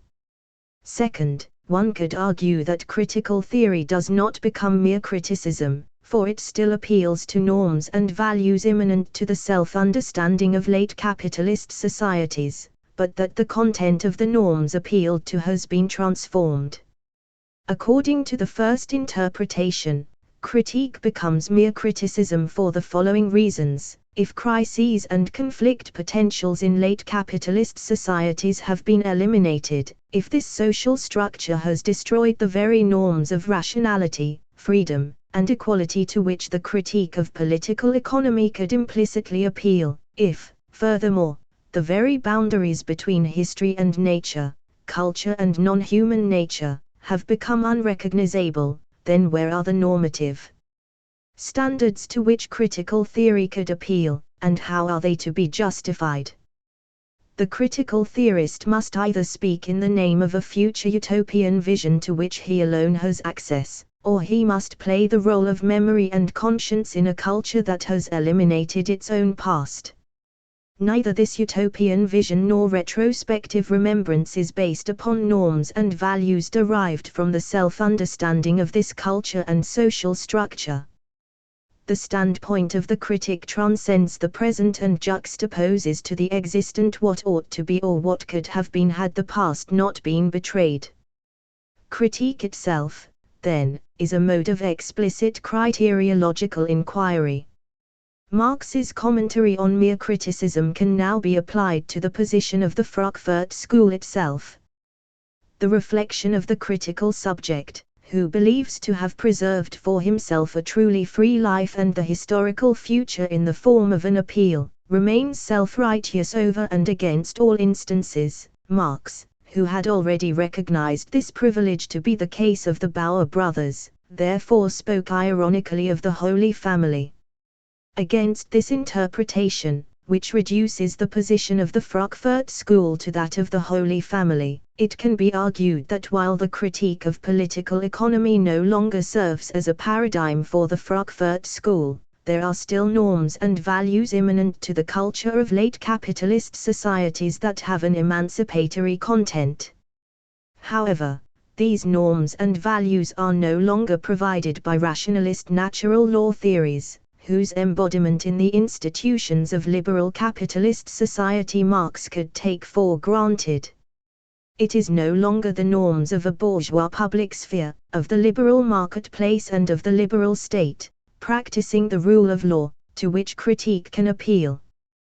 With the transformation of political domination into rational administration, the rational and emancipatory content of the natural law tradition has been emptied out. Emancipatory norms are no longer immanent in public and institutional structures.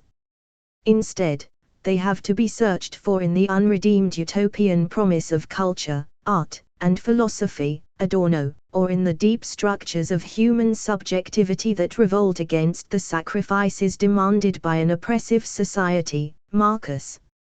Adorno, who insists upon the unredeemed utopian potential of absolute spirit, could therefore begin negative dialectics with the following sentence: philosophy, which once seemed to have been overcome, remains alive, for the moment of its actualization has been missed. 74 Since the promise of philosophy to be one with a rational actuality, Hegel, or to be a material weapon of the masses who are about to actualize reason, Marx, has failed, it must engage in ruthless self-criticism.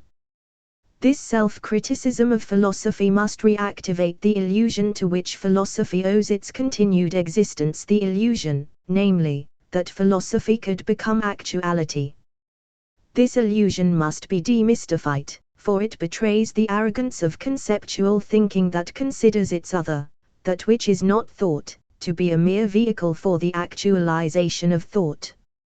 Actuality is not the vessel into which thought empties itself, although it is this striving towards the unity of thought and actuality that gives philosophy its raison d'être. This aporia must not be abandoned, but continually practiced and revived through negative dialectics.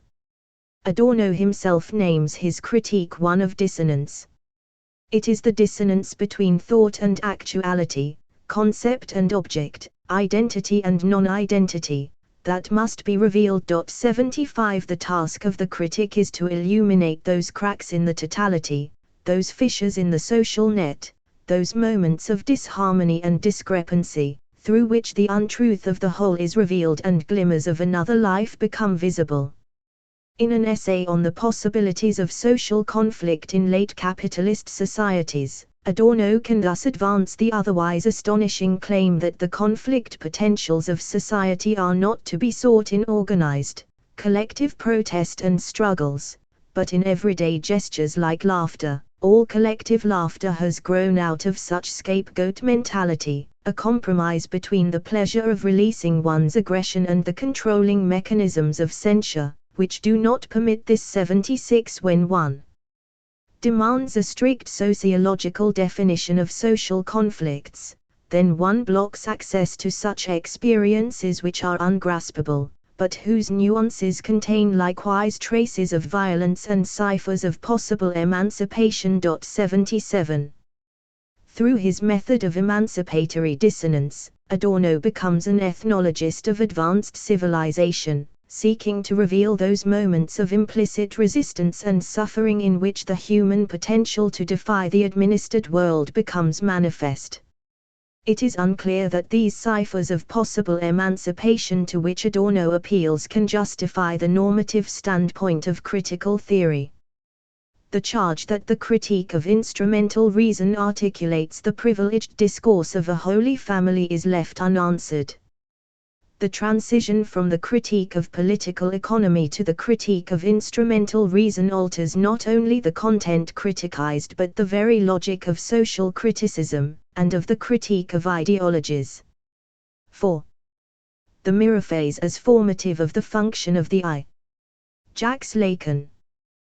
The conception of the mirror phase which I introduced at our last Congress, 13 years ago, has since become more or less established in the practice of the French group. I think it nevertheless worthwhile to bring it again to your attention, especially today, for the light that it sheds on the formation of the eye as we experience it in psychoanalysis. 1 It is an experience which leads us to oppose any philosophy directly issuing from the cogito. Some of you may perhaps remember our starting point in a feature of human behavior illuminated by a fact of comparative psychology. The human offspring, at an age when he is for a time, however short, outdone by the chimpanzee in instrumental intelligence, can nevertheless already recognize as such his own image in a mirror. This recognition manifests itself in the illuminatory mimicry of the aha-elebni, which Kohler sees as the expression of situational perception, an essential moment of the act of intelligence. This act, far from exhausting itself, as with the chimpanzee, once the image has been mastered and found empty, in the child immediately rebounds in a series of gestures in which he playfully experiences the relations of the assumed movements of the image to the reflected environment, and of this virtual complex to the reality it reduplicates the child's own body, and the persons or even things in his proximity. This event can take place, as we have known since Baldwin, from the age of 6 months, and its repetition has often compelled us to ponder over the startling spectacle of the nursling in front of the mirror.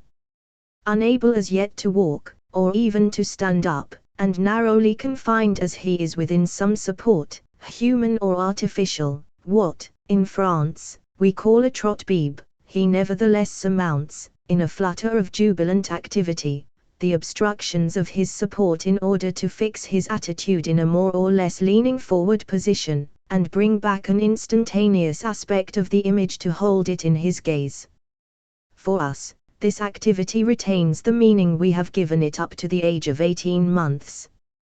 This meaning discloses a libidinal dynamism, which has hitherto remained problematic, as well as an ontological structure of the human world which accords with our reflections on paranoiac knowledge.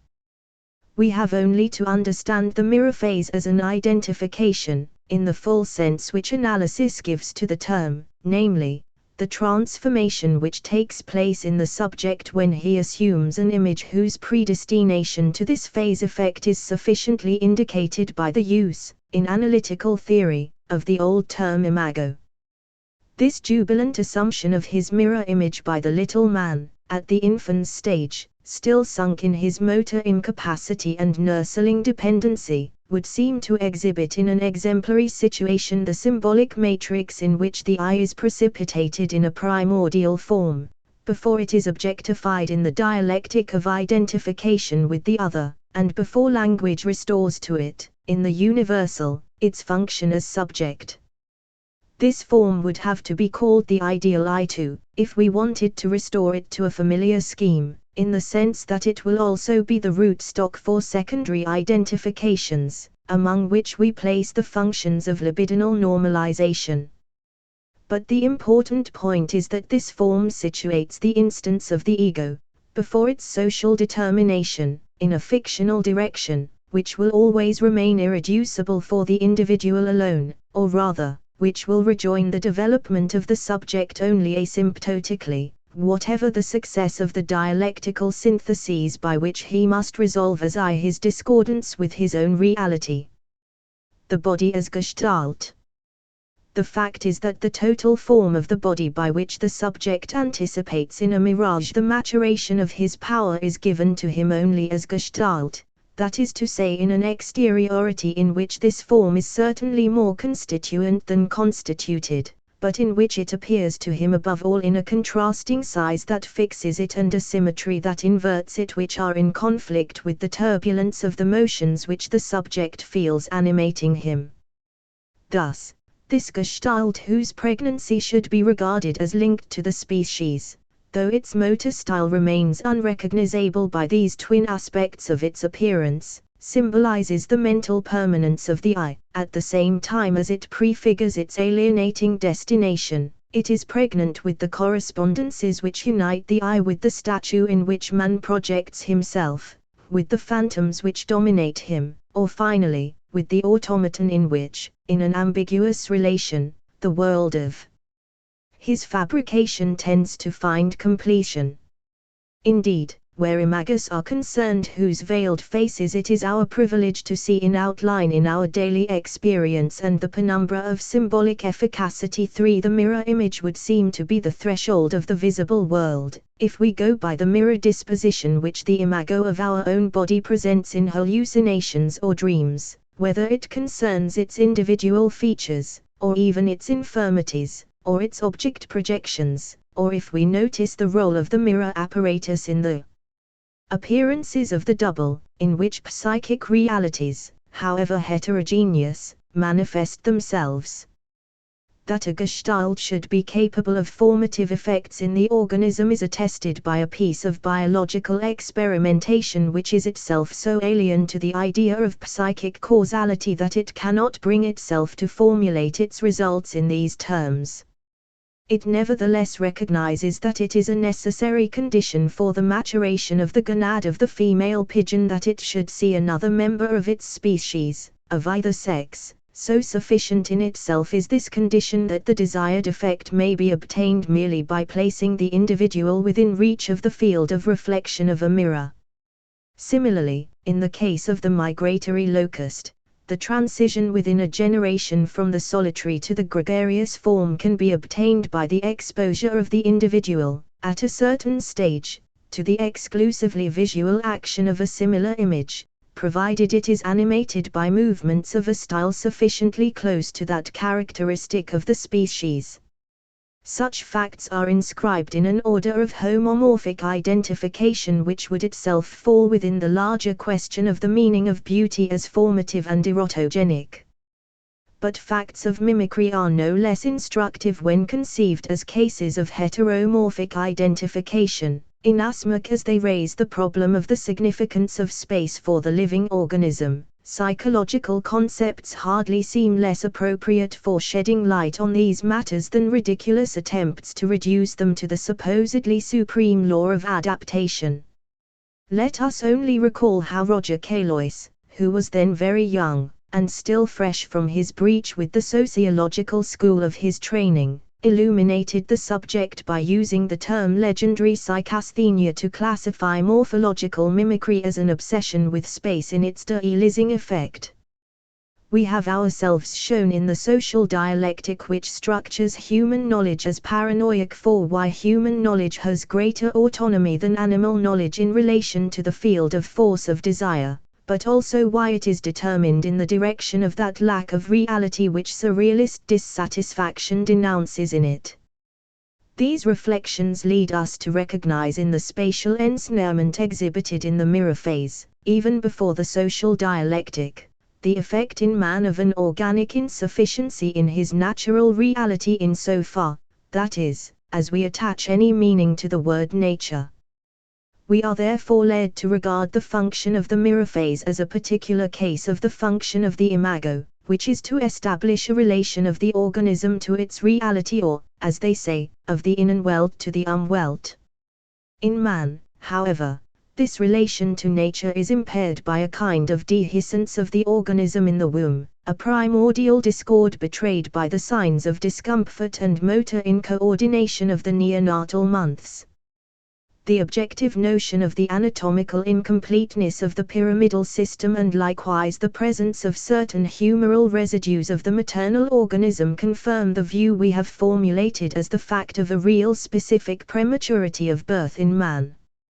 Let us note, incidentally, that this is a fact fully recognized by embryologists, by the term fetalization, which determines the prevalence of the so-called superior apparatus of the neurics, and especially of the cortex, which psychosurgical operations lead us to regard as the intra-organic mirror.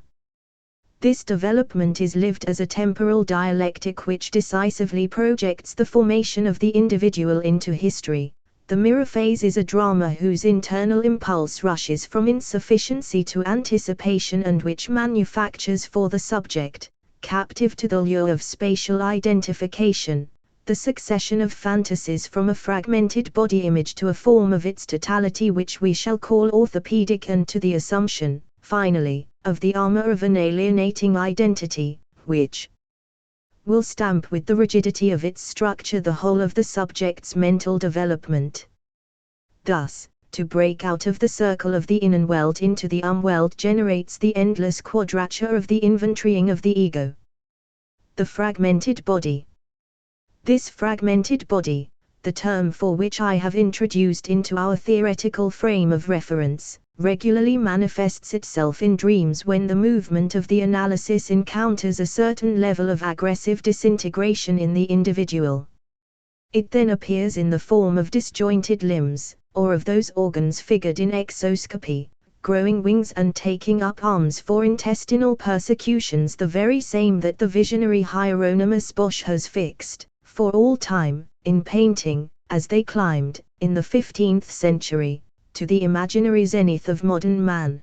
But this form is even tangibly revealed at the organic level, in the lines of fragilization which define the anatomy of fantasy, as exhibited in the schizoid and spasmodic symptoms of hysteria.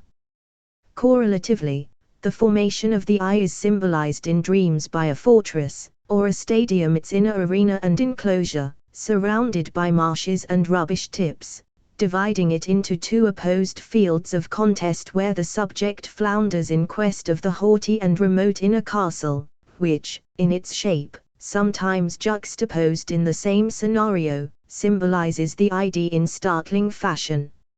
Similarly, on the mental plane, we find realized the structures of fortified works, the metaphor of which arises spontaneously, and as if issuing from the symptoms themselves, to describe the mechanisms of obsessional neurosis: inversion, isolation, reduplication, cancellation and displacement.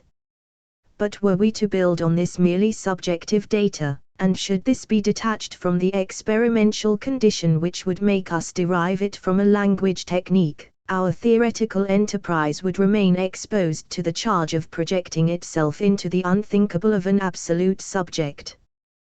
That is why we have to find in the present hypothesis, grounded in a conjunction of objective data, the guiding grid for a method of symbolic reduction. It establishes in the defenses of the ego a genetic order, in accordance with the wish formulated by Miss Anna Freud, in the first part of her great work, and situates, as against a frequently expressed prejudice, hysterical repression and its returns at a more archaic stage than obsessional inversion and its isolating processes, and the latter in turn as preliminary to paranoid alienation, which dates from the deflection of the mirror eye into the social eye.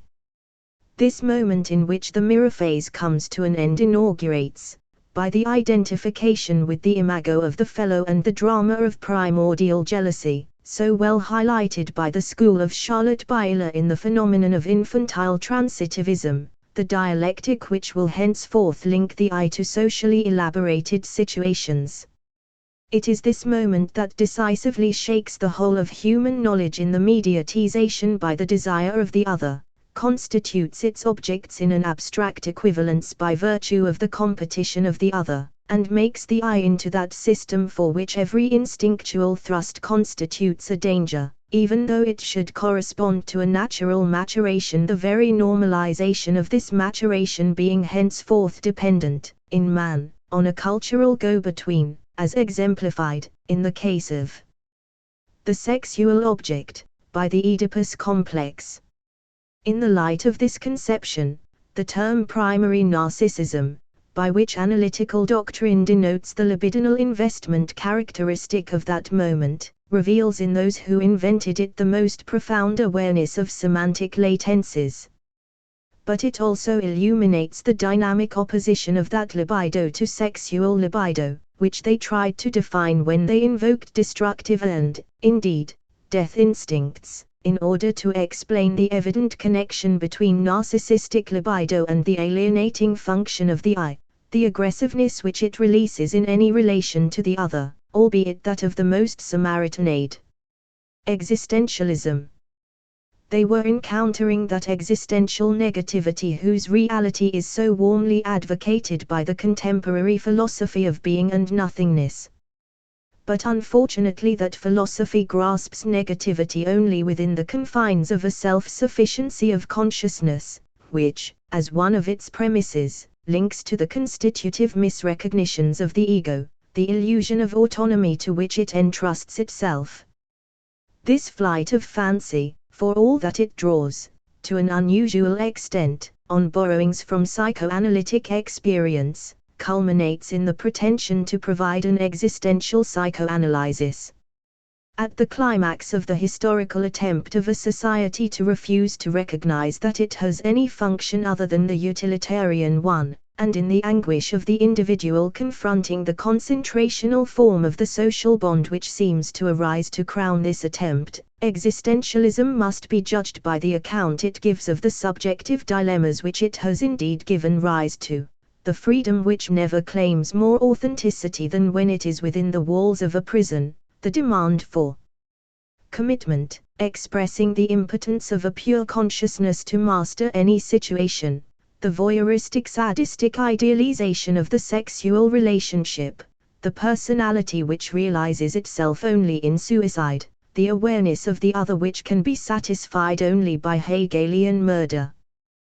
These propositions are denied by all our experience, inasmuch as it teaches us not to regard the ego as centered on the perception consciousness system, or as organized by the reality principle, a principle which is the expression of a scientistic prejudice most hostile to the dialectic of knowledge.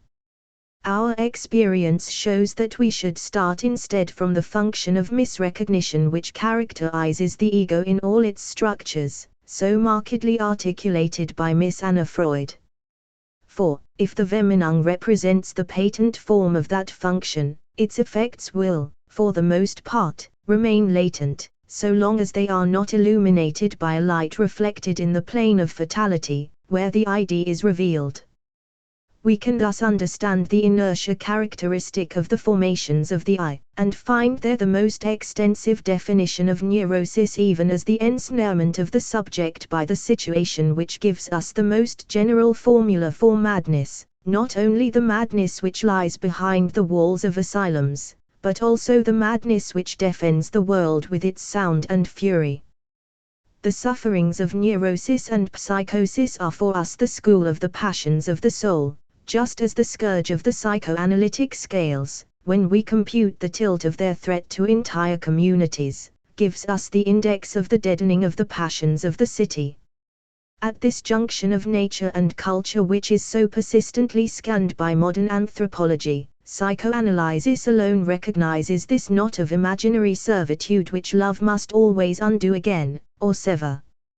For such a task we place no reliance on altruistic feeling, we who lay bare the aggressiveness that underlies the activity of the philanthropist, the idealist, the pedagogue, and even the reformer.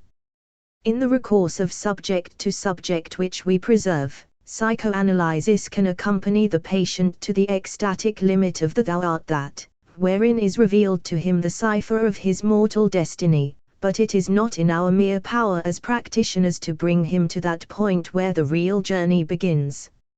1949, translated by Jean Russell. 5. Ideology and ideological state apparatuses, notes towards an investigation. Louis Althusser. On the reproduction of the conditions of production 1. As Marx said, every child knows that a social formation which did not reproduce the conditions of production at the same time as it produced would not last a year. 2. The ultimate condition of production is therefore the reproduction of the conditions of production. This may be simple, reproducing exactly the previous conditions of production, or on an extended scale, expanding them. Let us ignore this last distinction for the moment. What, then, is the reproduction of the conditions of production? Here we are entering a domain which is both very familiar, since Capital Volume 2, and uniquely ignored. The tenacious obviousness, ideological obviousness of an empiricist type, of the point of view of production alone or even of that of mere productive practice, itself abstract in relation to the process of production, are so integrated into our everyday consciousness that it is extremely hard, not to say almost impossible, to raise oneself to the point of view of reproduction. Nevertheless, everything outside this point of view remains abstract, worse than one-sided, distorted, even at the level of production, and, a fortiori at that of mere practice. Let us try and examine the matter methodically. To simplify my exposition, and assuming that every social formation arises from a dominant mode of production, I can say that the process of production sets to work the existing productive forces in and under definite relations of production. It follows that, in order to exist, every social formation must reproduce the conditions of its production at the same time as it produces, and in order to be able to produce, it must therefore reproduce 1. The productive forces, 2. The existing relations of production, reproduction of the means of production. Everyone, including the bourgeois economists whose work is national accounting, or the modern macroeconomic theoreticians, now recognizes, because Marx compellingly proved it in Capital Volume 2, that no production is possible which does not allow for the reproduction of the material conditions of production, the reproduction of the means of production. The average economist, who is no different in this than the average capitalist, knows that each year it is essential to foresee what is needed to replace what has been used up or worn out in production, raw material, fixed installations, buildings, instruments of production, machines, etc. I say the average economist equals the average capitalist, for they both express the point of view of the firm, regarding it as sufficient simply to give a commentary on the terms of the firm's financial accounting practice. But thanks to the genius of Quesnay, who first posed this glaring problem, and to the genius of Marx, who resolved it, we know that the reproduction of the material conditions of production cannot be thought at the level of the firm, because it does not exist at that level in its real conditions. What happens at the level of the firm is an effect, which only gives an idea of the necessity of reproduction, but absolutely fails to allow its conditions and mechanisms to be thought.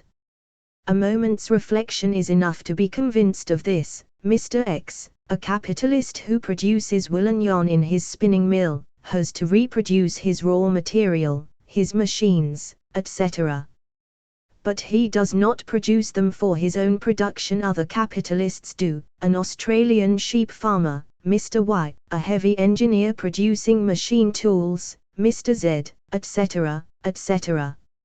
And Mr. Y and Mr. Z, in order to produce those products which are the condition of the reproduction of Mr. X's conditions of production, also have to reproduce the conditions of their own production, and so on to infinity, the whole in proportions such that, on the national and even the world market, the demand for means of production, for reproduction, can be satisfied by the supply.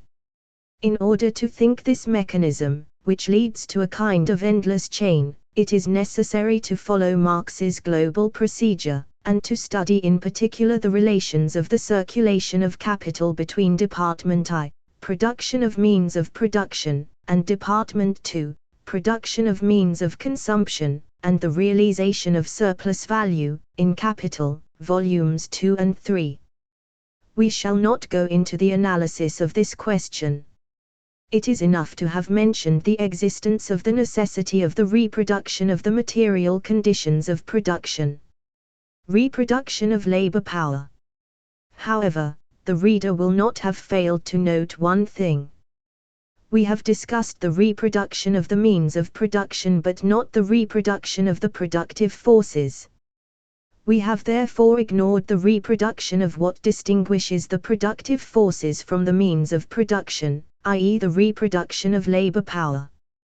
From the observation of what takes place in the firm, in particular from the examination of the financial accounting practice which predicts amortization and investment, we have been able to obtain an approximate idea of the existence of the material process of reproduction, but we are now entering a domain in which the observation of what happens in the firm is, if not totally blind, at least almost entirely so, and for good reason. The reproduction of labor power takes place essentially outside the firm. How is the reproduction of labor power ensured? It is ensured by giving labor power the material means with which to reproduce itself, by wages. Wages feature in the accounting of each enterprise, but as wage capital 3, not at all as a condition of the material reproduction of labor power. However, that is in fact how it works, since wages represent only that part of the value produced by the expenditure of labor power which is indispensable for its reproduction, indispensable to the reconstitution of the labor power of the wage earner, the wherewithal to pay for housing, food and clothing, in short, to enable the wage earner to present himself again at the factory gate the next day and every further day God grants him, and we should add, indispensable for raising and educating the children in whom the proletarian reproduces himself, in n models where n equals 0, 1, 2, etc., as labor power. Remember that this quantity of value, wages, necessary for the reproduction of labor power is determined not by the needs of a biological guaranteed minimum wage, salaire minimum interprofessionnel guarantee, alone, but by the needs of a historical minimum. Marx noted that English workers need beer while French proletarians need wine, i.e. a historically variable minimum. I should also like to point out that this minimum is doubly historical in that it is defined not by the historical needs of the working class recognized by the capitalist class, but by the historical needs imposed by the proletarian class struggle, a double class struggle, against the lengthening of the working day and against the reduction of wages. However, it is not enough to ensure for labor power the material conditions of its reproduction if it is to be reproduced as labor power. I have said that the available labor power must be competent, i.e. suitable to be set to work in the complex system of the process of production. The development of the productive forces and the type of unity historically constitutive of the productive forces at a given moment produce the result that the labor power has to be diversely skilled and therefore reproduced as such. Diversely, according to the requirements of the socio-technical division of labor, its different jobs and posts. How is the reproduction of the diversified skills of labor power provided for in a capitalist regime? Here, unlike social formations characterized by slavery or serfdom, this reproduction of the skills of labor power tends, this is a tendential law, decreasingly to be provided for on the spot, apprenticeship within production itself, but is achieved more and more outside production, by the capitalist education system, and by other instances and institutions. What do children learn at school? They go varying distances in their studies, but at any rate they learn to read, to write and to add, i.e. a number of techniques, and a number of other things as well, including elements, which may be rudimentary or, on the contrary, thoroughgoing, of scientific or literary culture, which are directly useful in the different jobs in production, one instruction for manual workers, another for technicians, a third for engineers, a final one for higher management, etc. Thus they learn know-how. But besides these techniques and knowledges, and in learning them, children at school also learn the rules of good behavior, i.e. the attitude that should be observed by every agent in the division of labor, according to the job he is destined for, rules of morality, civic and professional conscience, which actually means rules of respect for the socio-technical division of labor and ultimately the rules of the order established by class domination. They also learn to speak proper French, to handle the workers correctly, i.e. actually, for the future capitalists and their servants, to order them about properly, i.e., ideally, to speak to them in the right way, etc.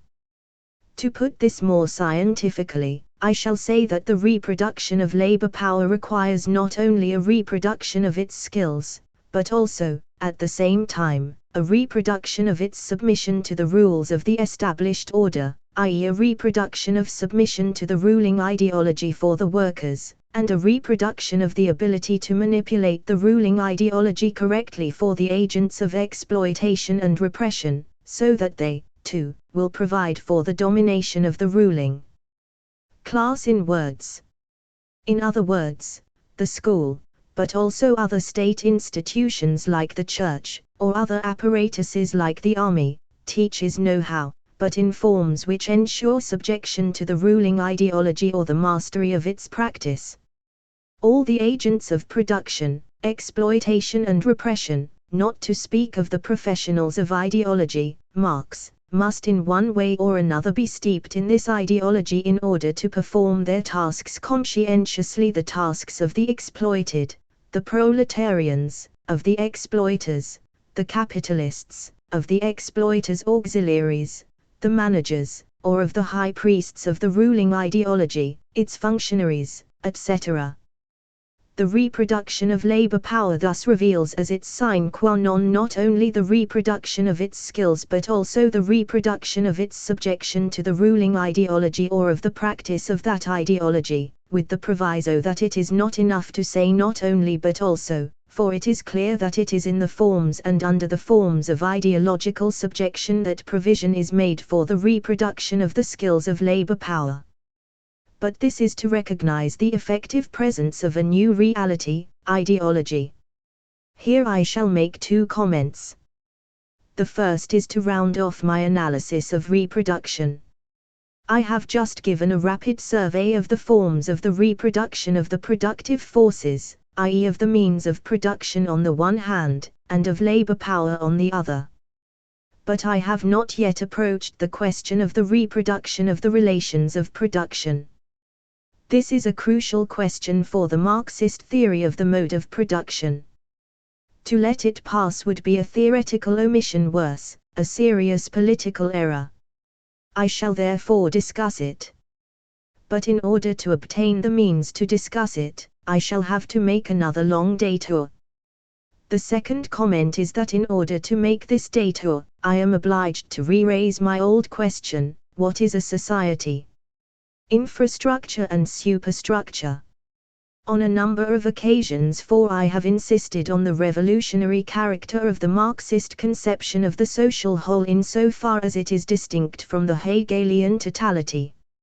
I said, and this thesis only repeats famous propositions of historical materialism, that Marx conceived the structure of every society as constituted by levels or instances articulated by a specific determination, the infrastructure, or economic base, the unity of the productive forces and the relations of production, and the superstructure, which itself contains two levels or instances, the politico-legal, law and the state, and ideology, the different ideologies, religious, ethical, legal, political, etc.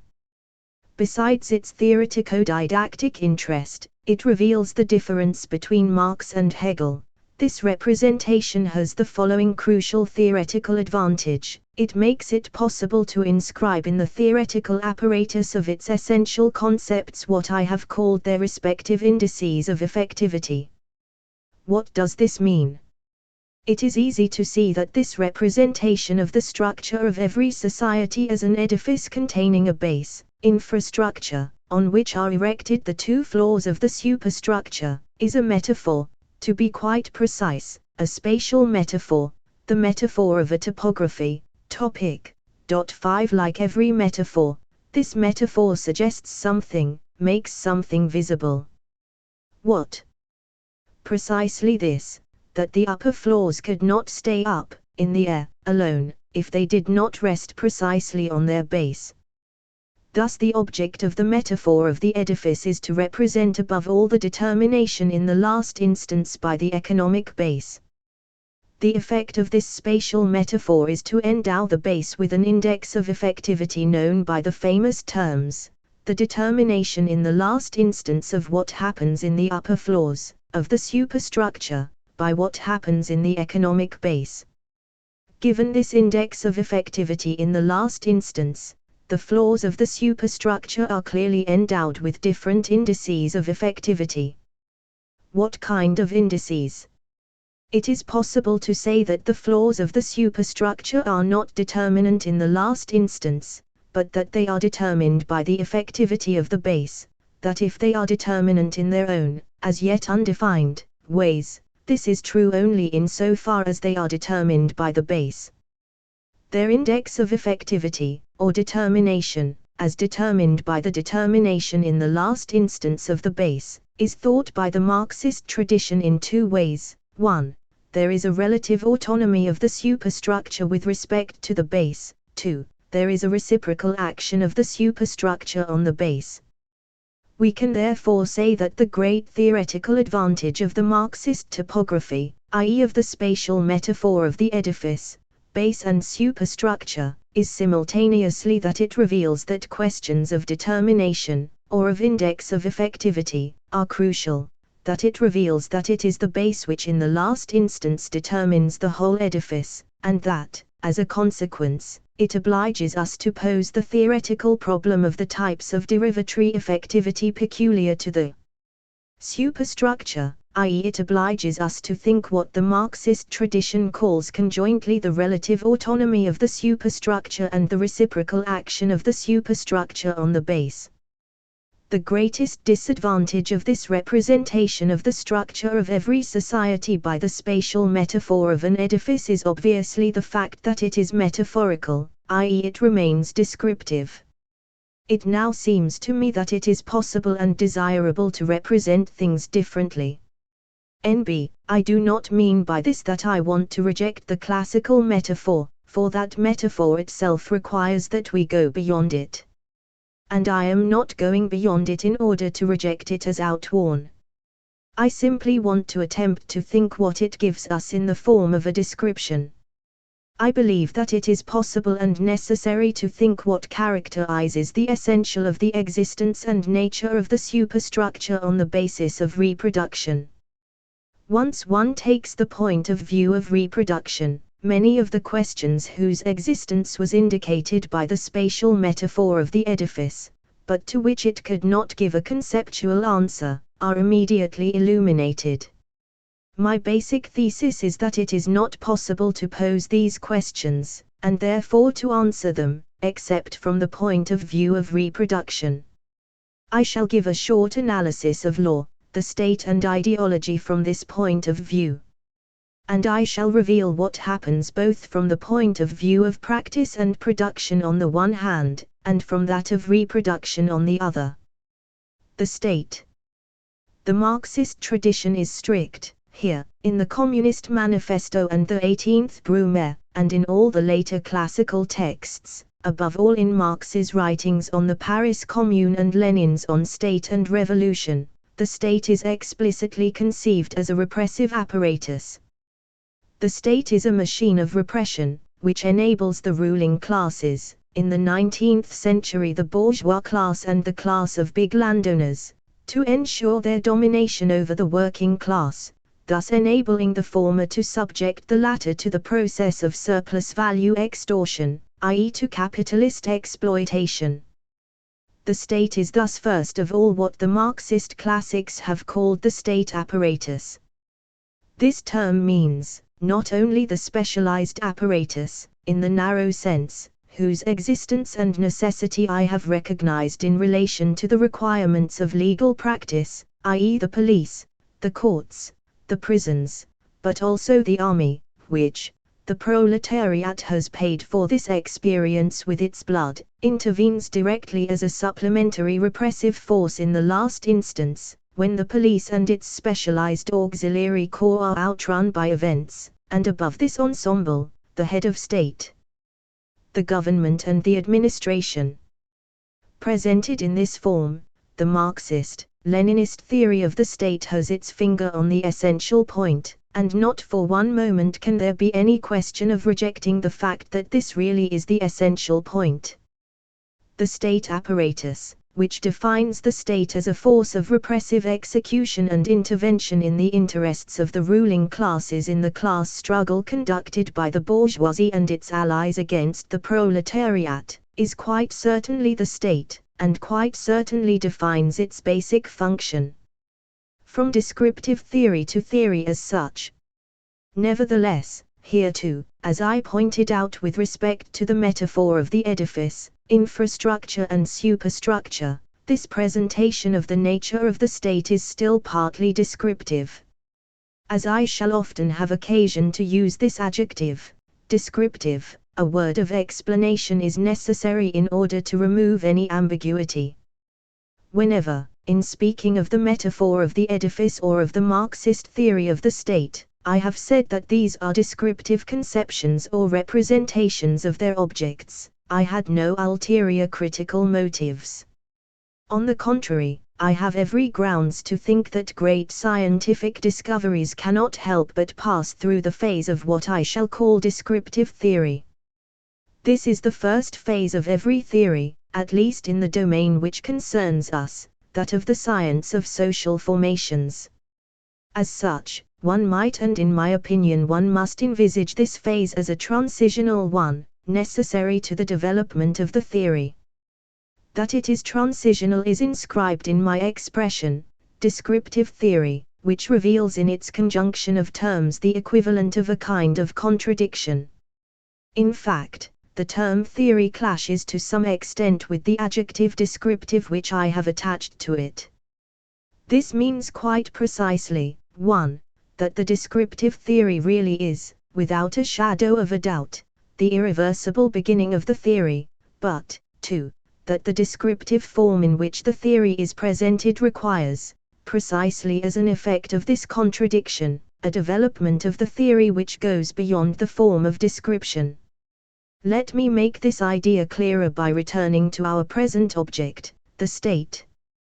When I say that the Marxist theory of the state available to us is still partly descriptive, that means first and foremost that this descriptive theory is without the shadow of a doubt precisely the beginning of the Marxist theory of the state, and that this beginning gives us the essential point, i.e. the decisive principle of every later development of the theory. Indeed, I shall call the descriptive theory of the state correct, since it is perfectly possible to make the vast majority of the facts in the domain with which it is concerned correspond to the definition it gives of its object.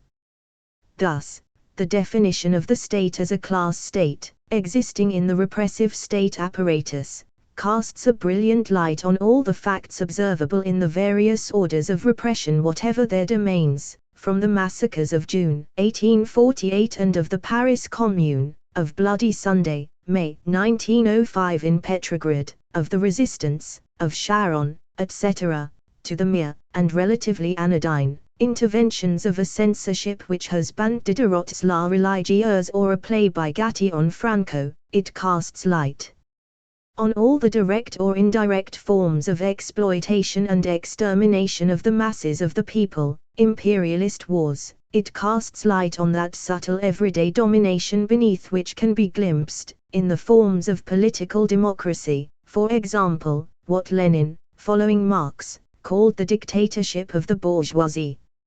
And yet the descriptive theory of the state represents a phase in the constitution of the theory which itself demands the supersession of this phase.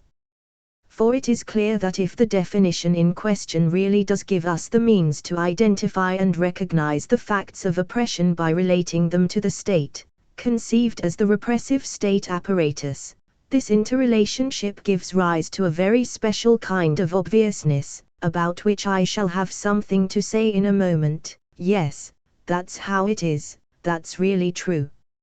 And the accumulation of facts within the definition of the state may multiply examples, but it does not really advance the definition of the state, i.e. the scientific theory of the state.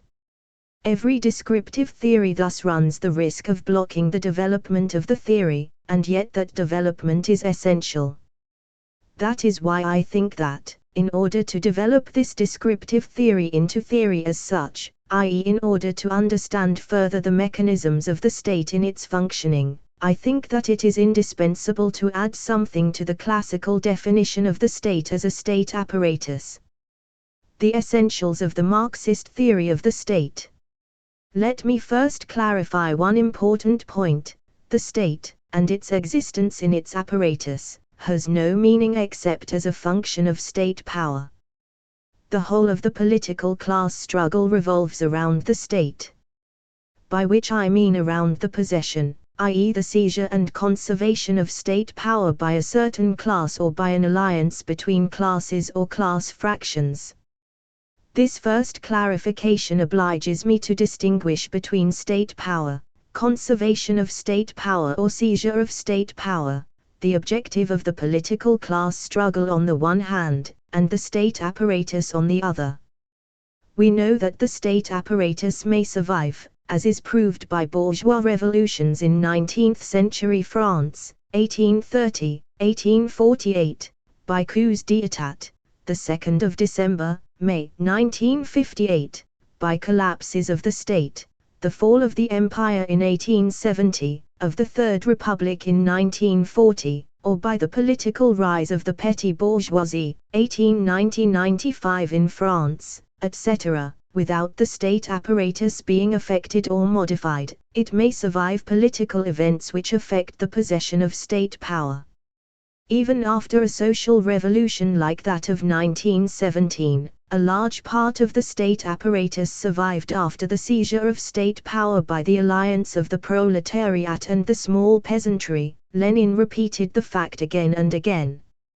It is possible to describe the distinction between state power and state apparatus as part of the Marxist theory of the state, explicitly present since Marx's 18th Brumaire and class struggles in France.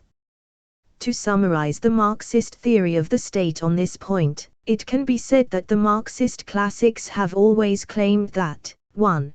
The state is the repressive state apparatus, 2. State power and state apparatus must be distinguished, 3. The objective of the class struggle concerns state power, and in consequence the use of the state apparatus by the classes, or alliance of classes or of fractions of classes, holding state power as a function of their class objectives, and 4. The proletariat must seize state power in order to destroy the existing bourgeois state apparatus and, in a first phase, replace it with a quite different, proletarian, state apparatus, then in later phases set in motion a radical process, that of the destruction of the state, the end of state power, the end of every state apparatus. In this perspective, therefore, what I would propose to add to the Marxist theory of the state is already there in so many words. But it seems to me that even with this supplement, this theory is still in part descriptive, although it does now contain complex and differential elements whose functioning and action cannot be understood without recourse to further supplementary theoretical development. The state ideological apparatuses. Thus, what has to be added to the Marxist theory of the state is something else. Here we must advance cautiously in a terrain which, in fact, the Marxist classics entered long before us, but without having systematized in theoretical form the decisive advances implied by their experiences and procedures. Their experiences and procedures were indeed restricted in the main to the terrain of political practice. In fact, i.e. in their political practice, the Marxist classics treated the state as a more complex reality than the definition of it given in the Marxist theory of the state, even when it has been supplemented as I have just suggested. They recognized this complexity in their practice, but they did not express it in a corresponding theory. 6. I should like to attempt a very schematic outline of this corresponding theory. To that end, I propose the following thesis. In order to advance the theory of the state, it is indispensable to take into account not only the distinction between state power and state apparatus, but also another reality which is clearly on the side of the repressive state apparatus, but must not be confused with it. I shall call this reality by its concept, the ideological state apparatuses. What are the ideological state apparatuses, ISAs? They must not be confused with the repressive state apparatus. Remember that in Marxist theory, the state apparatus, SAT, contains the government, the administration, the army, the police, the courts, the prisons, etc., which constitute what I shall in future call the repressive state apparatus. Repressive suggests that the state apparatus in question functions by violence, at least ultimately, since repression, for example administrative repression, may take non-physical forms. I shall call ideological state apparatuses a certain number of realities which present themselves to the immediate observer in the form of distinct and specialized institutions, I propose an empirical list of these which will obviously have to be examined in detail, tested, corrected and reorganized. With all the reservations implied by this requirement, we can for the moment regard the following institutions as ideological state apparatuses. The order in which I have listed them has no particular significance. The religious ISA, the system of the different churches. The educational ISA, the system of the different public and private schools. The family ISA, 7. The legal ISA, 8. The political ISA, the political system, including the different parties. The trade union ISA. The communications ISA, press, radio and television, etc. The cultural ISA, literature, the arts, sports, etc. I have said that the ISAs must not be confused with the repressive state apparatus. What constitutes the difference? As a first moment, it is clear that while there is one repressive state apparatus, there is a plurality of ideological state apparatuses. Even presupposing that it exists, the unity that constitutes this plurality of ISAs as a body is not immediately visible. As a second moment, it is clear that whereas the unified, repressive, state apparatus belongs entirely to the public domain, much the larger part of the ideological state apparatuses, in their apparent dispersion, are part, on the contrary, of the private domain. Churches, parties, trade unions, families, some schools, most newspapers, cultural ventures, etc., etc., are private. We can ignore the first observation for the moment. But someone is bound to question the second, asking me by what right I regard as ideological state apparatuses institutions which for the most part do not possess public status, but are quite simply private institutions. As a conscious Marxist, Gramsci already forestalled this objection in one sentence. The distinction between the public and the private is a distinction internal to bourgeois law, and valid in the subordinate domains in which bourgeois law exercises its authority. The domain of the state escapes it because the latter is above the law. The state, which is the state of the ruling class, is neither public nor private. On the contrary, it is the precondition for any distinction between public and private. The same thing can be said from the starting point of our state ideological apparatuses. It is unimportant whether the institutions in which they are realized are public or private. What matters is how they function. Private institutions can perfectly well function as ideological state apparatuses. A reasonably thorough analysis of any one of the ISAs proves it. But now for what is essential. What distinguishes the ISAs from the repressive state apparatus is the following basic difference. The repressive state apparatus functions by violence, whereas the ideological state apparatuses function by ideology. I can clarify matters by correcting this distinction. I shall say rather that every state apparatus, whether repressive or ideological, functions both by violence and by ideology, but with one very important distinction which makes it imperative not to confuse the ideological state apparatuses with the repressive state apparatus. This is the fact that the repressive state apparatus functions massively and predominantly by repression, including physical repression, while functioning secondarily by ideology. There is no such thing as a purely repressive apparatus. For example, the army and the police also function by ideology both to ensure their own cohesion and reproduction, and in the values they propound externally. In the same way, but inversely, it is essential to say that for their part the ideological state apparatuses function massively and predominantly by ideology, but they also function secondarily by repression, even if ultimately, but only ultimately, this is very attenuated and concealed, even symbolic. there is no such thing as a purely ideological apparatus.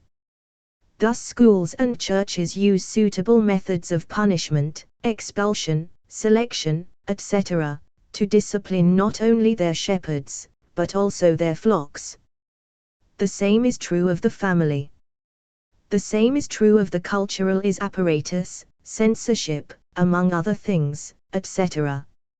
Is it necessary to add that this determination of the double functioning, predominantly, secondarily, by repression and by ideology, according to whether it is a matter of the repressive state apparatus or the ideological state apparatuses, makes it clear that very subtle explicit or tacit combinations may be woven from the interplay of the repressive state apparatus and the ideological state apparatuses. Everyday life provides us with innumerable examples of this, but they must be studied in detail if we are to go further than this mere observation. Nevertheless, this remark leads us towards an understanding of what constitutes the unity of the apparently disparate body of the ISAs. If the ISAs function massively and predominantly by ideology, what unifies their diversity is precisely this functioning, insofar as the ideology by which they function is always in fact unified, despite its diversity and its contradictions, beneath the ruling ideology, which is the ideology of the ruling class. Given the fact that the ruling class in principle holds state power, openly or more often by means of alliances between classes or class fractions, and therefore has at its disposal the repressive state apparatus, we can accept the fact that this same ruling class is active in the ideological state apparatuses insofar as it is ultimately the ruling ideology which is realized in the ideological state apparatuses, precisely in its contradictions.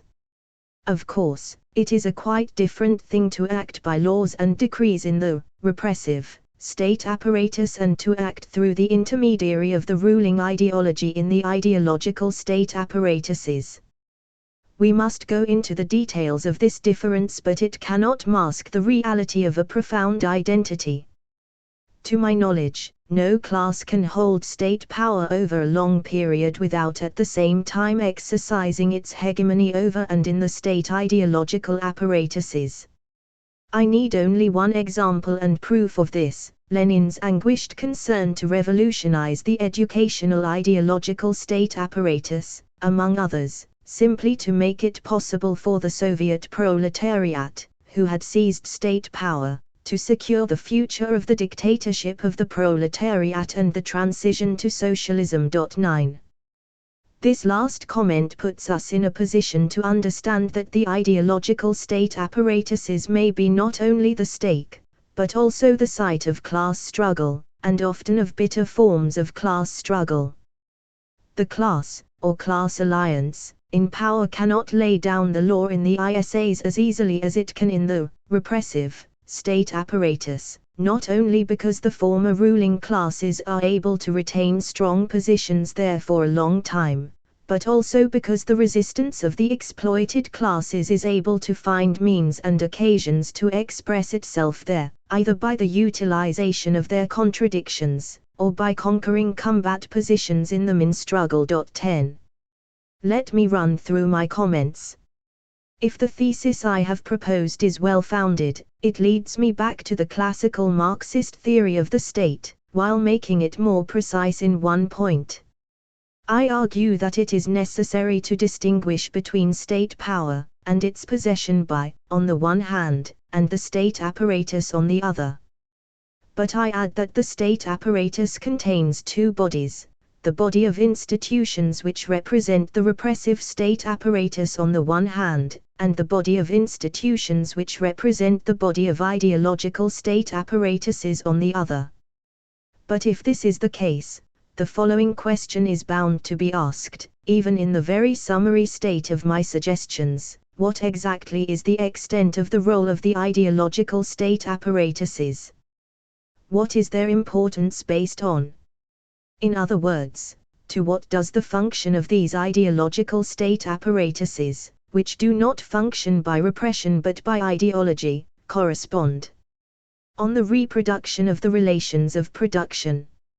I can now answer the central question which I have left in suspense for many long pages: how is the reproduction of the relations of production secured? In the topographical language, infrastructure, superstructure, I can say, for the most part 11 it is secured by the legal, political and ideological superstructure. But as I have argued that it is essential to go beyond this still descriptive language, I shall say, for the most part, it is secured by the exercise of state power in the state apparatuses, on the one hand the repressive state apparatus, on the other the ideological state apparatuses. What I have just said must also be taken into account, and it can be assembled in the form of the following three features. 1. All the state apparatuses function both by repression and by ideology, with the difference that the repressive state apparatus functions massively and predominantly by repression, whereas the ideological state apparatuses function massively and predominantly by ideology. 2. Whereas the repressive state apparatus constitutes an organized whole whose different parts are centralized beneath a commanding unity, that of the politics of class struggle applied by the political representatives of the ruling classes in possession of state power, the ideological state apparatuses are multiple, distinct, relatively autonomous and capable of providing an objective field to contradictions which express, in forms which may be limited or extreme, the effects of the clashes between the capitalist class struggle and the proletarian class struggle, as well as their subordinate forms. 3. Whereas the unity of the repressive state apparatus is secured by its unified and centralized organization under the leadership of the representatives of the classes in power executing the politics of the class struggle of the classes in power, the unity of the different ideological state apparatuses is secured, usually in contradictory forms, by the ruling ideology, the ideology of the ruling class. Taking these features into account, it is possible to represent the reproduction of the relations of production 12 in the following way, according to a kind of division of labor. The apple of the repressive state apparatus, insofar as it is a repressive apparatus, consists essentially in securing by force, physical or otherwise, the political conditions of the reproduction of relations of production which are in the last resort relations of exploitation. Not only does the state apparatus contribute generously to its own reproduction, the capitalist state contains political dynasties, military dynasties, etc., but also, and above all, the state apparatus secures by repression, from the most brutal physical force, via mere administrative commands and interdictions, to open and tacit censorship, the political conditions for the action of the ideological state apparatuses. In fact, it is the latter which largely secure the reproduction specifically of the relations of production, behind a shield provided by the repressive state apparatus. It is here that the role of the ruling ideology is heavily concentrated, the ideology of the ruling class, which holds state power. It is the intermediation of the ruling ideology that ensures a, sometimes teeth-gritting, harmony between the repressive state apparatus and the ideological state apparatuses, and between the different state ideological apparatuses. We are thus led to envisage the following hypothesis, as a function precisely of the diversity of ideological state apparatuses in their single, because shared, role of the reproduction of the relations of production. Indeed, we have listed a relatively large number of ideological state apparatuses in contemporary capitalist social formations: the educational apparatus, the religious apparatus, the family apparatus, the political apparatus, the trade union apparatus, the communications apparatus, the cultural apparatus, etc. But in the social formations of that mode of production characterized by serfdom, usually called the feudal mode of production, we observe that although there is a single repressive state apparatus which, since the earliest known ancient states, let alone the absolute monarchies, has been formerly very similar to the one we know today. The number of ideological state apparatuses is smaller and their individual types are different. For example, we observe that during the Middle Ages, the Church, the religious ideological state apparatus, accumulated a number of functions which have today devolved onto several distinct ideological state apparatuses, new ones in relation to the past I am invoking, in particular educational and cultural functions.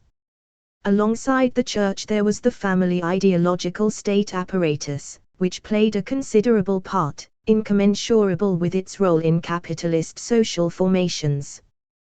Despite appearances, the Church and the family were not the only ideological state apparatuses.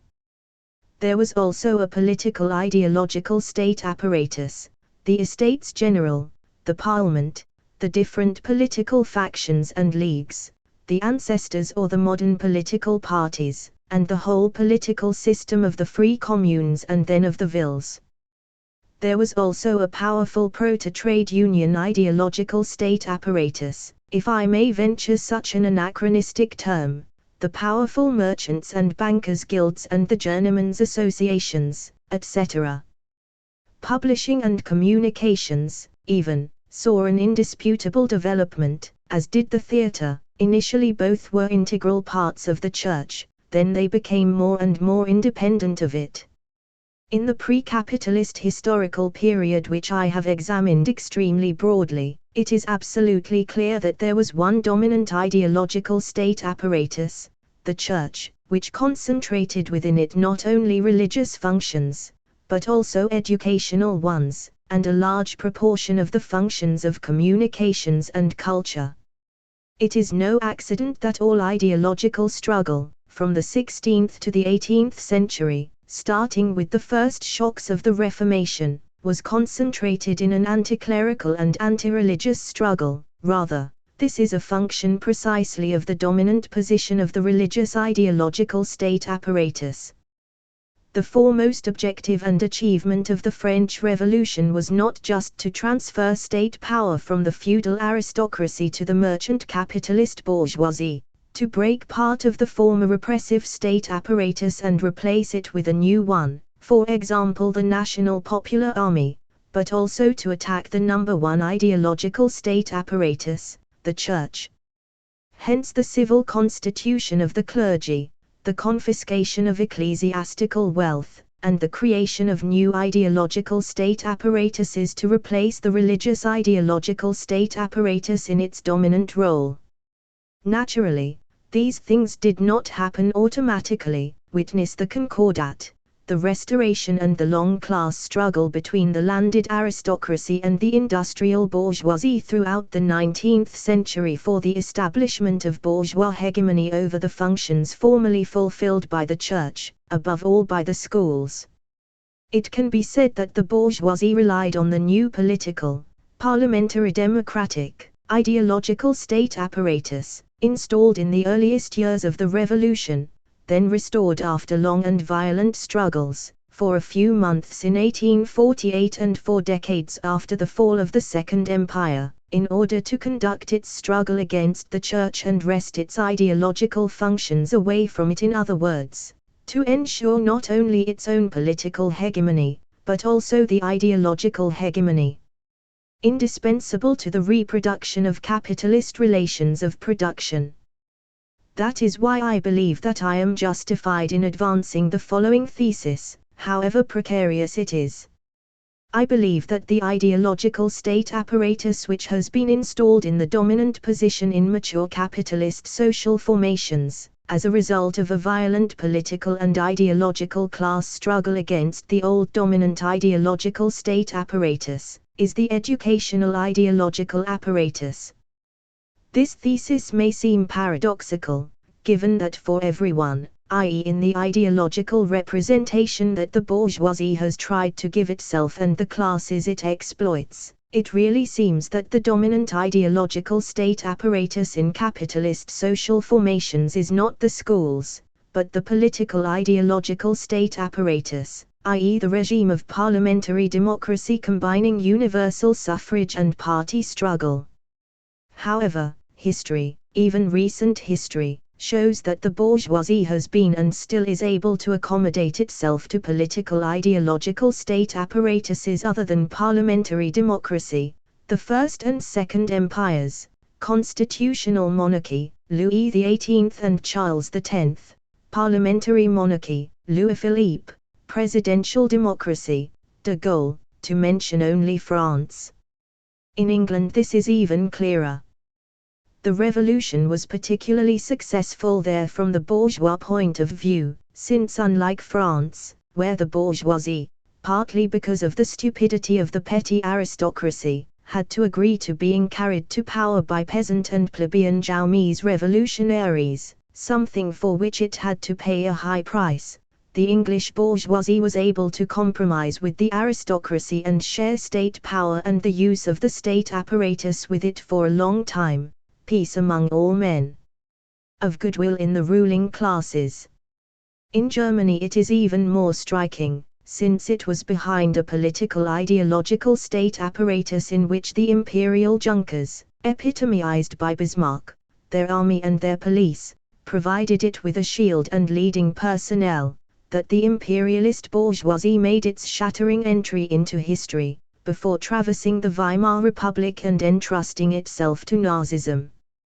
Hence I believe I have good reasons for thinking that behind the scenes of its political ideological state apparatus, which occupies the front of the stage, what the bourgeoisie has installed as its number one, i.e. as its dominant ideological state apparatus, is the educational apparatus, which has in fact replaced in its functions the previously dominant ideological state apparatus, the church. One might even add, the school-family couple has replaced the church-family couple. Why is the educational apparatus in fact the dominant ideological state apparatus in capitalist social formations, and how does it function? For the moment it must suffice to say. 1. All ideological state apparatuses, whatever they are, contribute to the same result, the reproduction of the relations of production, i.e. of capitalist relations of exploitation. 2. Each of them contributes towards this single result in the way proper to it. The political apparatus by subjecting individual to the political state ideology, the indirect, parliamentary, or direct, plebiscitary or fascist, democratic ideology. The communications apparatus by cramming every citizen with daily doses of nationalism, chauvinism, liberalism, moralism, etc., by means of the press, the radio and television. The same goes for the cultural apparatus. The role of sport in chauvinism is of the first importance, etc. The religious apparatus by recalling in sermons and the other great ceremonies of birth, marriage and death, that man is only ashes, unless he loves his neighbor to the extent of turning the other cheek to whoever strikes first. The family apparatus. But there is no need to go on. 3. This concert is dominated by a single score, occasionally disturbed by contradictions, those of the remnants of former ruling classes, those of the proletarians and their organizations, the score of the ideology of the current ruling class which integrates into its music the great themes of the humanism of the great forefathers, who produced the Greek miracle even before Christianity, and afterwards the glory of Rome, the eternal city, and the themes of interest, particular and general, etc., nationalism, moralism and economism. 4. Nevertheless, in this concert, one ideological state apparatus certainly has the dominant role, although hardly anyone lends an ear to its music, it is so silent. This is the school. It takes children from every class at infant school age, and then 4 years, the years in which the child is most vulnerable, squeezed between the family state apparatus and the educational state apparatus, it drums into them, whether it uses new or old methods, a certain amount of know-how wrapped in the ruling ideology, French, arithmetic, natural history, the sciences, literature, or simply the ruling ideology in its pure state, ethics, civic instruction, philosophy. Somewhere around the age of 16, a huge mass of children are ejected into production. These are the workers or small peasants. Another portion of scholastically adapted youth carries on, and, for better or worse, it goes somewhat further, until it falls by the wayside and fills the posts of small and middle technicians, white-collar workers, small and middle executives, petty bourgeois of all kinds. A last portion reaches the summit, either to fall into intellectual semi-employment, or to provide, as well as the intellectuals of the collective laborer, the agents of exploitation, capitalists, managers, the agents of repression, soldiers, policemen, politicians, administrators, etc., and the professional ideologists, priests of all sorts, most of whom are convinced laymen. Each mass-ejected en route is practically provided with the ideology which suits the role it has to fulfill in class society, the role of the exploited, with a highly developed, professional, ethical, civic, national and apolitical consciousness, the role of the agent of exploitation, ability to give the workers orders and speak to them, human relations, of the agent of repression, ability to give orders and enforce obedience without discussion, or ability to manipulate the demagogy of a political leader's rhetoric, or of the professional ideologist, ability to treat consciousnesses with the respect, i.e. with the contempt, blackmail and demagogy they deserve, adapted to the accents of morality, of virtue, or transcendence, of the nation, of France's world role, etc. Of course, many of these contrasting virtues, modesty, resignation, submissiveness on the one hand, cynicism, contempt, arrogance, confidence, self-importance, even smooth talk and cunning on the other, are also taught in the family, in the church, in the army, in good books, in films and even in the football stadium. But no other ideological state apparatus has the obligatory, and not least, free, audience of the totality of the children in the capitalist social formation, 8 hours a day for 5 or 6 days out of 7. But it is by an apprenticeship in a variety of know-how wrapped up in the massive inculcation of the ideology of the ruling class that the relations of production in a capitalist social formation, i.e. the relations of exploited to exploiters and exploiters to exploited, are largely reproduced. The mechanisms which produce this vital result for the capitalist regime are naturally covered up and concealed by a universally reigning ideology of the school, universally reigning because it is one of the essential forms of the ruling bourgeois ideology, an ideology which represents the school as a neutral environment purged of ideology, because it is lay, where teachers respectful of the conscience and freedom of the children who are entrusted to them, in complete confidence, by their parents, who are free to, i.e. the owners of their children, open up for them the path to the freedom, morality and responsibility of adults by their own example, by knowledge, literature and their liberating virtues. I ask the pardon of those teachers who, in dreadful conditions, attempt to turn the few weapons they can find in the history and learning they teach against the ideology, the system and the practices in which they are trapped. They are a kind of hero. But they are rare, and how many, the majority, do not even begin to suspect the work the system, which is bigger than they are and crushes them, forces them to do, or worse, put all their heart and ingenuity into performing it with the most advanced awareness, the famous new methods. So little do they suspect it that their own devotion contributes to the maintenance and nourishment of this ideological representation of the school, which makes the school today as natural, indispensable, useful and even beneficial for our contemporaries as the church was natural, indispensable and generous for our ancestors a few centuries ago. In fact, the church has been replaced today in its role as the dominant ideological state apparatus by the school. It is coupled with the family just as the church was once coupled with the family.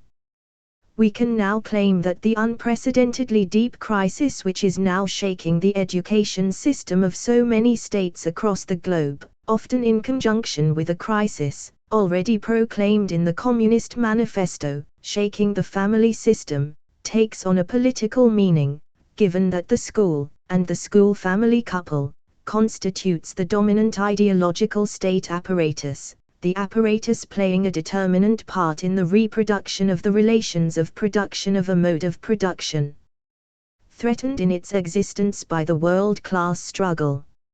On ideology. When I put forward the concept of an ideological state apparatus, when I said that the ISAs function by ideology, I invoked a reality which needs a little discussion: ideology. It is well known that the expression ideology was invented by Cabanis, Destutt de Tracy and their friends, who assigned to it as an object the genetic theory of ideas. When Marx took up the term 50 years later, he gave it a quite different meaning, even in his early works. Here, ideology is the system of the ideas and representations which dominate the mind of a man or a social group. The ideologico-political struggle conducted by Marx as early as his articles in the Rheinische Zeitung inevitably and quickly brought him face to face with this reality, and forced him to take his earliest intuitions further. However, here we come upon a rather astonishing paradox. Everything seems to lead Marx to formulate a theory of ideology. In fact, the German ideology does offer us, after the 1844 manuscripts, an explicit theory of ideology, but it is not Marxist. We shall see why in a moment. As for Capital, although it does contain many hints towards a theory of ideologies, most visibly, the ideology of the vulgar economists, it does not contain that theory itself, which depends for the most part on a theory of ideology in general. I should like to venture a first and very schematic outline of such a theory. The theses I am about to put forward are certainly not off the cuff, but they cannot be sustained and tested, i.e. confirmed or rejected, except by much thorough study and analysis. Ideology has no history. One word first of all to expound the reason in principle which seems to me to found, or at least to justify, the project of a theory of ideology in general, and not a theory of particular ideologies, which, whatever their form, religious, ethical, legal, political, always express class positions. It is quite obvious that it is necessary to proceed towards a theory of ideologies in the two respects I have just suggested. It will then be clear that a theory of ideologies depends in the last resort on the history of social formations, and thus of the modes of production combined in social formations, and of the class struggles which develop in them. In this sense it is clear that there can be no question of a theory of ideologies in general, since ideologies, defined in the double respect suggested above, regional and class, have a history, whose determination in the last instance is clearly situated outside ideologies alone, although it involves them. On the contrary, if I am able to put forward the project of a theory of ideology in general, and if this theory really is one of the elements on which theories of ideologies depend, that entails an apparently paradoxical proposition which I shall express in the following terms: ideology has no history. As we know, this formulation appears in so many words in a passage from the German ideology. Marx utters it with respect to metaphysics, which, he says, has no more history than ethics, meaning also the other forms of ideology. In the German ideology, this formulation appears in a plainly positivist context. Ideology is conceived as a pure illusion, a pure dream, i.e. as nothingness. All its reality is external to it. Ideology is thus thought as an imaginary construction whose status is exactly like the theoretical status of the dream among writers before Freud. For these writers, the dream was the purely imaginary, i.e. null, result of days residues, presented in an arbitrary arrangement and order, sometimes even inverted, in other words, in disorder. For them, the dream was the imaginary, it was empty, null and arbitrarily stuck together, brick-hole, once the eyes had closed, from the residues of the only full and positive reality, the reality of the day. This is exactly the status of philosophy and ideology, since in this book philosophy is ideology par excellence, in the German ideology. Ideology, then, is for Marx an imaginary assemblage, bricolage, a pure dream, empty and vain, constituted by the day's residues from the only full and positive reality, that of the concrete history of concrete material individuals materially producing their existence. It is on this basis that ideology has no history in the German ideology, since its history is outside it, where the only existing history is the history of concrete individuals, etc. In the German ideology, the thesis that ideology has no history is therefore a purely negative thesis, since it means both. One ideology is nothing insofar as it is a pure dream, manufactured by who knows what power, if not by the alienation of the division of labor, but that, too, is a negative determination. Two, ideology has no history, which emphatically does not mean that there is no history in it, on the contrary, for it is merely the pale, empty and inverted reflection of real history, but that it has no history of its own. Now, while the thesis I wish to defend, formally speaking, adopts the terms of the German ideology, ideology has no history, it is radically different from the positivist and historicist thesis of the German ideology.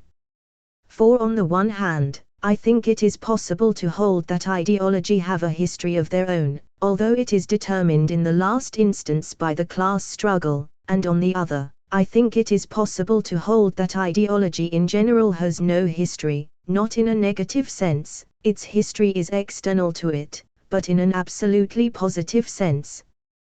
This sense is a positive one if it is true that the peculiarity of ideology is that it is endowed with a structure and a functioning such as to make it a non-historical reality, i.e. an omnihistorical reality, in the sense in which that structure and functioning are immutable, present in the same form throughout what we can call history, in the sense in which the Communist Manifesto defines history as the history of class struggles, i.e. the history of class societies.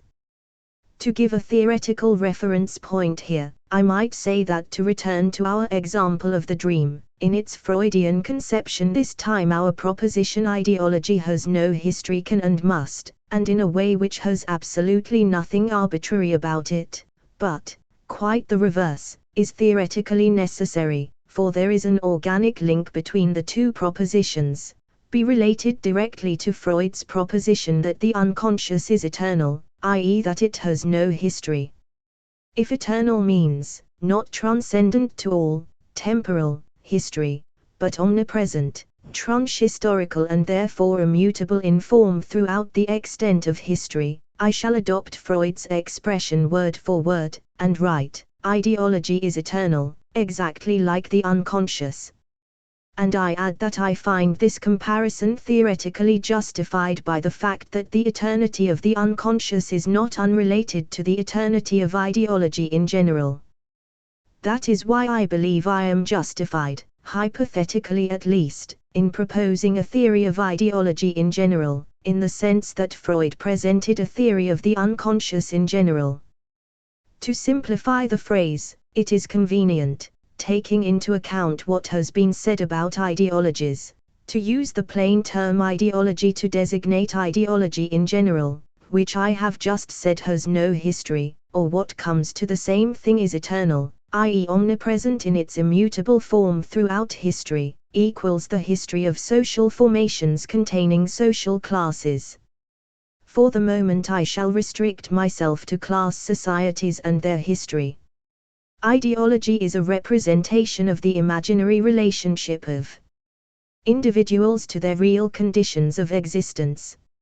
In order to approach my central thesis on the structure and functioning of ideology, I shall first present two theses, one negative, the other positive. The first concerns the object which is represented in the imaginary form of ideology, the second concerns the materiality of ideology. Thesis I. Ideology represents the imaginary relationship of individuals to their real conditions of existence. We commonly call religious ideology, ethical ideology, legal ideology, political ideology, etc., so many world outlooks. Of course, assuming that we do not live one of these ideologies as the truth, for example believe in God, duty, justice, etc., we admit that the ideology we are discussing from a critical point of view, examining it as the ethnologist examines the myths of a primitive society, that these world outlooks are largely imaginary, i.e. do not correspond to reality. However, while admitting that they do not correspond to reality, i.e. that they constitute an illusion, we admit that they do make allusion to reality, and that they need only be interpreted to discover the reality of the world behind their imaginary representation of that world. Ideology equals illusion, illusion. There are different types of interpretation, the most famous of which are the mechanistic type, current in the 18th century. God is the imaginary representation of the real king, and the hermeneutic interpretation, inaugurated by the earliest church fathers, and revived by Feuerbach and the theologico-philosophical school which descends from him, for example the theologian Barth, to Feuerbach, for example, God is the essence of real man. The essential point is that on condition that we interpret the imaginary transposition, and inversion, of ideology, we arrive at the conclusion that in ideology men represent their real conditions of existence to themselves in an imaginary form. Unfortunately, this interpretation leaves one small problem unsettled. Why do men need this imaginary transposition of their real conditions of existence in order to represent to themselves their real conditions of existence? The first answer, that of the 18th century, proposes a simple solution: priests or despots are responsible. They forged the beautiful lies so that, in the belief that they were obeying God, men would in fact obey the priests and despots, who are usually in alliance in their imposture, the priests acting in the interests of the despots or vice versa, according to the political positions of the theoreticians concerned. There is therefore a cause for the imaginary transposition of the real conditions of existence. That cause is the existence of a small number of cynical men who base their domination and exploitation of the people on a falsified representation of the world which they have imagined in order to enslave other minds by dominating their imaginations. The second answer, that of Feuerbach, taken over word for word by Marx in his early works, is more profound, i.e. just as false. It, too, seeks and finds a cause for the imaginary transposition and distortion of men's real conditions of existence, in short, for the alienation in the imaginary of the representation of men's conditions of existence. This cause is no longer priests or despots, nor their active imagination and the passive imagination of their victims. This cause is the material alienation which reigns in the conditions of existence of men themselves. This is how, in the Jewish question and elsewhere, Marx defends the Feuerbachian idea that men make themselves an alienated, imaginary, representation of their conditions of existence because these conditions of existence are themselves alienating, in the 1844 manuscripts, because these conditions are dominated by the essence of alienated society, alienated labor. All these interpretations thus take literally the thesis which they presuppose, and on which they depend, i.e. that what is reflected in the imaginary representation of the world found in an ideology is the conditions of existence of men, i.e. their real world. Now I can return to a thesis which I have already advanced: it is not their real conditions of existence, their real world, that men represent to themselves in ideology, but above all it is their relation to those conditions of existence which is represented to them there. It is this relation which is at the center of every ideological, i.e. imaginary, representation of the real world. It is this relation that contains the cause which has to explain the imaginary distortion of the ideological representation of the real world. Or rather, to leave aside the language of causality, it is necessary to advance the thesis that it is the imaginary nature of this relation which underlies all the imaginary distortion that we can observe, if we do not live in its truth, in all ideology.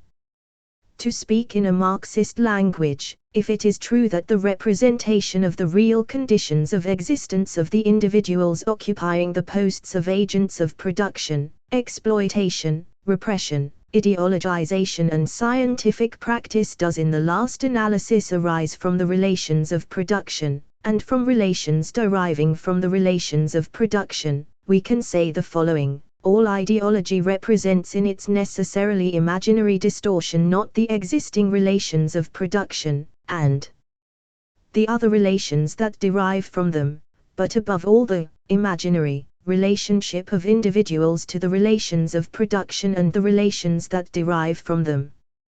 What is represented in ideology is therefore not the system of the real relations which govern the existence of individuals, but the imaginary relation of those individuals to the real relations in which they live. If this is the case, the question of the cause of the imaginary distortion of the real relations in ideology disappears and must be replaced by a different question: why is the representation given to individuals of their individual relation to the social relations which govern their conditions of existence and their collective and individual life necessarily an imaginary relation? And what is the nature of this imaginariness?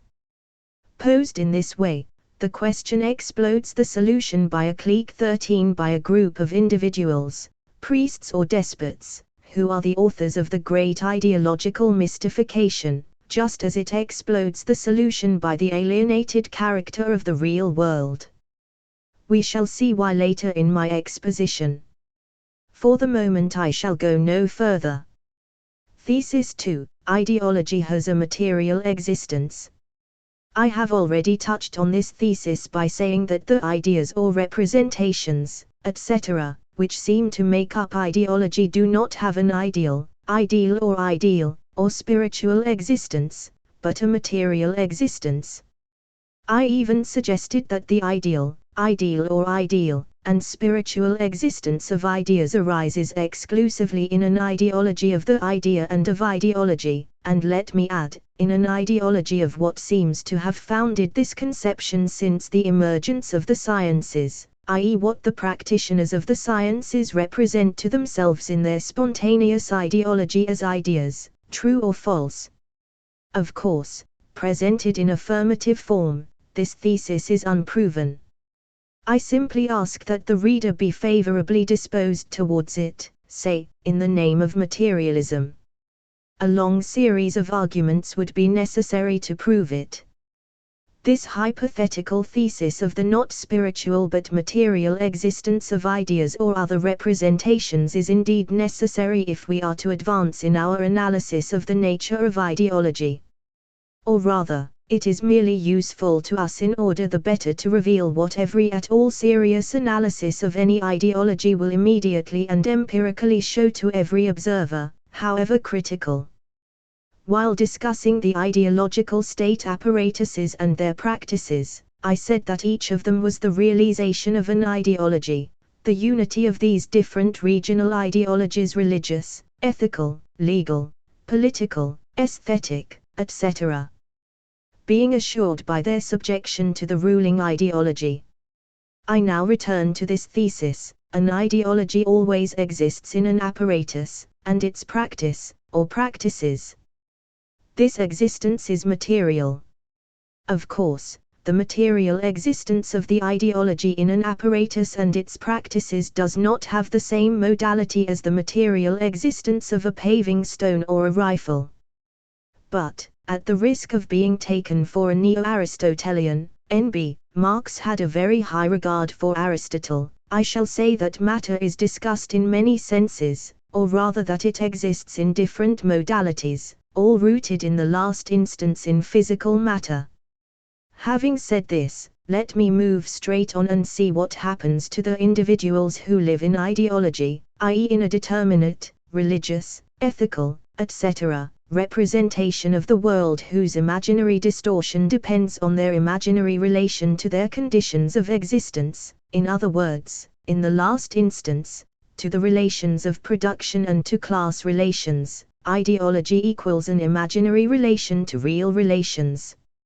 I shall say that this imaginary relation is itself endowed with a material existence. Now I observe the following. An individual believes in God, or duty, or justice, etc. This belief derives, for everyone, i.e. for all those who live in an ideological representation of ideology, which reduces ideology to ideas endowed by definition with a spiritual existence, from the ideas of the individual concerned, i.e. from him as a subject with a consciousness which contains the ideas of his belief. In this way, i.e. by means of the absolutely ideological conceptual device, dispositif, thus set up, a subject endowed with a consciousness in which he freely forms or freely recognizes ideas in which he believes, the material attitude of the subject concerned naturally follows.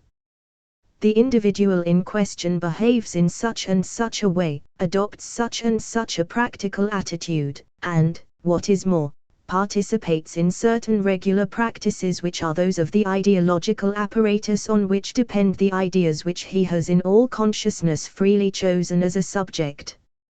If he believes in God, he goes to church to attend Mass, kneels, prays, confesses, does penance, once it was material in the ordinary sense of the term, and naturally repents, and so on. If he believes in duty, he will have the corresponding attitudes, inscribed in ritual practices according to the correct principles. If he believes in justice, he will submit unconditionally to the rules of the law, and may even protest when they are violated, sign petitions, take part in a demonstration, etc.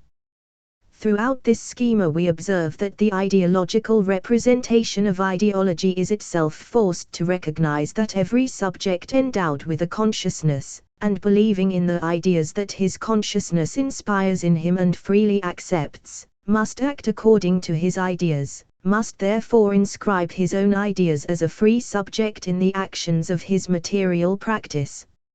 If he does not do so, that is wicked. Indeed, if he does not do what he ought to do as a function of what he believes, it is because he does something else, which, still as a function of the same idealist scheme, implies that he has other ideas in his head as well as those he proclaims, and that he acts according to these other ideas. As a man who is inconsistent, no one is willingly evil, or cynical, or perverse. In every case, the ideology of ideology thus recognizes, despite its imaginary distortion, that the ideas of a human subject exist in his actions, or ought to exist in his actions, and if that is not the case, it lends him other ideas corresponding to the actions, however perverse, that he does perform. This ideology talks of actions, I shall talk of actions inserted into practices. And I shall point out that these practices are governed by the rituals in which these practices are inscribed, within the material existence of an ideological apparatus, be it only a small part of that apparatus, a small mass in a small church, a funeral, a minor match at a sports club, a school day, a political party meeting, etc. Besides, we are indebted to Pascal's defensive dialectic for the wonderful formula which will enable us to invert the order of the notional schema of ideology. Pascal says, more or less, kneel down, move your lips in prayer, and you will believe. He thus scandalously inverts the order of things, bringing, like Christ, not peace but strife, and in addition something hardly Christian, for woe to him who brings scandal into the world. Scandal itself. A fortunate scandal which makes him stick with Jansenist defiance to a language that directly names the reality. I will be allowed to leave Pascal to the arguments of his ideological struggle with the religious ideological state apparatus of his day. And I shall be expected to use a more directly Marxist vocabulary, if that is possible, for we are advancing in still poorly explored domains. I shall therefore say that, where only a single subject, such and such an individual, is concerned, the existence of the ideas of his belief is material in that his ideas are his material actions inserted into material practices governed by material rituals which are themselves defined by the material ideological apparatus from which derive the ideas of that subject. Naturally, the four inscriptions of the adjective material in my proposition must be affected by different modalities, the materialities of a displacement for going to Mass, of kneeling down, of the gesture of the sign of the cross, or of the mea culpa, of a sentence, of a prayer, of an act of contrition, of a penitence, of a gaze, of a handshake, of an external verbal discourse or an internal verbal discourse, consciousness, are not one and the same materiality. I shall leave on one side the problem of a theory of the differences between the modalities of materiality. It remains that in this inverted presentation of things, we are not dealing with an inversion at all, since it is clear that certain notions have purely and simply disappeared from our presentation, whereas others on the contrary survive, and new terms appear. Disappeared, the term ideas. Survive, the terms subject, consciousness, belief, actions. Appear, the terms practices, rituals, ideological apparatus. It is therefore not an inversion or overturning, except in the sense in which one might say a government or a glass is overturned, but a reshuffle, of a non-ministerial type, a rather strange reshuffle, since we obtain the following result.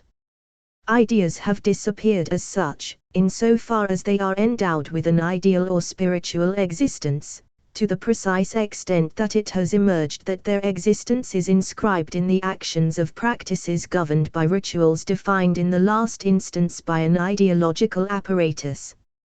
It therefore appears that the subject acts insofar as he is acted by the following system, set out in the order of its real determination: ideology existing in a material ideological apparatus, prescribing material practices governed by a material ritual, which practices exist in the material actions of a subject acting in all consciousness according to his belief.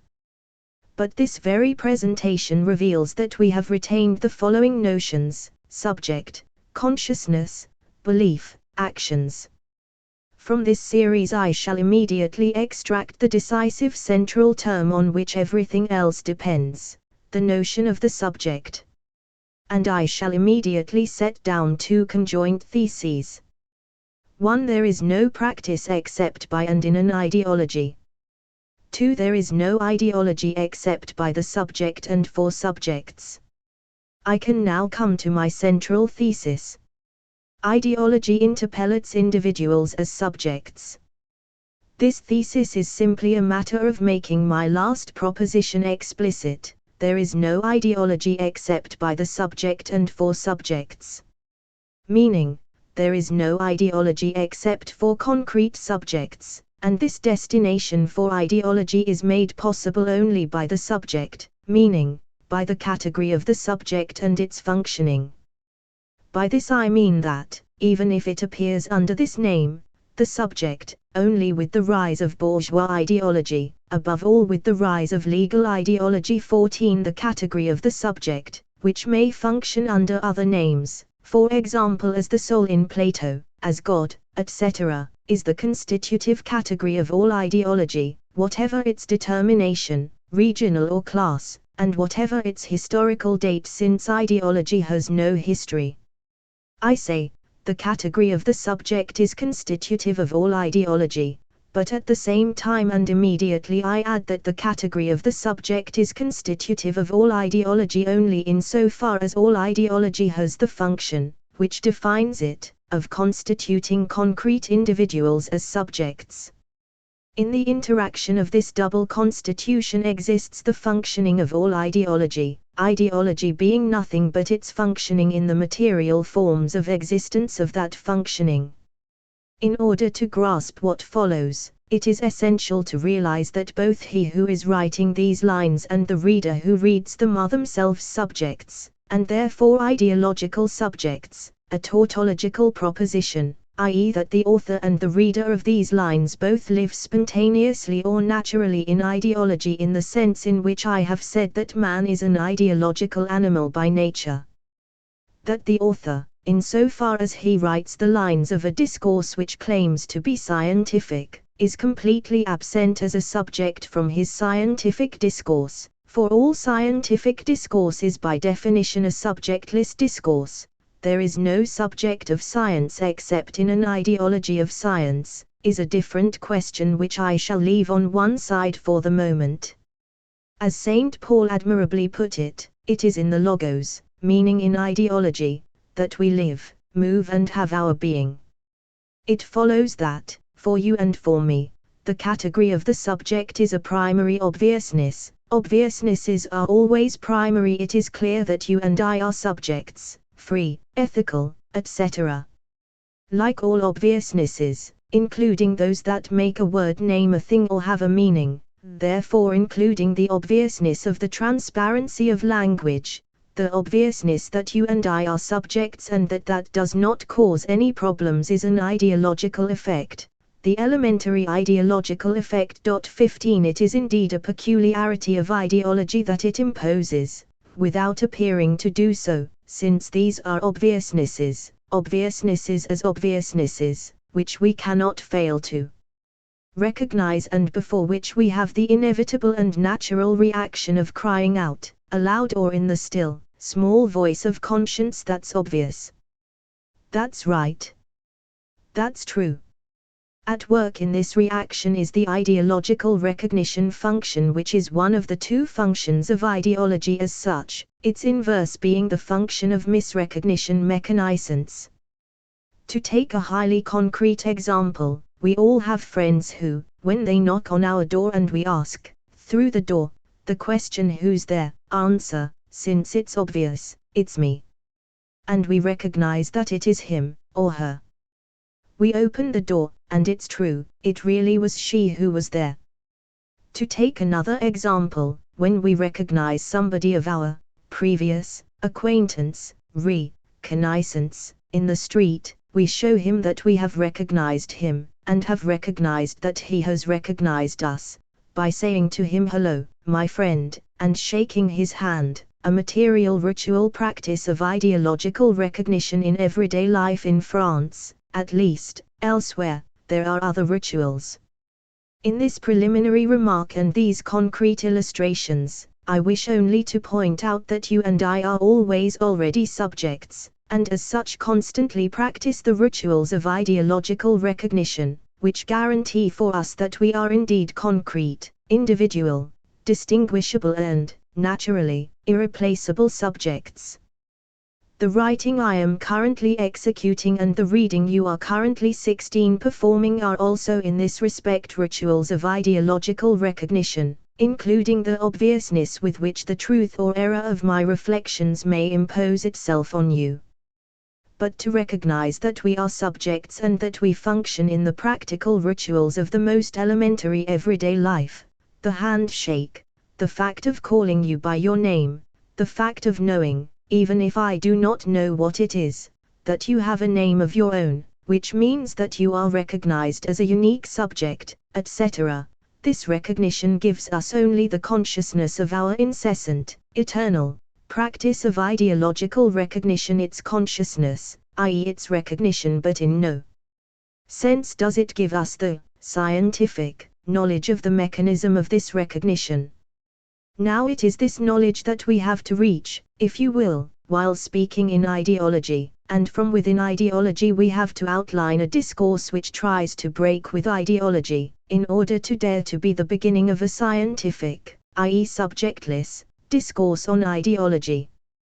Thus, in order to represent why the category of the subject is constitutive of ideology, which exists only by constituting concrete subjects as subjects, I shall employ a special mode of exposition, concrete enough to be recognized, but abstract enough to be thinkable and thought, giving rise to a knowledge. As a first formulation I shall say, all ideology hails or interpellates concrete individuals as concrete subjects, by the functioning of the category of the subject. This is a proposition which entails that we distinguish for the moment between concrete individuals on the one hand and concrete subjects on the other, although at this level concrete subjects exist only insofar as they are supported by a concrete individual. I shall then suggest that ideology acts or functions in such a way that it recruits subjects among the individuals, it recruits them all, or transforms the individuals into subjects, it transforms them all, by that very precise operation which I have called interpellation or hailing, and which can be imagined along the lines of the most commonplace everyday police, or other, hailing, "Hey, you there, 17. Assuming that the theoretical scene I have imagined takes place in the street, the hailed individual will turn round. By this mere 180-degree physical conversion, he becomes a subject. Why? Because he has recognized that the hail was really addressed to him, and that it was really him who was hailed, and not someone else. Experience shows that the practical telecommunication of hailings is such that they hardly ever miss their man, verbal call or whistle. The one hailed always recognizes that it is really him who is being hailed. And yet it is a strange phenomenon, and one which cannot be explained solely by guilt feelings, despite the large numbers who have something on their consciences. Naturally, for the convenience and clarity of my little theoretical theatre, I have had to present things in the form of a sequence, with a before and an after, and thus in the form of a temporal succession. There are individuals walking along. Somewhere, usually behind them, the hail rings out, "Hey, you there." One individual, 9 times out of 10 it is the right one, turns round, believing /suspecting /knowing that it is for him, i.e. recognizing that it really is he who is meant by the hailing. But in reality these things happen without any succession. The existence of ideology and the hailing or interpellation of individuals as subjects are one and the same thing. I might add, what thus seems to take place outside ideology, to be precise, in the street, in reality takes place in ideology. What really takes place in ideology seems therefore to take place outside it. That is why those who are in ideology believe themselves by definition outside ideology. One of the effects of ideology is the practical denegation of the ideological character of ideology by ideology. Ideology never says I am ideological. It is necessary to be outside ideology, i.e. in scientific knowledge, to be able to say, I am in ideology, a quite exceptional case, or, the general case I was in ideology. As is well known, the accusation of being in ideology applies only to others, never to oneself, unless one is really a Spinozist or a Marxist, which, in this matter, is to be exactly the same thing. Which amounts to saying that ideology has no outside, for itself, but at the same time that it is nothing but outside, for science and reality. Spinoza explained this completely 2 centuries before Marx, who practiced it but without explaining it in detail. But let us leave this point, although it is heavy with consequences which are not just theoretical, but also directly political, since, for example, the whole theory of criticism and self-criticism, the golden rule of the Marxist-Leninist practice of the class struggle, depends on it. Thus ideology hails or interpellates individuals as subjects. As ideology is eternal, I must now suppress the temporal form in which I have presented the functioning of ideology, and say, ideology has always already interpellated individuals as subjects, which amounts to making it clear that individuals are always already interpellated by ideology as subjects, which necessarily leads us to one last proposition: individuals are always already subjects. Hence individuals are abstract with respect to the subjects which they always already are. This proposition might seem paradoxical. That an individual is always already a subject, even before he is born, is nevertheless the plain reality, accessible to everyone and not a paradox at all. Freud shows that individuals are always abstract with respect to the subjects they always already are, simply by noting the ideological ritual that surrounds the expectation of a birth, that happy event. Everyone knows how much and in what way an unborn child is expected. Which amounts to saying, very prosaically, if we agree to drop the sentiments, i.e. the forms of family ideology, paternal/maternal/conjugal/fraternal, in which the unborn child is expected, it is certain in advance that it will bear its father's name, and will therefore have an identity and be irreplaceable.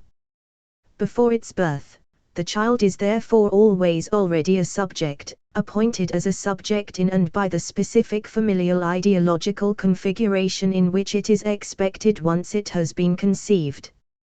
I hardly need add that this familial ideological configuration is, in its uniqueness, highly structured, and that it is in this implacable and more or less pathological, presupposing that any meaning can be assigned to that term, structure that the former subject to be will have to find its place, i.e. become the sexual subject, boy or girl, which it already is in advance. It is clear that this ideological constraint and pre-appointment, and all the rituals of rearing and then education in the family, have some relationship with what Freud studied in the forms of the pregenital and genital stages of sexuality, i.e. in the grip of what Freud registered by its effects as being the unconscious. But let us leave this point, too, on one side. Let me go one step further. What I shall now turn my attention to is the way the actors in this mise-en scene of interpellation, and their respective roles, are reflected in the very structure of all ideology. An example, the Christian religious ideology. As the formal structure of all ideology is always the same, I shall restrict my analysis to a single example, one accessible to everyone, that of religious ideology, with the proviso that the same demonstration can be produced for ethical, legal, political, aesthetic ideology, etc. Let us therefore consider the Christian religious ideology. I shall use a rhetorical figure and make it speak, i.e. collect into a fictional discourse what it says not only in its two testaments, its theologians, sermons, but also in its practices, its rituals, its ceremonies and its sacraments. The Christian religious ideology says something like this. It says, I address myself to you, a human individual called Peter. Every individual is called by his name, in the passive sense. It is never he who provides his own name, in order to tell you that God exists and that you are answerable to him. It adds, God addresses himself to you through my voice, Scripture having collected the word of God, tradition having transmitted it, papal infallibility fixing it forever on nice points. It says, this is who you are Peter. This is your origin, you were created by God for all eternity, although you were born in the 1920th year of our Lord. This is your place in the world. This is what you must do. By these means, if you observe the law of love you will be saved, you, Peter, and will become part of the glorious body of Christ. etc. Now this is quite a familiar and banal discourse, but at the same time quite a surprising one. Surprising because if we consider that religious ideology is indeed addressed to individuals 18 in order to transform them into subjects, by interpellating the individual, Peter, in order to make him a subject, free to obey or disobey the appeal, i.e. God's commandments, if it calls these individuals by their names, thus recognizing that they are always already interpellated as subjects with a personal identity, to the extent that Pascal's Christ says, it is for you that I have shed this drop of my blood, if it interpellates them in such a way that the subject responds, yes, it really is me, if it obtains from them the recognition that they really do occupy the place it designates for them as theirs in the world, a fixed residence, it really is me, I am here, a worker, a boss or a soldier, in this vale of tears, if it obtains from them the recognition of a destination, eternal life or damnation, according to the respect or contempt they show to God's commandments. Law become love if everything does happen in this way, in the practices of the well-known rituals of baptism, confirmation, communion, confession and extreme unction, etc. We should note that all this procedure to set up Christian religious subjects is dominated by a strange phenomenon, the fact that there can be such a multitude of possible religious subjects only on the absolute condition that there is a unique, absolute other subject, i.e. God. It is convenient to designate this new and remarkable subject by writing subject with a capital S to distinguish it from ordinary subjects, with a small s.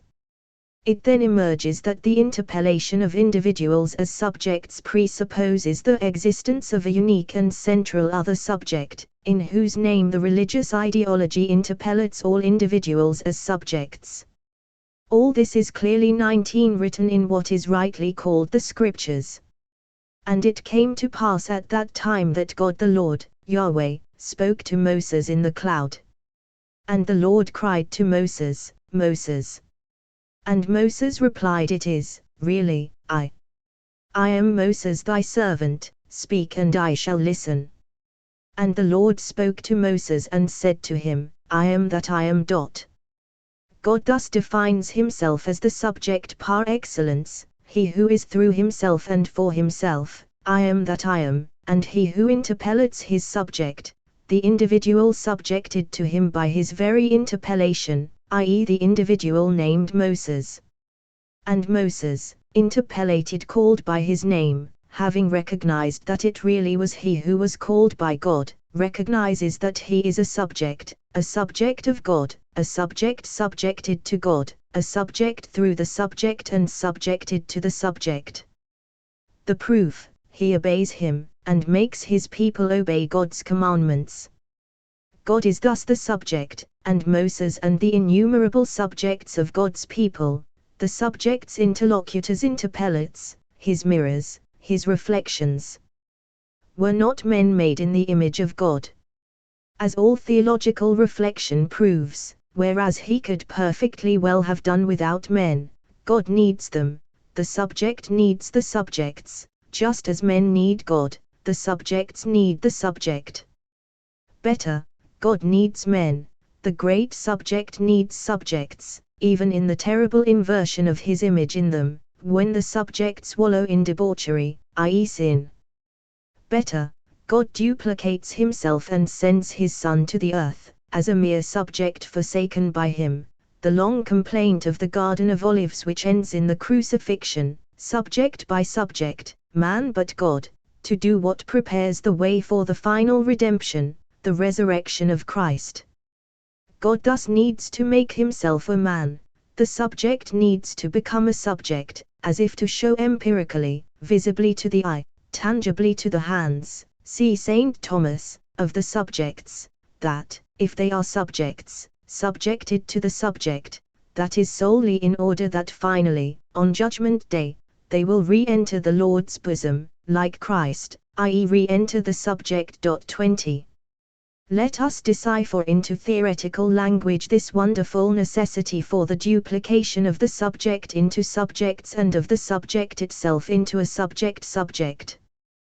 We observe that the structure of all ideology, interpellating individuals as subjects in the name of a unique and absolute subject, is speculary, i.e. a mirror structure, and doubly speculary.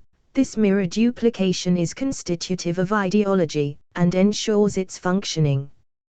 Which means that all ideology is centered, that the absolute subject occupies the unique place of the center, and interpellates around it the infinity of individuals into subjects in a double mirror connection such that it subjects the subjects to the subject, while giving them in the subject in which each subject can contemplate its own image, present and future, the guarantee that this really concerns them and him, and that since everything takes place in the family, the Holy Family, the family is in essence holy, God will recognize His own in it, i.e. those who have recognized God, and have recognized themselves in Him, will be saved. Let me summarize what we have discovered about ideology in general. The duplicate mirror structure of ideology ensures simultaneously 1. The interpellation of individuals as subjects. 2. Their subjection to the subject. 3. The mutual recognition of subjects and subject, the subject's recognition of each other, and finally the subject's recognition of himself. 21. 4. The absolute guarantee that everything really is so, and that on condition that the subjects recognize what they are and behave accordingly, everything will be all right. Amen, so be it. Result: caught in this quadruple system of interpellation as subjects, of subjection to the subject, of universal recognition and of absolute guarantee, the subjects work. They work by themselves in the vast majority of cases, with the exception of the bad subjects who on occasion provoke the intervention of one of the detachments of the repressive state apparatus. But the vast majority of good subjects work all right all by themselves, i.e. by ideology, whose concrete forms are realized in the ideological state apparatuses. They are inserted into practices governed by the rituals of the ISAs. They recognize the existing state of affairs, das bist die, that it really is true that it is so and not otherwise, and that they must be obedient to God, to their conscience, to the priest, to de Gaulle, to the boss, to the engineer, that thou shalt love thy neighbor as thyself, etc. Their concrete, material behavior is simply the inscription in life of the admirable words of the prayer, Amen, so be it. Yes, the subjects work by themselves. The whole mystery of this effect lies in the first two moments of the quadruple system I have just discussed, or, if you prefer, in the ambiguity of the term subject. In the ordinary use of the term, subject in fact means 1. A free subjectivity, a center of initiatives, author of and responsible for its actions. 2. A subjected being, who submits to a higher authority, and is therefore stripped of all freedom except that of freely accepting his submission. This last note gives us the meaning of this ambiguity, which is merely a reflection of the effect which produces it. The individual is interpellated as a free subject in order that he shall submit freely to the commandments of the subject, i.e. in order that he shall freely accept his subjection, i.e. in order that he shall make the gestures and actions of his subjection all by himself. There are no subjects except by and for their subjection. That is why they work all by themselves. So be it. This phrase which registers the effect to be obtained proves that it is not naturally so, naturally, outside the prayer, i.e. outside the ideological intervention. This phrase proves that it has to be so if things are to be what they must be, and let us let the words slip, if the reproduction of the relations of production is to be assured, even in the processes of production and circulation, every day, in the consciousness, i.e. in the attitude of the individual subjects occupying the posts which the socio-technical division of labor assigns to them in production, exploitation, repression, ideologization, scientific practice, etc. Indeed, what is really in question in this mechanism of the mirror recognition of the subject and of the individuals interpellated as subjects, and of the guarantee given by the subject to the subjects if they freely accept their subjection to the subject's commandments. The reality in question in this mechanism, the reality which is necessarily ignored, méconnu, in the very forms of recognition, ideology equals misrecognition / ignorance, is indeed, in the last resort, the reproduction of the relations of production and of the relations deriving from them. January, April 1969. P.S. If these few schematic theses allow me to illuminate certain aspects of the functioning of the superstructure and its mode of intervention in the infrastructure, they are obviously abstract and necessarily leave several important problems unanswered, which should be mentioned. 1. The problem of the total process of the realization of the reproduction of the relations of production. As an element of this process, the ISAs contribute to this reproduction. But the point of view of their contribution alone is still an abstract one. It is only within the processes of production and circulation that this reproduction is realized. It is realized by the mechanisms of those processes, in which the training of the workers is completed, their posts are assigned them, etc. It is in the internal mechanisms of these processes that the effect of the different ideologies is felt, above all the effect of legal ethical ideology. But this point of view is still an abstract one. For in a class society the relations of production are relations of exploitation, and therefore relations between antagonistic classes.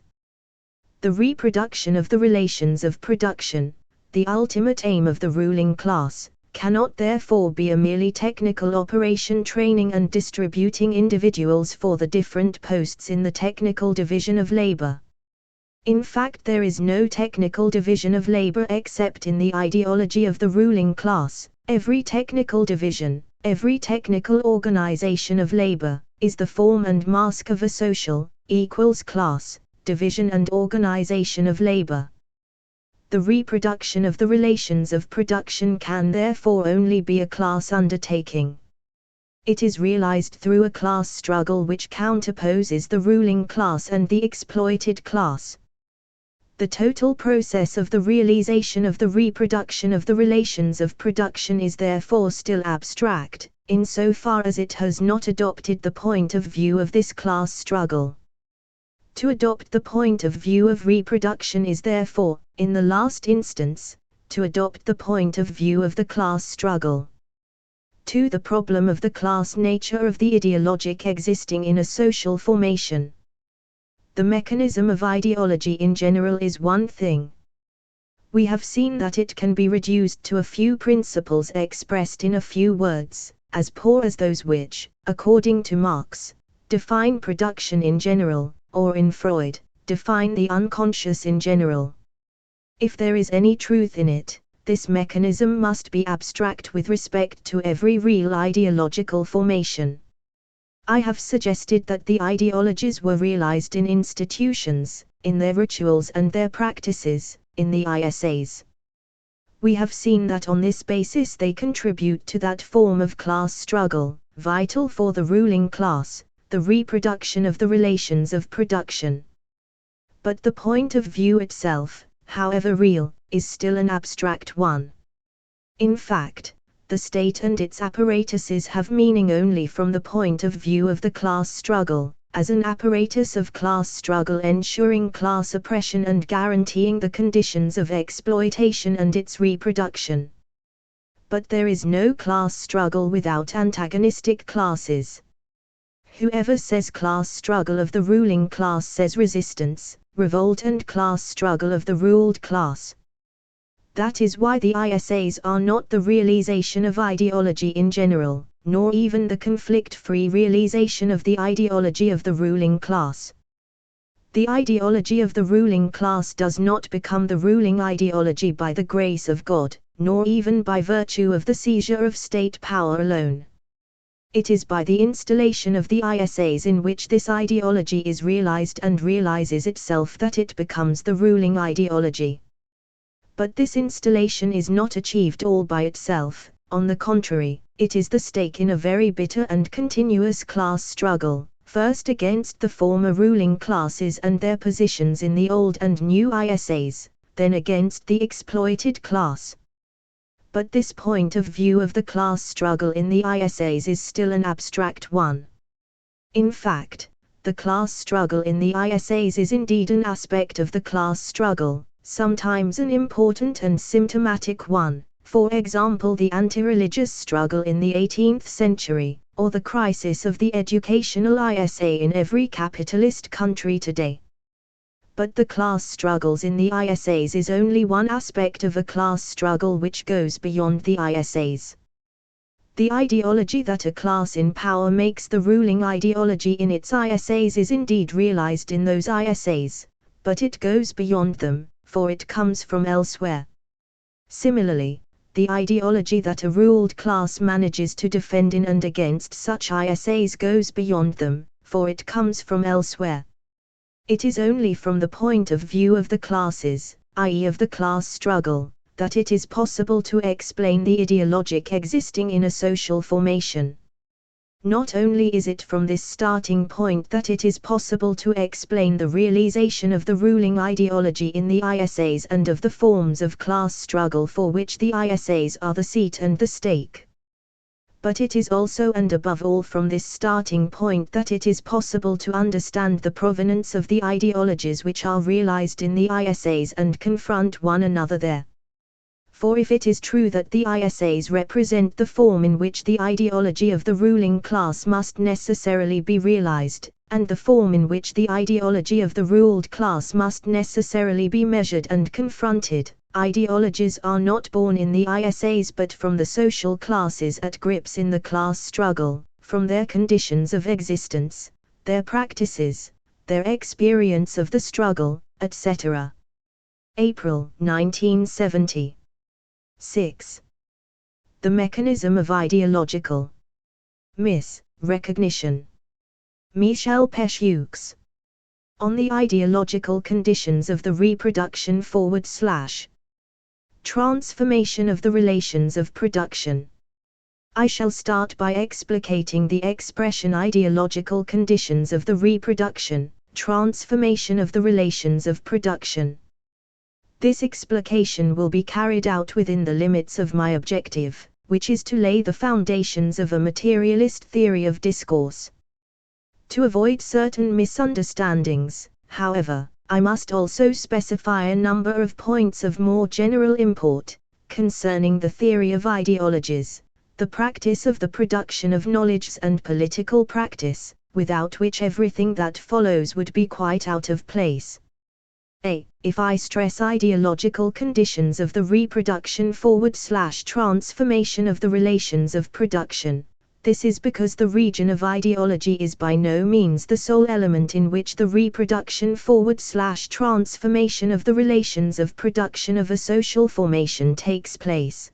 That would be to ignore the economic determinations which condition that reproduction / transformation in the last instance, even within economic production itself, as Althusser recalls at the beginning of his article on the ideological state apparatuses.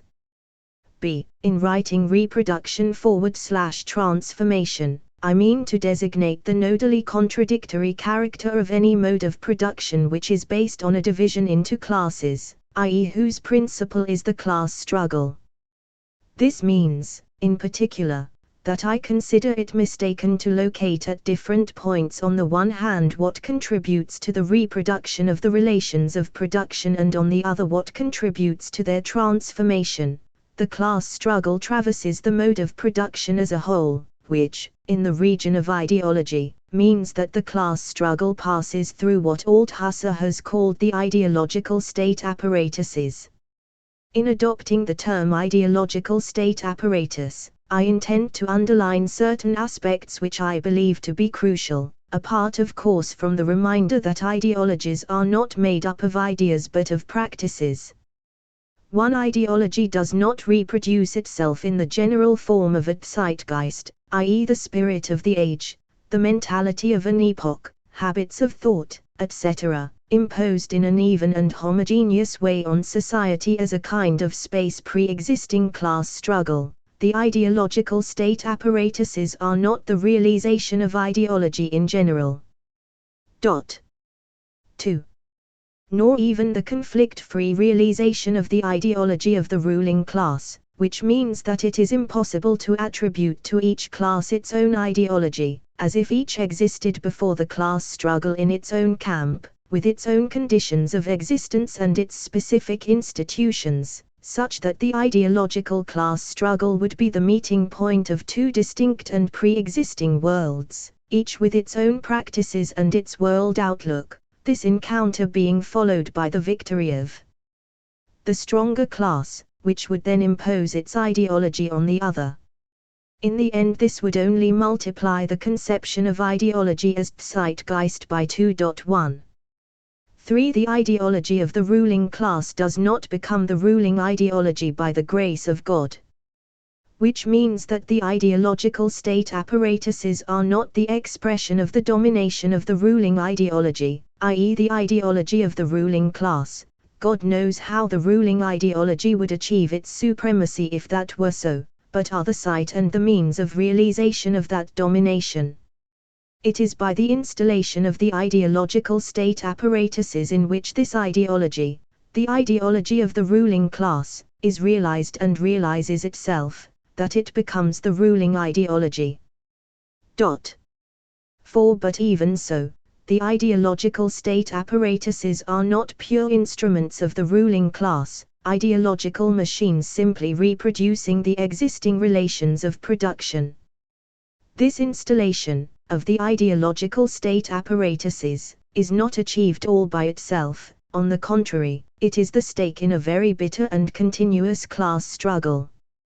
2. Which means that the ideological state apparatuses constitute simultaneously and contradictorily the site and the ideological conditions of the transformation of the relations of production, i.e. of revolution in the Marxist, Leninist sense. Hence the expression reproduction/transformation. I can now take one more step in the study of the ideological conditions of the reproduction/transformation of the relations of production, by stating that these contradictory conditions are constituted, at a given historical moment and for a given social formation, by the complex set of ideological state apparatuses contained in that social formation. I say complex set, i.e. a set with relations of contradiction, unevenness, subordination between its elements, and not a mere list of elements. Indeed, it would be absurd to think that in a given conjuncture all the ideological state apparatuses contribute equally to the reproduction of the relations of production and to their transformation. In fact, their regional properties, their obvious specialization into religion, knowledge, politics, etc., condition their relative importance, the unevenness of their relationships, inside the set of ideological state apparatuses, and that as a function of the state of the class struggle in the given social formation. This explains why the ideological instance in its concrete materiality exists in the form of ideological formations, referred to ideological state apparatuses, which both have a regional character and involve class positions. The ideological objects are always supplied together with the way to use them, their meaning, i.e. their orientation, i.e. the class interests which they serve, which allows the commentary that practical ideologies are class practices, practices of class struggle, in ideology. Which is to say that, in the ideological struggle, no less than in the other forms of class struggle, there are no class positions which exist abstractly and are then applied to the different regional ideological objects of concrete situations, in the school, the family, etc.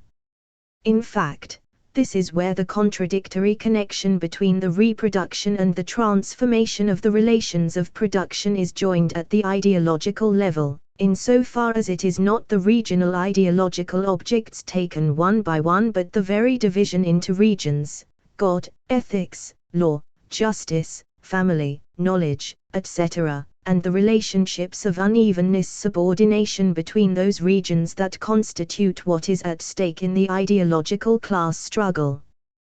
The domination of the ruling ideology, the ideology of the ruling class, which is characterized, at the ideological level, by the fact that the reproduction of the relations of production wins out over their transformation, obstructs it, slows it down or suppresses it in different cases. thus corresponds less to keeping each ideological region considered by itself the same than to the reproduction of the relationships of unevenness subordination between those regions, with their objects and the practices in which they are inscribed. 3. This is what entitled Althusser to propose the apparently scandalous thesis that the set of ideological state apparatuses in a capitalist social formation includes also the trade unions and the political parties, without further specification.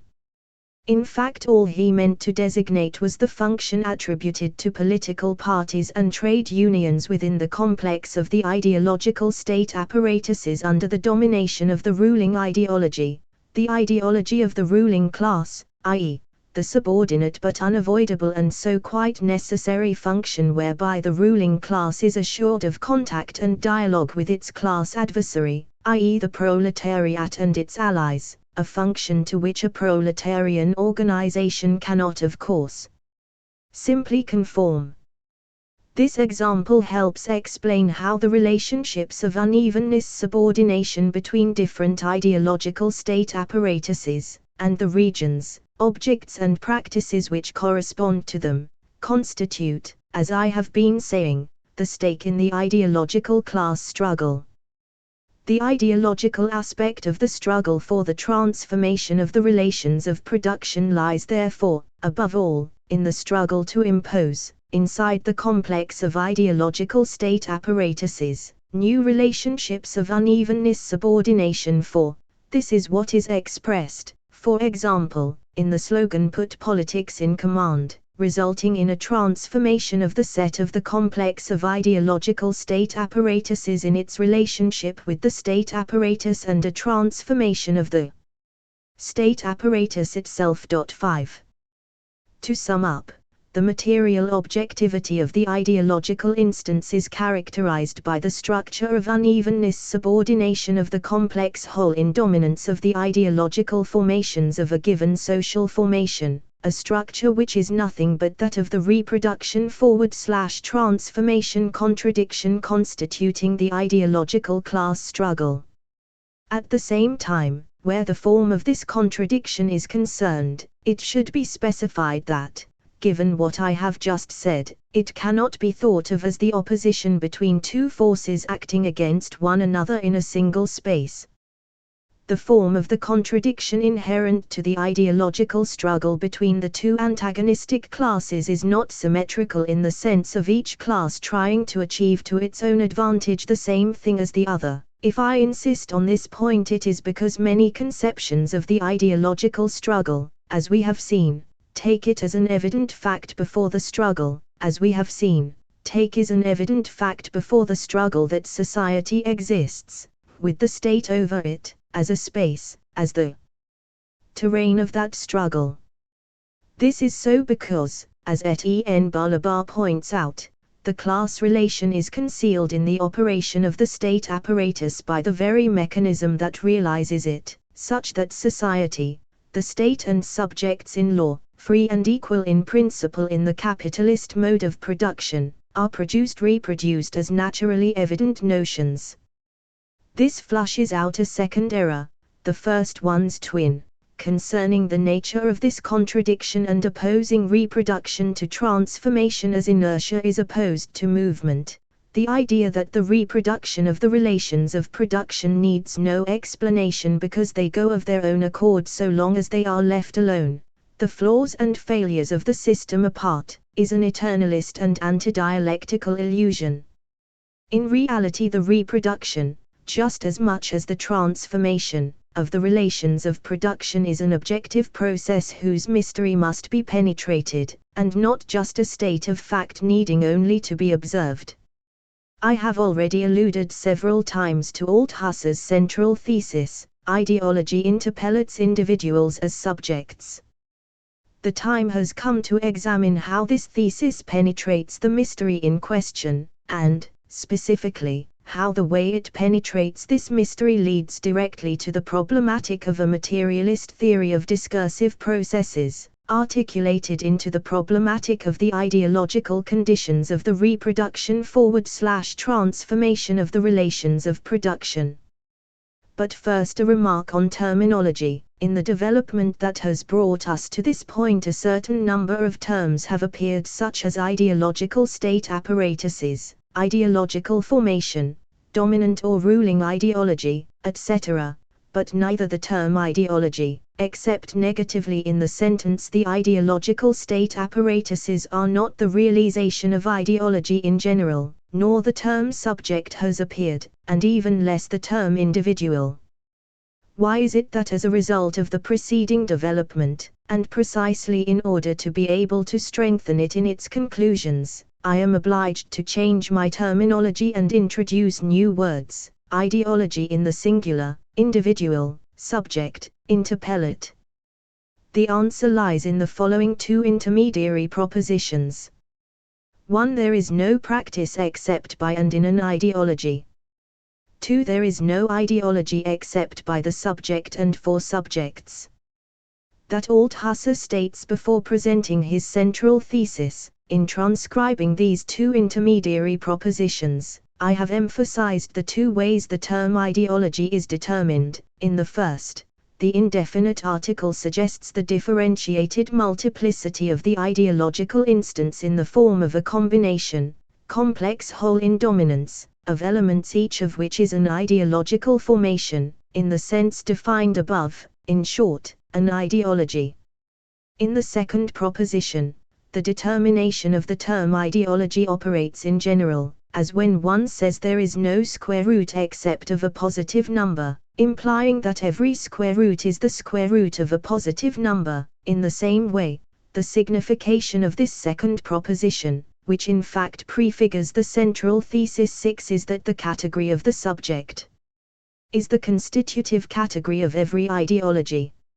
In other words, the emergence of the term subject in the theoretical exposition, an emergence which, as we shall see, is characterized grammatically by the fact that the term is neither subject nor object but an attribute of the object, is strictly contemporaneous with the use of the term ideology in the singular, in the sense of every ideology.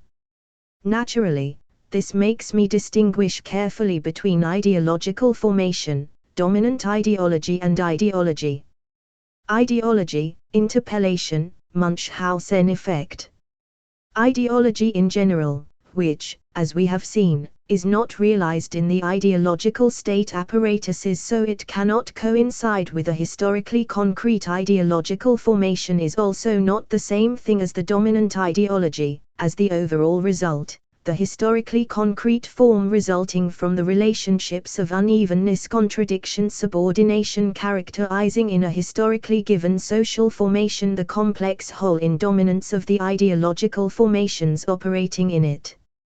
In other words, whereas ideologies have a history of their own because they have a concrete historical existence, ideology in general has no history insofar as it is endowed with a structure and an operation such as to make it a non-historical reality, i.e. an omnihistorical reality, in the sense in which that structure and operation are immutable, present in the same form throughout what we can call history, in the sense in which the Communist Manifesto defines history as the history of class struggles, i.e. the history of class societies. 7. The concept of ideology in general thus appears very specifically as the way to designate, within Marxism-Leninism, the fact that the relations of production are relationships between men, in the sense that they are not relationships between things, machines, non-human animals or angels, in this sense and in this sense only, i.e. without introducing at the same time, and surreptitiously, a certain notion of man as anti-nature.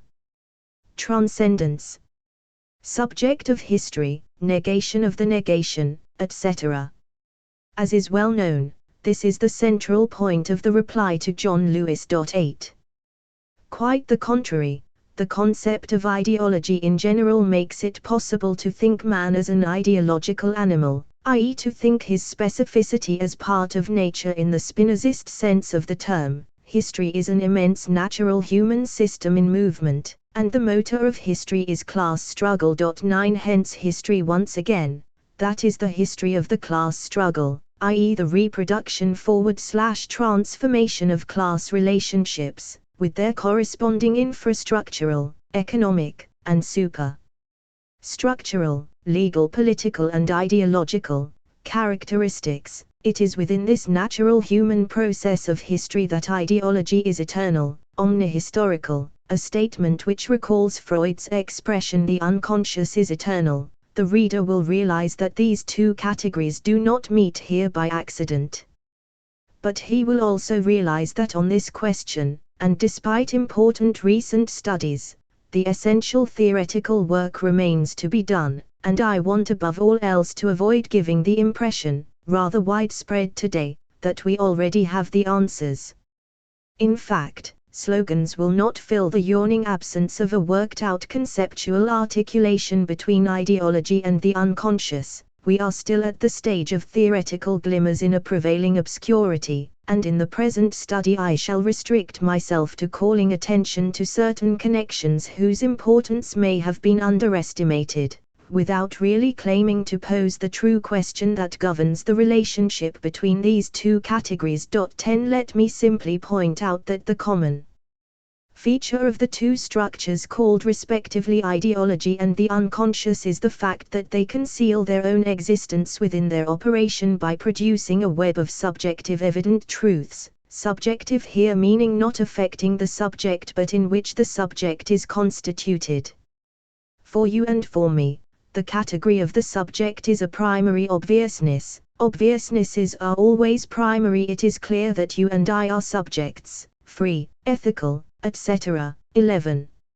Now and it is, I believe, at this precise point that the necessity for a materialist theory of discourse begins. The evidentness of the spontaneous existence of the subject, as origin or cause in itself, is immediately compared by Althusser with another evidentness, all-pervasive, as we have seen, in the idealist philosophy of language, the evidentness of meaning.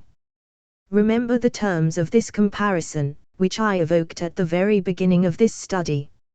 Like all obviousnesses, including those that make a word name a thing or have a meaning, therefore including the obviousness of the transparency of language, the obviousness that you and I are subjects and that does not cause any problems is an ideological effect, the elementary ideological effect. 12. It is I who have stressed this reference to the evidentness of meaning taken from a commentary on the evidentness of the subject, and I should add that in the text at this point there is a note which directly touches on the question I am examining here. Linguists and those who appeal to linguistics for various purposes often run up against difficulties which arise because they ignore the action of the ideological effects in all discourses, including even scientific discourses. 13. All my work finds its definition here, in this linking of the question of the constitution of meaning to that of the constitution of the subject, a linking which is not marginal. For example, the special case of the ideological rituals of reading and writing, but located inside the central thesis itself, in the figure of interpellation. I say in the figure of interpellation in order to designate the fact that, as Althusser suggests, interpellation is an illustration, an example adapted to a particular mode of exposition, concrete enough to be recognized, but abstract enough to be thinkable and thought, giving rise to a knowledge. 14. This figure, associated both with religion and with the police, you, for whom I have shed this drop of my blood / hey, you there, has the advantage first of all that, through this double meaning of the word interpellation, it makes palpable the superstructural link determined by the economic infrastructure between the repressive state apparatus, the legal political apparatus which assigns, verifies, checks identities, and the ideological state apparatuses, i.e. the link between the subject in law, he who enters into contractual relations with other subjects in law, his equals, and the ideological subject, he who says of himself, "It's me." It has the second advantage that it presents this link in such a way that the theater of consciousness, I see, I think, I speak, I see you, I speak to you, etc., is observed from behind the scenes, from the place where one can grasp the fact that the subject is spoken of, the subject is spoken to, before the subject can say, I speak.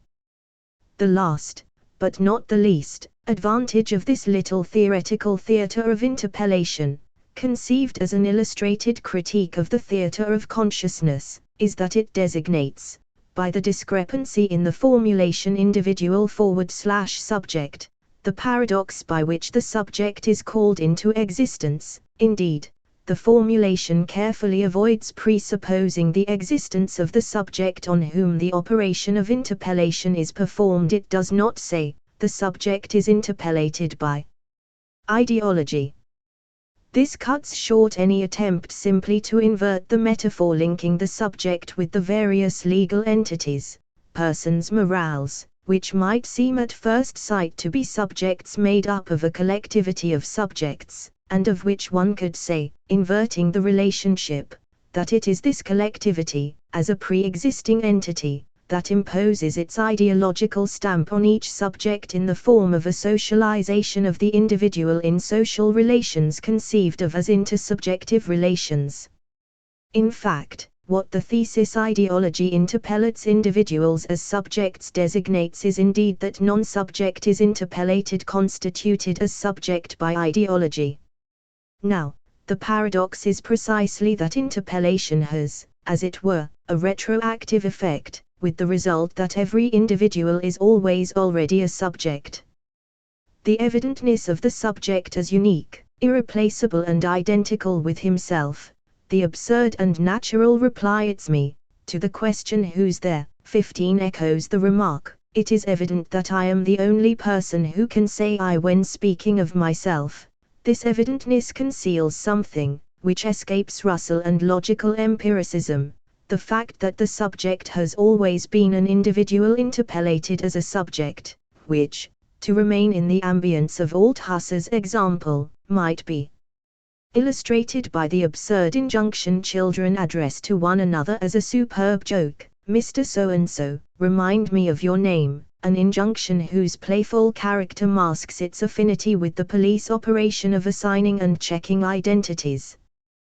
Because this is indeed what is involved, the evidentness of identity conceals the fact that it is the result of an identification interpellation of the subject, whose alien origin is nevertheless strangely familiar to him. 16.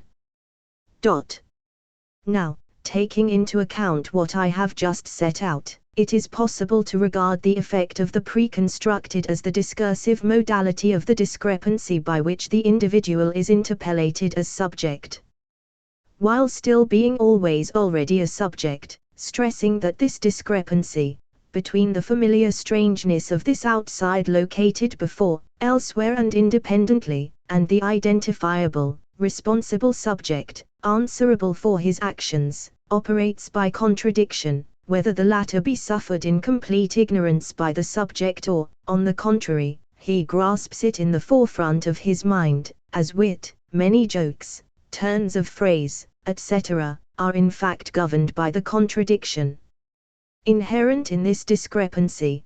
They constitute, as it were, the symptoms of it, and are sustained by the circle connecting the contradiction suffered, i.e. stupidity, with the contradiction grasped and displayed, i.e. irony, as the reader can confirm using whatever example he finds especially eloquent. 17. The role of symptom I have discerned in the operation of a certain type of joke, in which what is ultimately involved is the identity of a subject, a thing or an event. With respect to the question of ideological interpellation, identification leads me to posit, in connection with this symptom, the existence of a process of the signifier, in interpellation identification. Let me explain. It is not a matter here of evoking the role of language in general or the power of words, leaving it uncertain whether what is invoked is the sign, which designates something for someone, as Lacan says, or the signifier, i.e. what represents the subject for another signifier, Lacan again. It is clear that, for my purposes, it is the second hypothesis which is correct, because it treats of the subject as process, of representation, inside the non-subject constituted by the network of signifiers. In Lacan's sense, the subject is caught in this network, common nouns and proper names, shifting effects, syntactic constructions, etc., such that he results as cause of himself, in Spinoza's sense of the phrase. And it is precisely the existence of this contradiction, the production as a result of a cause of itself, and its motor role for the process of the signifier in interpellation identification, which justifies me in saying that it is indeed a matter of a process, insofar as the objects which appear in it duplicate and divide to act on themselves as other than themselves. 18. One of the consequences, I believe, of the necessary obliteration within the subject as cause of himself of the fact that he is the result of a process, is a series of what one might call metaphysical fantasies, all of which touch on the question of causality. For example, the fantasy of the two hands each holding a pencil and each drawing the other on the same sheet of paper, and also that of the perpetual leap in which one leaps up again with a great kick before having touched the ground. One could extend the list at length. I shall leave it at that, with the proposal to call this fantasy effect by which the individual is interpellated as subject the Munchausen effect, in memory of the immortal baron who lifted himself into the air by pulling on his own hair. If it is true that ideology recruits subjects from amongst individuals, in the way soldiers are recruited from amongst civilians, and that it recruits them all, we need to know how volunteers are designated in this recruitment, i.e. in what concerns us, how all individuals accept as evident the meaning of what they hear and say, read and write, of what they intend to say and of what it is intended to be said to them, as speaking subjects. Really, to understand this is the only way to avoid repeating, in the form of a theoretical analysis, the Munchausen effect, by positing the subject as the origin of the subject, i.e. in what concerns us, by positing the subject of discourse as the origin of the subject of discourse. 7. Determinacy and indeterminacy in the theory of ideology. Nicholas Abercrombie, Stephen Hill and Brian S. Turner. The analysis of ideologies and forms of knowledge and belief is in a state of disorder. In contemporary Marxism, the autonomy and independent importance of ideology have been stressed at the expense of a discredited economic reductionism. In many ways this is a desirable development, although, as we have pointed out elsewhere, it also carries with it some very misleading consequences. However, the critical problem that contemporary Marxist theories of ideology have to face is, how is one to reconcile materialism with the autonomy of ideology? This implies a second difficulty, namely, how is one to reconcile the notion of ideology as critique with a general theory of ideology? In terms of disciplinary definitions, there is a parallel question about the relationship of the Marxist theory of ideology to the sociology of knowledge which developed in opposition to classical Marxism. The significance of these problems is nicely illustrated by Göran Thurborn's The Ideology of Power and the Power of Ideology II, in which he attempts to clarify a variety of theoretical issues in contemporary Marxism and sociology. He conceives his project as taking Marx's insights as a point of departure for an attempt at a more systematic theory, p. 41. Elsewhere he suggests that Marxism has a great deal to learn from the empirical findings of sociology, and in our view his own attempt to generate a new theory of ideology can also be seen as an attempt to synthesize a sociological perspective with Marxism. This is a most interesting project. Nevertheless, there is clearly a wide variety of possible destinations even if one takes Marx as one's point of departure, since one can as easily end outside the Marxist tradition as within it, nor need the terminus be a theory that is systematic or general. Agents in place. Thurborn rejects the notion that ideology involves beliefs in people's heads, specifically beliefs that are false or mystified or misconstrued. He further denies that ideology is the opposite of science. Ideologies are defined as all social, in distinction to psychological, phenomena of a discursive, in distinction to non-discursive nature. They include both everyday notions and experience and elaborate intellectual doctrines, both the consciousness of social actors and the institutionalized thought systems and discourses of a given society. p. 2. This is deliberately a broad definition, and one that in our view effectively reproduces the sociological notion of culture.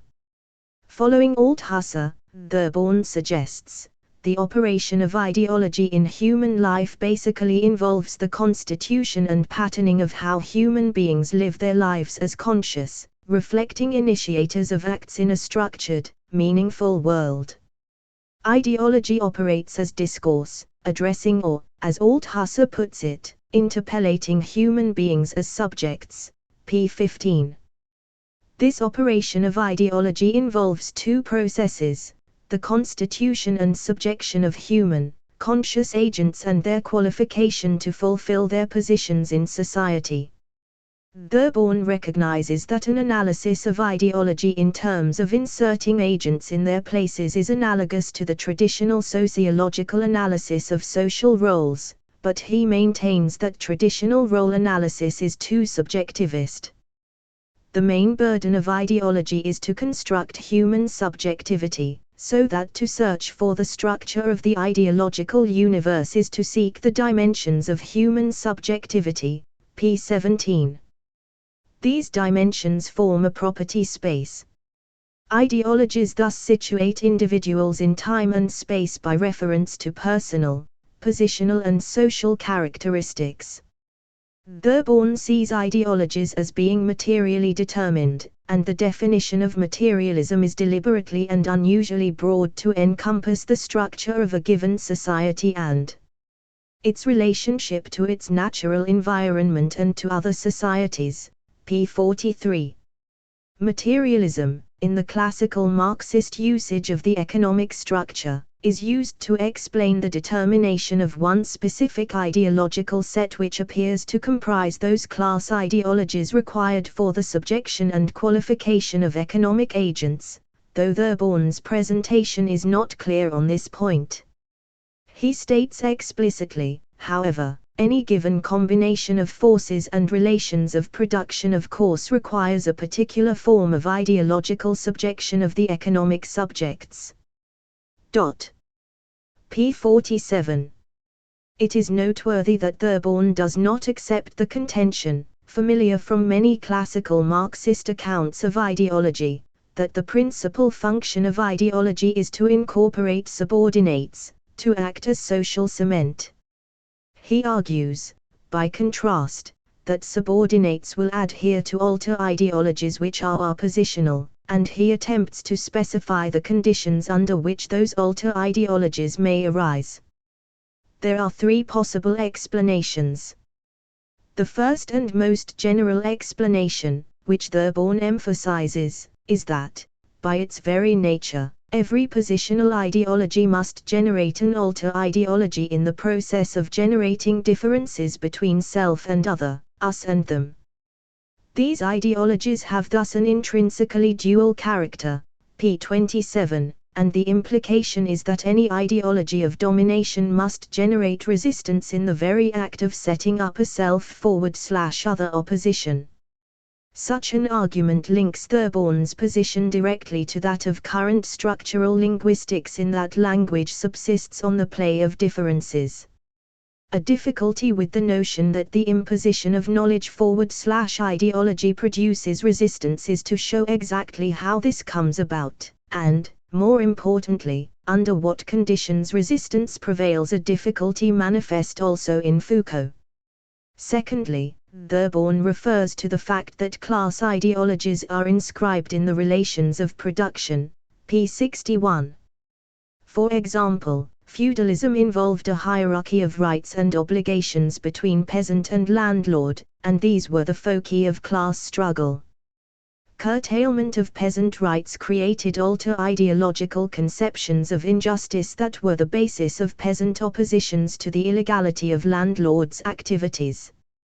In one place he also talks of the irreducibility of psychodynamic processes to complete social control, which creates a small margin of individual misfits, p. 43. Thus it would seem that interpellation can never really be effective, as ideologies have an inherently dialectical character, while complex social processes mean that ideologies overlap, compete and clash, drown or reinforce each other, p. 7. Indeed, ideologies actually operate in a state of disorder, p. 77, so it is not surprising that ideological theory is itself disordered. On the subject of class ideologies and alter ideologies, which have mainly concerned Marxists and sociologists alike, Third-Born has a number of comments. He suggests that class ideologies are typically core themes rather than elaborated forms of discourse, that they can only be derived theoretically, seemingly on the basis of the imputed functional requirements of a mode of production, that non-class ideologies are not reducible to class but are class-patterned or overdetermined, and that class ideologies have to compete with and relate to non-class positional ideologies such as nationalism and religion. His brief analysis of nationalism and religion shows that the former is class-patterned in different ways in different societies, while the latter seems scarcely patterned at all. The 2x2 matrix of the universe of ideological interpellations given above makes clear that class ideologies fall mainly into cell 4, with some dimensions in cell 2, and that they constitute a small part of the total population with which Third-Born's theory is concerned. Marxist dilemmas. Contemporary Marxist theories of ideology are faced by a number of dilemmas, two of which are especially important. There is firstly the question of the autonomy of ideology. Almost all Marxist theorists have argued that ideology cannot be seen as determined by the economy but is, instead, relatively autonomous. This autonomy has three consequences. Firstly, ideology has its own laws of motion. In his earlier book, Science, Class and Society, Third-Born quotes Engels, "In a modern state, law must not only correspond to the general economic condition and be its expression, but must also be an internally coherent experience which does not, owing to inner contradictions, reduce itself to naught." In order to achieve this, the faithful reflection of economic conditions suffers increasingly. Secondly, ideology may be effective in giving a particular form to the economy. For example, one might argue that the prevalence of individualism in English culture from the 17th to the mid-19th century may have given English capitalism its competitive form partly via the constitution of individuals as economic subjects. Thirdly, not all ideologies are reducible to class ideologies, a proposition that follows from the first two on a particular assumption of the relation between class and economy. This question of ideological autonomy constitutes a dilemma because, if too much autonomy is given, one loses the distinctiveness of Marxism's emphasis on the economy, while if ideology is seen as bound to the economy, all the familiar problems of economic reductionism arise. The second dilemma facing contemporary Marxist theory of ideology is that of the falsity of ideology. If one holds a view of ideology as critique, then that appears to remove from analysis a whole range of ideologies that are not obviously false. If, on the other hand, the term ideology is seen as embracing all forms of knowledge, belief, or practice, then the critical edge of the concept is lost. As we indicated earlier, Third-Born holds that he is taking Marx's insights as a point of departure. He also suggests that the fact that the concrete forms of ideologies other than economic positional ones are not directly determined by the mode of production, indicates the limitations of historical materialism, p. 48. Given this position, the problem is how Third-Born resolves the dilemmas of Marxism. In the first place, his language has a distinctly Marxist ring to it. However, his conceptions of materialism are not necessarily Marxist.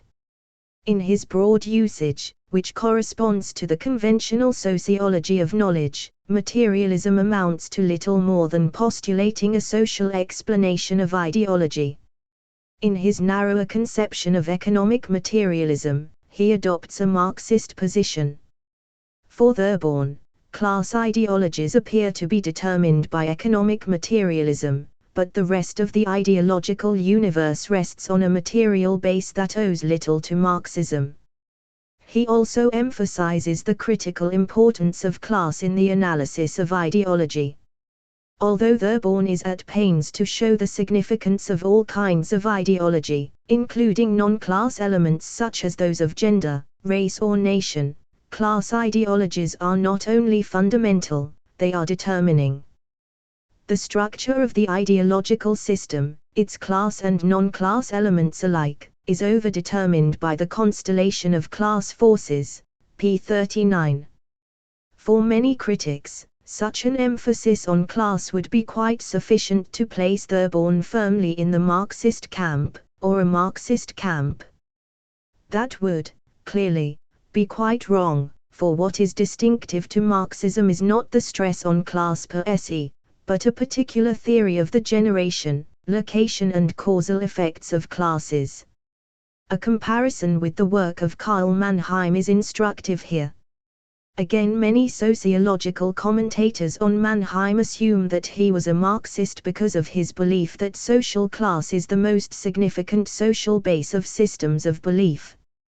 However, the whole point of Mannheim's work is that, for him, social classes are not constituted by their places in economic relations, but are instead essentially political entities, representing collectivities engaged in struggle. The explanation of these class struggles does not lie in the economy but in features of the human condition, particularly the apparently innate tendency to compete. We are not, of course, suggesting that Third-Born adopts a Hegelian or essentialist position, which often seems to be implicit in Mannheim's work. Nonetheless, the role of the economy in Third-Born's theory of ideology could be rather clearer. This lack of clarity does have some specific consequences. In the first place, it is not always clear why particular classes should have particular ideologies, although there is a sketch of the kinds of ideology that Third-Born believes to be appropriate to specific classes, Chapter 3. Secondly, we are not told why the ideological system is overdetermined by class force is an important point if one wishes to establish the primacy of class, although, it should be said, Third-Born does suggest that he does not have the space to develop the point. Thirdly, the relationship between class and power is obscured. The title of Third-Born's essay implies that power is his primary focus, and this attitude emerges at various points. For example, he starts by saying, "The main concern of this essay is the operation of ideology in the organization, maintenance and transformation of power in society, p. 1. That is by no means a peculiarly Marxist aim, and it is central, for example, to its main competitor, Weberian sociology. Power, class, and economy are analytically distinct and, as our analysis of Mannheim showed, one can have an interest in power, even in class power, without any commitment to a Marxist social theory. Marxists claim to be able to answer all three of these points by reference to an analysis of the economy. Without a more detailed specification of the relationship between ideology and economy, it is difficult to know how Third-Born resolves the dilemmas. The tension here is further illustrated by a consideration of the second dilemma noted above, that of the definition of the concept of ideology itself. Ideology will be used here in a very broad sense. It will not necessarily imply any particular content, falseness, miscognition, imaginary as opposed to real character, nor will it assume any necessary degree of elaboration and coherence. Rather, it will refer to that aspect of the human condition under which human beings live their lives as conscious actors in a world that makes sense to them to varying degrees. Ideology is the medium through which this consciousness and meaningfulness operate. p. 2. Third-Born clearly regards ideology as constituting human subjectivity, and he quite deliberately breaks with the conception of ideology as deficient. The broad definition of ideology adopted here departs from the usual Marxist one, by not restricting it to forms of illusion and miscognition. p. 5. He is, of course, correct to identify ideology as critique as a central plank of Marxist theory. Indeed, unless it were the primacy of the economy, it would be difficult to imagine any other feature so characteristic of Marxist accounts of ideology. Marxists have often attacked the sociology of knowledge for adopting a conception of ideology as covering all kinds of knowledge, thus depriving the concept of what they see as its vital critical edge. To return to our original comparison, Lukács 4 felt that Mannheim's work obscured the crucial differences between true and false consciousness, while Adorno 5 suggested that Mannheim called everything into question but criticized nothing.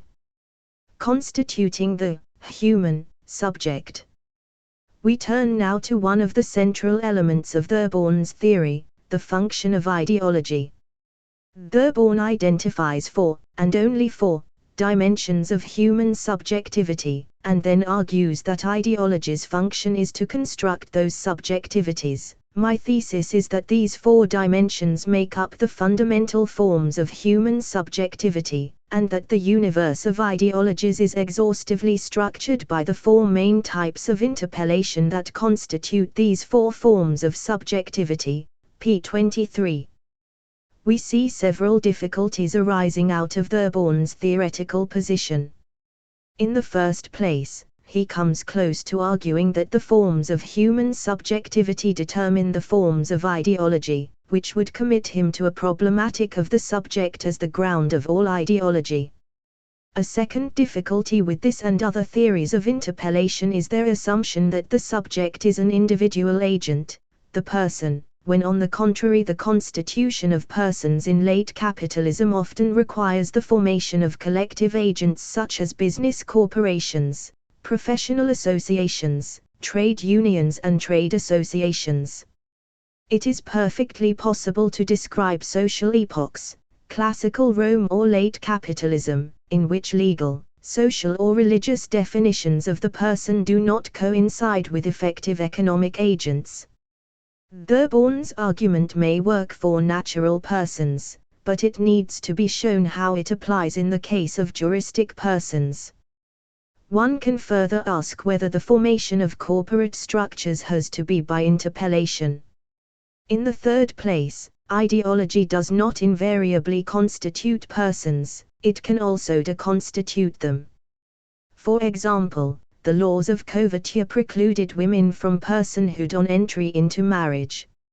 It is more pertinent to claim that ideologies function to differentiate persons from not persons, for example, children, married women, slaves and aliens. These remarks raise the traditional philosophical problem of whether subjects require bodies and, indeed, what bodies are. The variations on this union of subject/body are extensive. In medieval political thought, kings had two bodies reflecting their political and spiritual status. By contrast, corporations had legal personalities, but only active bodies, while slaves had bodies but not persons. Leaving aside the question of how ideology constitutes collective agents, and adopting Third-Born's frame of reference that the theory of ideology is concerned with the human subject, one may accept the logic of what he sets out to do in his classification of ideologies of the subject and still find the account somewhat incomplete and ambiguous. Because Third-Born appears to take for granted the unity of body and subject, he does not consider, for example, how disease theories as medical ideologies fit into his model of interpellation. As Foucault has reminded us, medical classificatory schemas have enormous political significance. But are these addressed to diseases, bodies or persons? The debate about disease, illness, behavior and deviance comes eventually to the problem of the moral responsibility of the individual, and thus to the cause and motives of behavior. However, it would be difficult to know where to locate, for example, the sociological notion of vocabularies of motive within Third-Born's categorization. Such vocabularies are not precisely elements of inclusive existential ideologies, since they do not locate persons as members of the world, they simply specify what is to count as acceptable behavior. This raises another issue concerning the classification of ideologies of the subject. There appears to be considerable and unclear overlap between boxes 1 and 4, and 2 and 3 in his table. It is not obvious, for example, why membership of a tribe, inclusive historical, should be significantly different from membership of a system of tribes, positional historical. Third-Born's approach to ideology represents a decisive move away from the problem of the falsity of ideological beliefs to the problem of possibility. What are the possibilities of subject construction? Third-Born's work, like the dominant ideology thesis, is thus less concerned with questions of legitimation and incorporation and more concerned with the question of possibility. However, what he does not ask is, what are the variations in the effectivity of ideological systems, given differences in their apparatus, in establishing the possible? Such an omission is odd given the title of the work, and as a result it is never made explicit what the power of ideology actually is. What is clear is that, for Third-Born, ideology is a very important social force. As he himself indicates, there is a definite Althusserlian imprint here. Indeed, his conception could almost be described in Althusser's words: human societies secrete ideology as the very element and atmosphere indispensable to their historical respiration and life. 6 And, more specifically, ideology, as a system of mass representations, is indispensable in any society if men are to be formed, transformed and equipped to respond to the demands of their conditions of existence. 7 Third-Born's usage of interpellation is, however, a modification of Althusser's concept that comes closer to the traditional structural functional sociological theory of roles than he admits. Again, Third-Born discusses this parallel, but briefly and without much attention to more recent critical accounts of that theory from within sociology. The general theory of ideology as interpellation, as constituting human subjectivity, therefore has echoes, not only of Althusser, but also of Parsons. It is also vulnerable to the criticism frequently made of both these authors, that their accounts manifest an undesirable functionalism. Parsons, in particular, adopts the strategy of identifying social needs and then explaining the existence of certain social practices by reference to the manner in which they serve those needs. The same type of functionalist explanation is used to identify class ideologies, which, Third-Born contends, have to be derived from a theoretical specification of the necessary requirements of a mode of production. It must be theoretically determined which ideologies are feudal, bourgeois, proletarian, petit bourgeois or whatever. The question is not answerable by historical or sociological induction alone. pp. 54-5. Such determination means finding the minimum subjection qualification necessary for a class of human beings to perform their economically defined roles. p. 55. A major problem with Third-Born's account of class ideologies is that he does not adequately explain why he chooses certain ideologies as functionally necessary, and his lists of ideological interpellations may not be theoretically or empirically well grounded. For example, in specifying capitalist class ideologies, he asserts without explanation that bourgeois class ego ideologies require individual achievement. p. 57. A proposition that is contradicted in at least one advanced capitalist economy, Japan, where a corporate collectivity orientation among capitalist managers is the typical bourgeois interpellation. Furthermore, Third-Born's assertion that working class ideology involves an orientation to work, to manual labor, including physical prowess, toughness, endurance and dexterity, p. 59, is not appropriate to late capitalism, given changes in the occupational structure which have both created a sizable non-manual proletariat and brought many women into waged economic roles. The difficulties raised by this undesirable form of functionalist argument are, of course, similar to those presented by recent, and past, Marxist debates about the role of class struggle. The earlier Althusserlian formulations emphasized the way in which the mode of production determined the form of social practices. The mode of production has requirements or conditions of existence which are provided by practices of various kinds. The difficulty with such arguments within Marxism, particularly acute given the centrality of the class struggle to Marxist theory, is that they leave no room for class struggles generated independently of the requirements of the mode of production.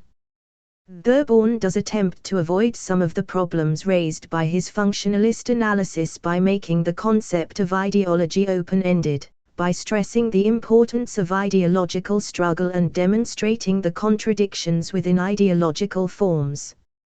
He introduces an entirely welcome element of contingency into the debate which makes possible the analysis of ideology as a kind of functional circle in which subjects make ideology and ideology makes subjects. This contingency can be illustrated in a number of ways. For example, ideologies do not have uniform effects, operating in a single-minded fashion to create homogeneous subjectivities.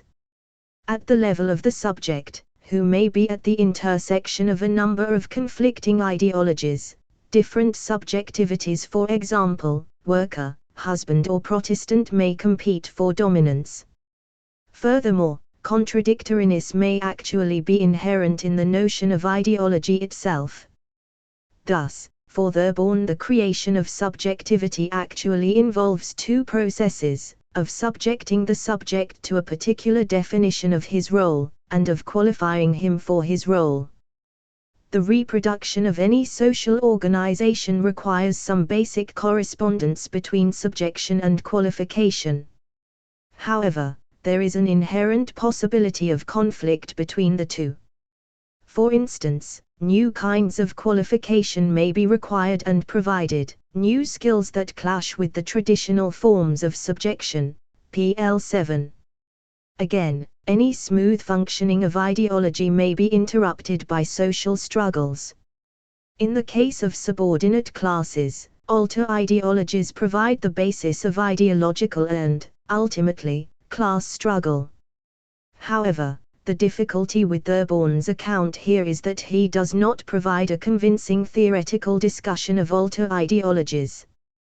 They are seen as logically an inevitable consequence of positional ideologies which produce differences, but there is no sociological account of how they are maintained and have effects in social struggles. Further, Third-Born quite rightly emphasizes the way in which ideologies are various and contradictory. It is not only the interpellated or interpellating subjects that have no fixed unity and consistency. Ideologies themselves are equally protean. For analytic purposes, different ideologies may be identified according to their source, topic, content or interpellated subject. But as ongoing processes of interpellation, they have no natural boundaries, no natural criteria distinguishing one ideology from another or one element of an ideology from its totality. Particularly in today's open and complex societies, different ideologies, however defined, not only coexist, compete and clash, but also overlap, affect and contaminate one another, p. 79. The dilemmas of indeterminacy. Contingency, of course, leads to an indeterminacy that makes it difficult to say much about ideological struggle that has general applicability. Despite Third-Born's belief that there can be a general theory of ideology, he sensibly insists that ideologies, even within the capitalist mode, vary in their contents, and especially in their effects. For example, he notices that nationalism provides an interesting example of how a seemingly straightforward ideological discourse contains numerous contradictions. Thurborn notes the historical association between bourgeois revolutions and nationalism, which became linked to the bourgeois revolution by providing an ideology of struggle that counterposed to the dynastic and forward/or colonial power a state of legally free and equal citizens encompassing a certain territory, p. 69. But bourgeois ideology is complex and inconsistent, because nationalism can be seen to be at odds with the internationalism, cosmopolitanism, implied by bourgeois adherence to market rationality and competitive individualism, p. 69.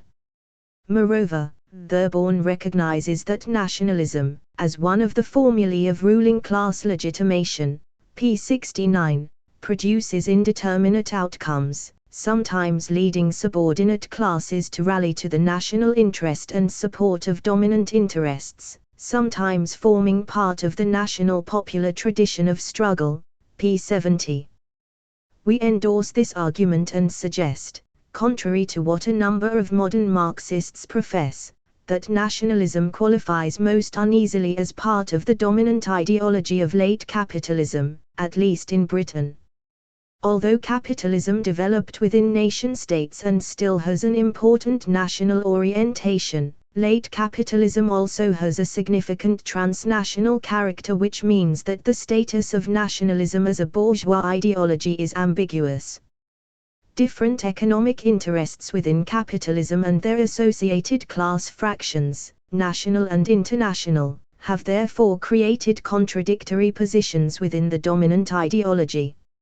Insofar as nationalism has effects for subordinates, these are also contradictory.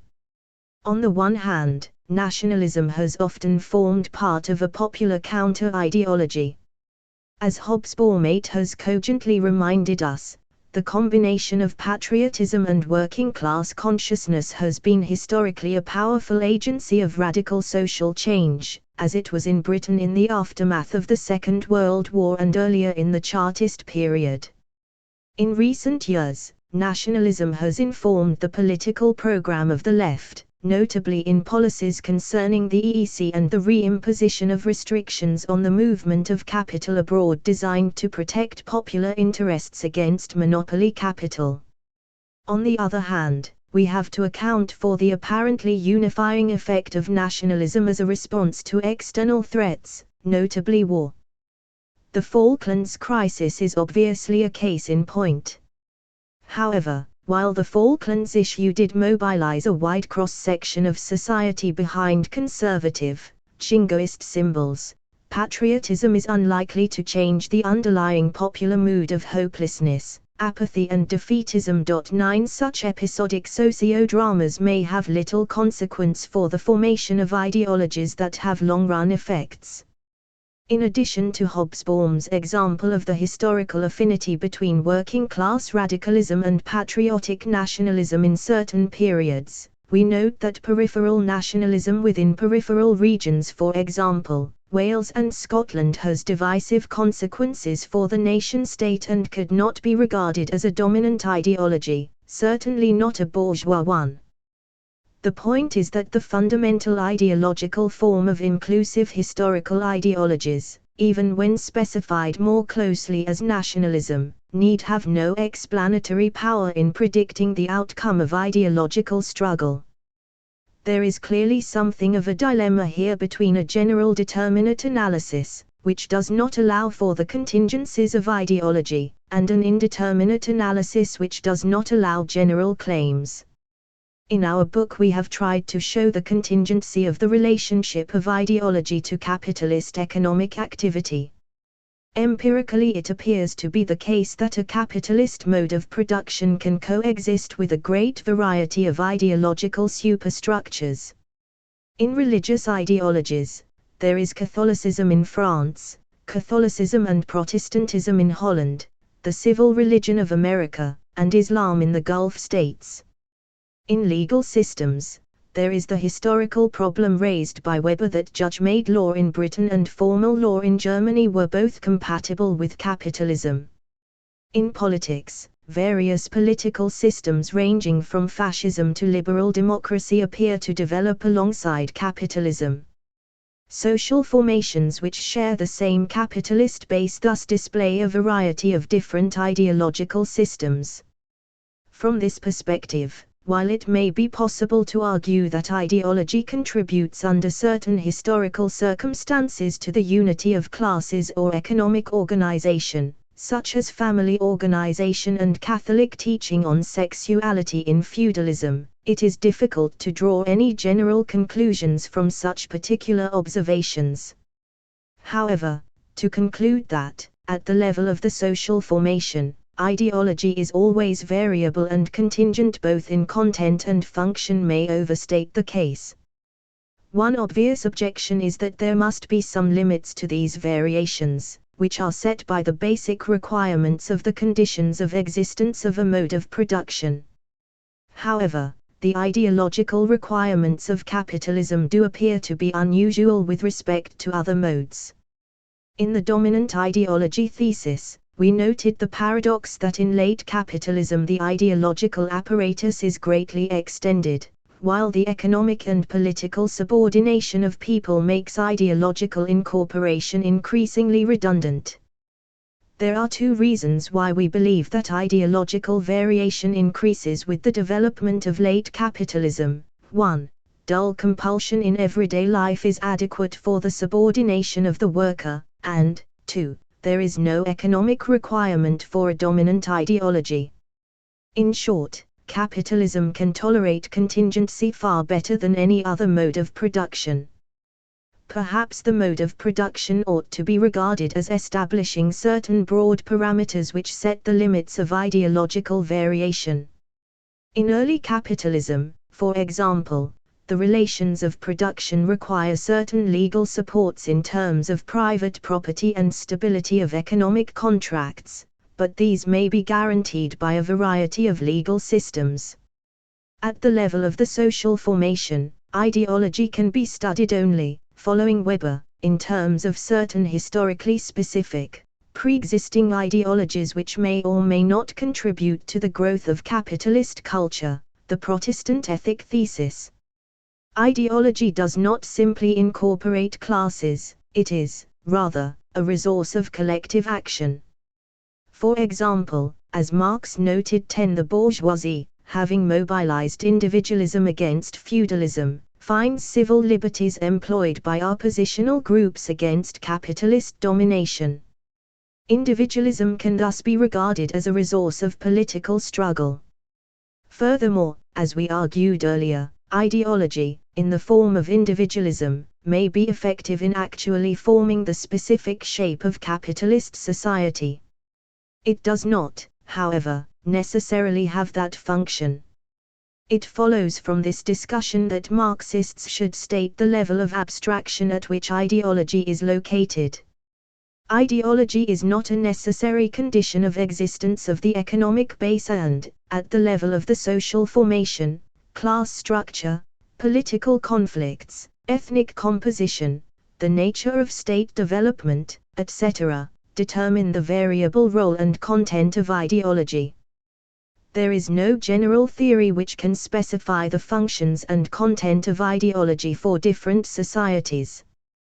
The effectivity of an ideology is an issue entirely separate from the mere presence of an ideology.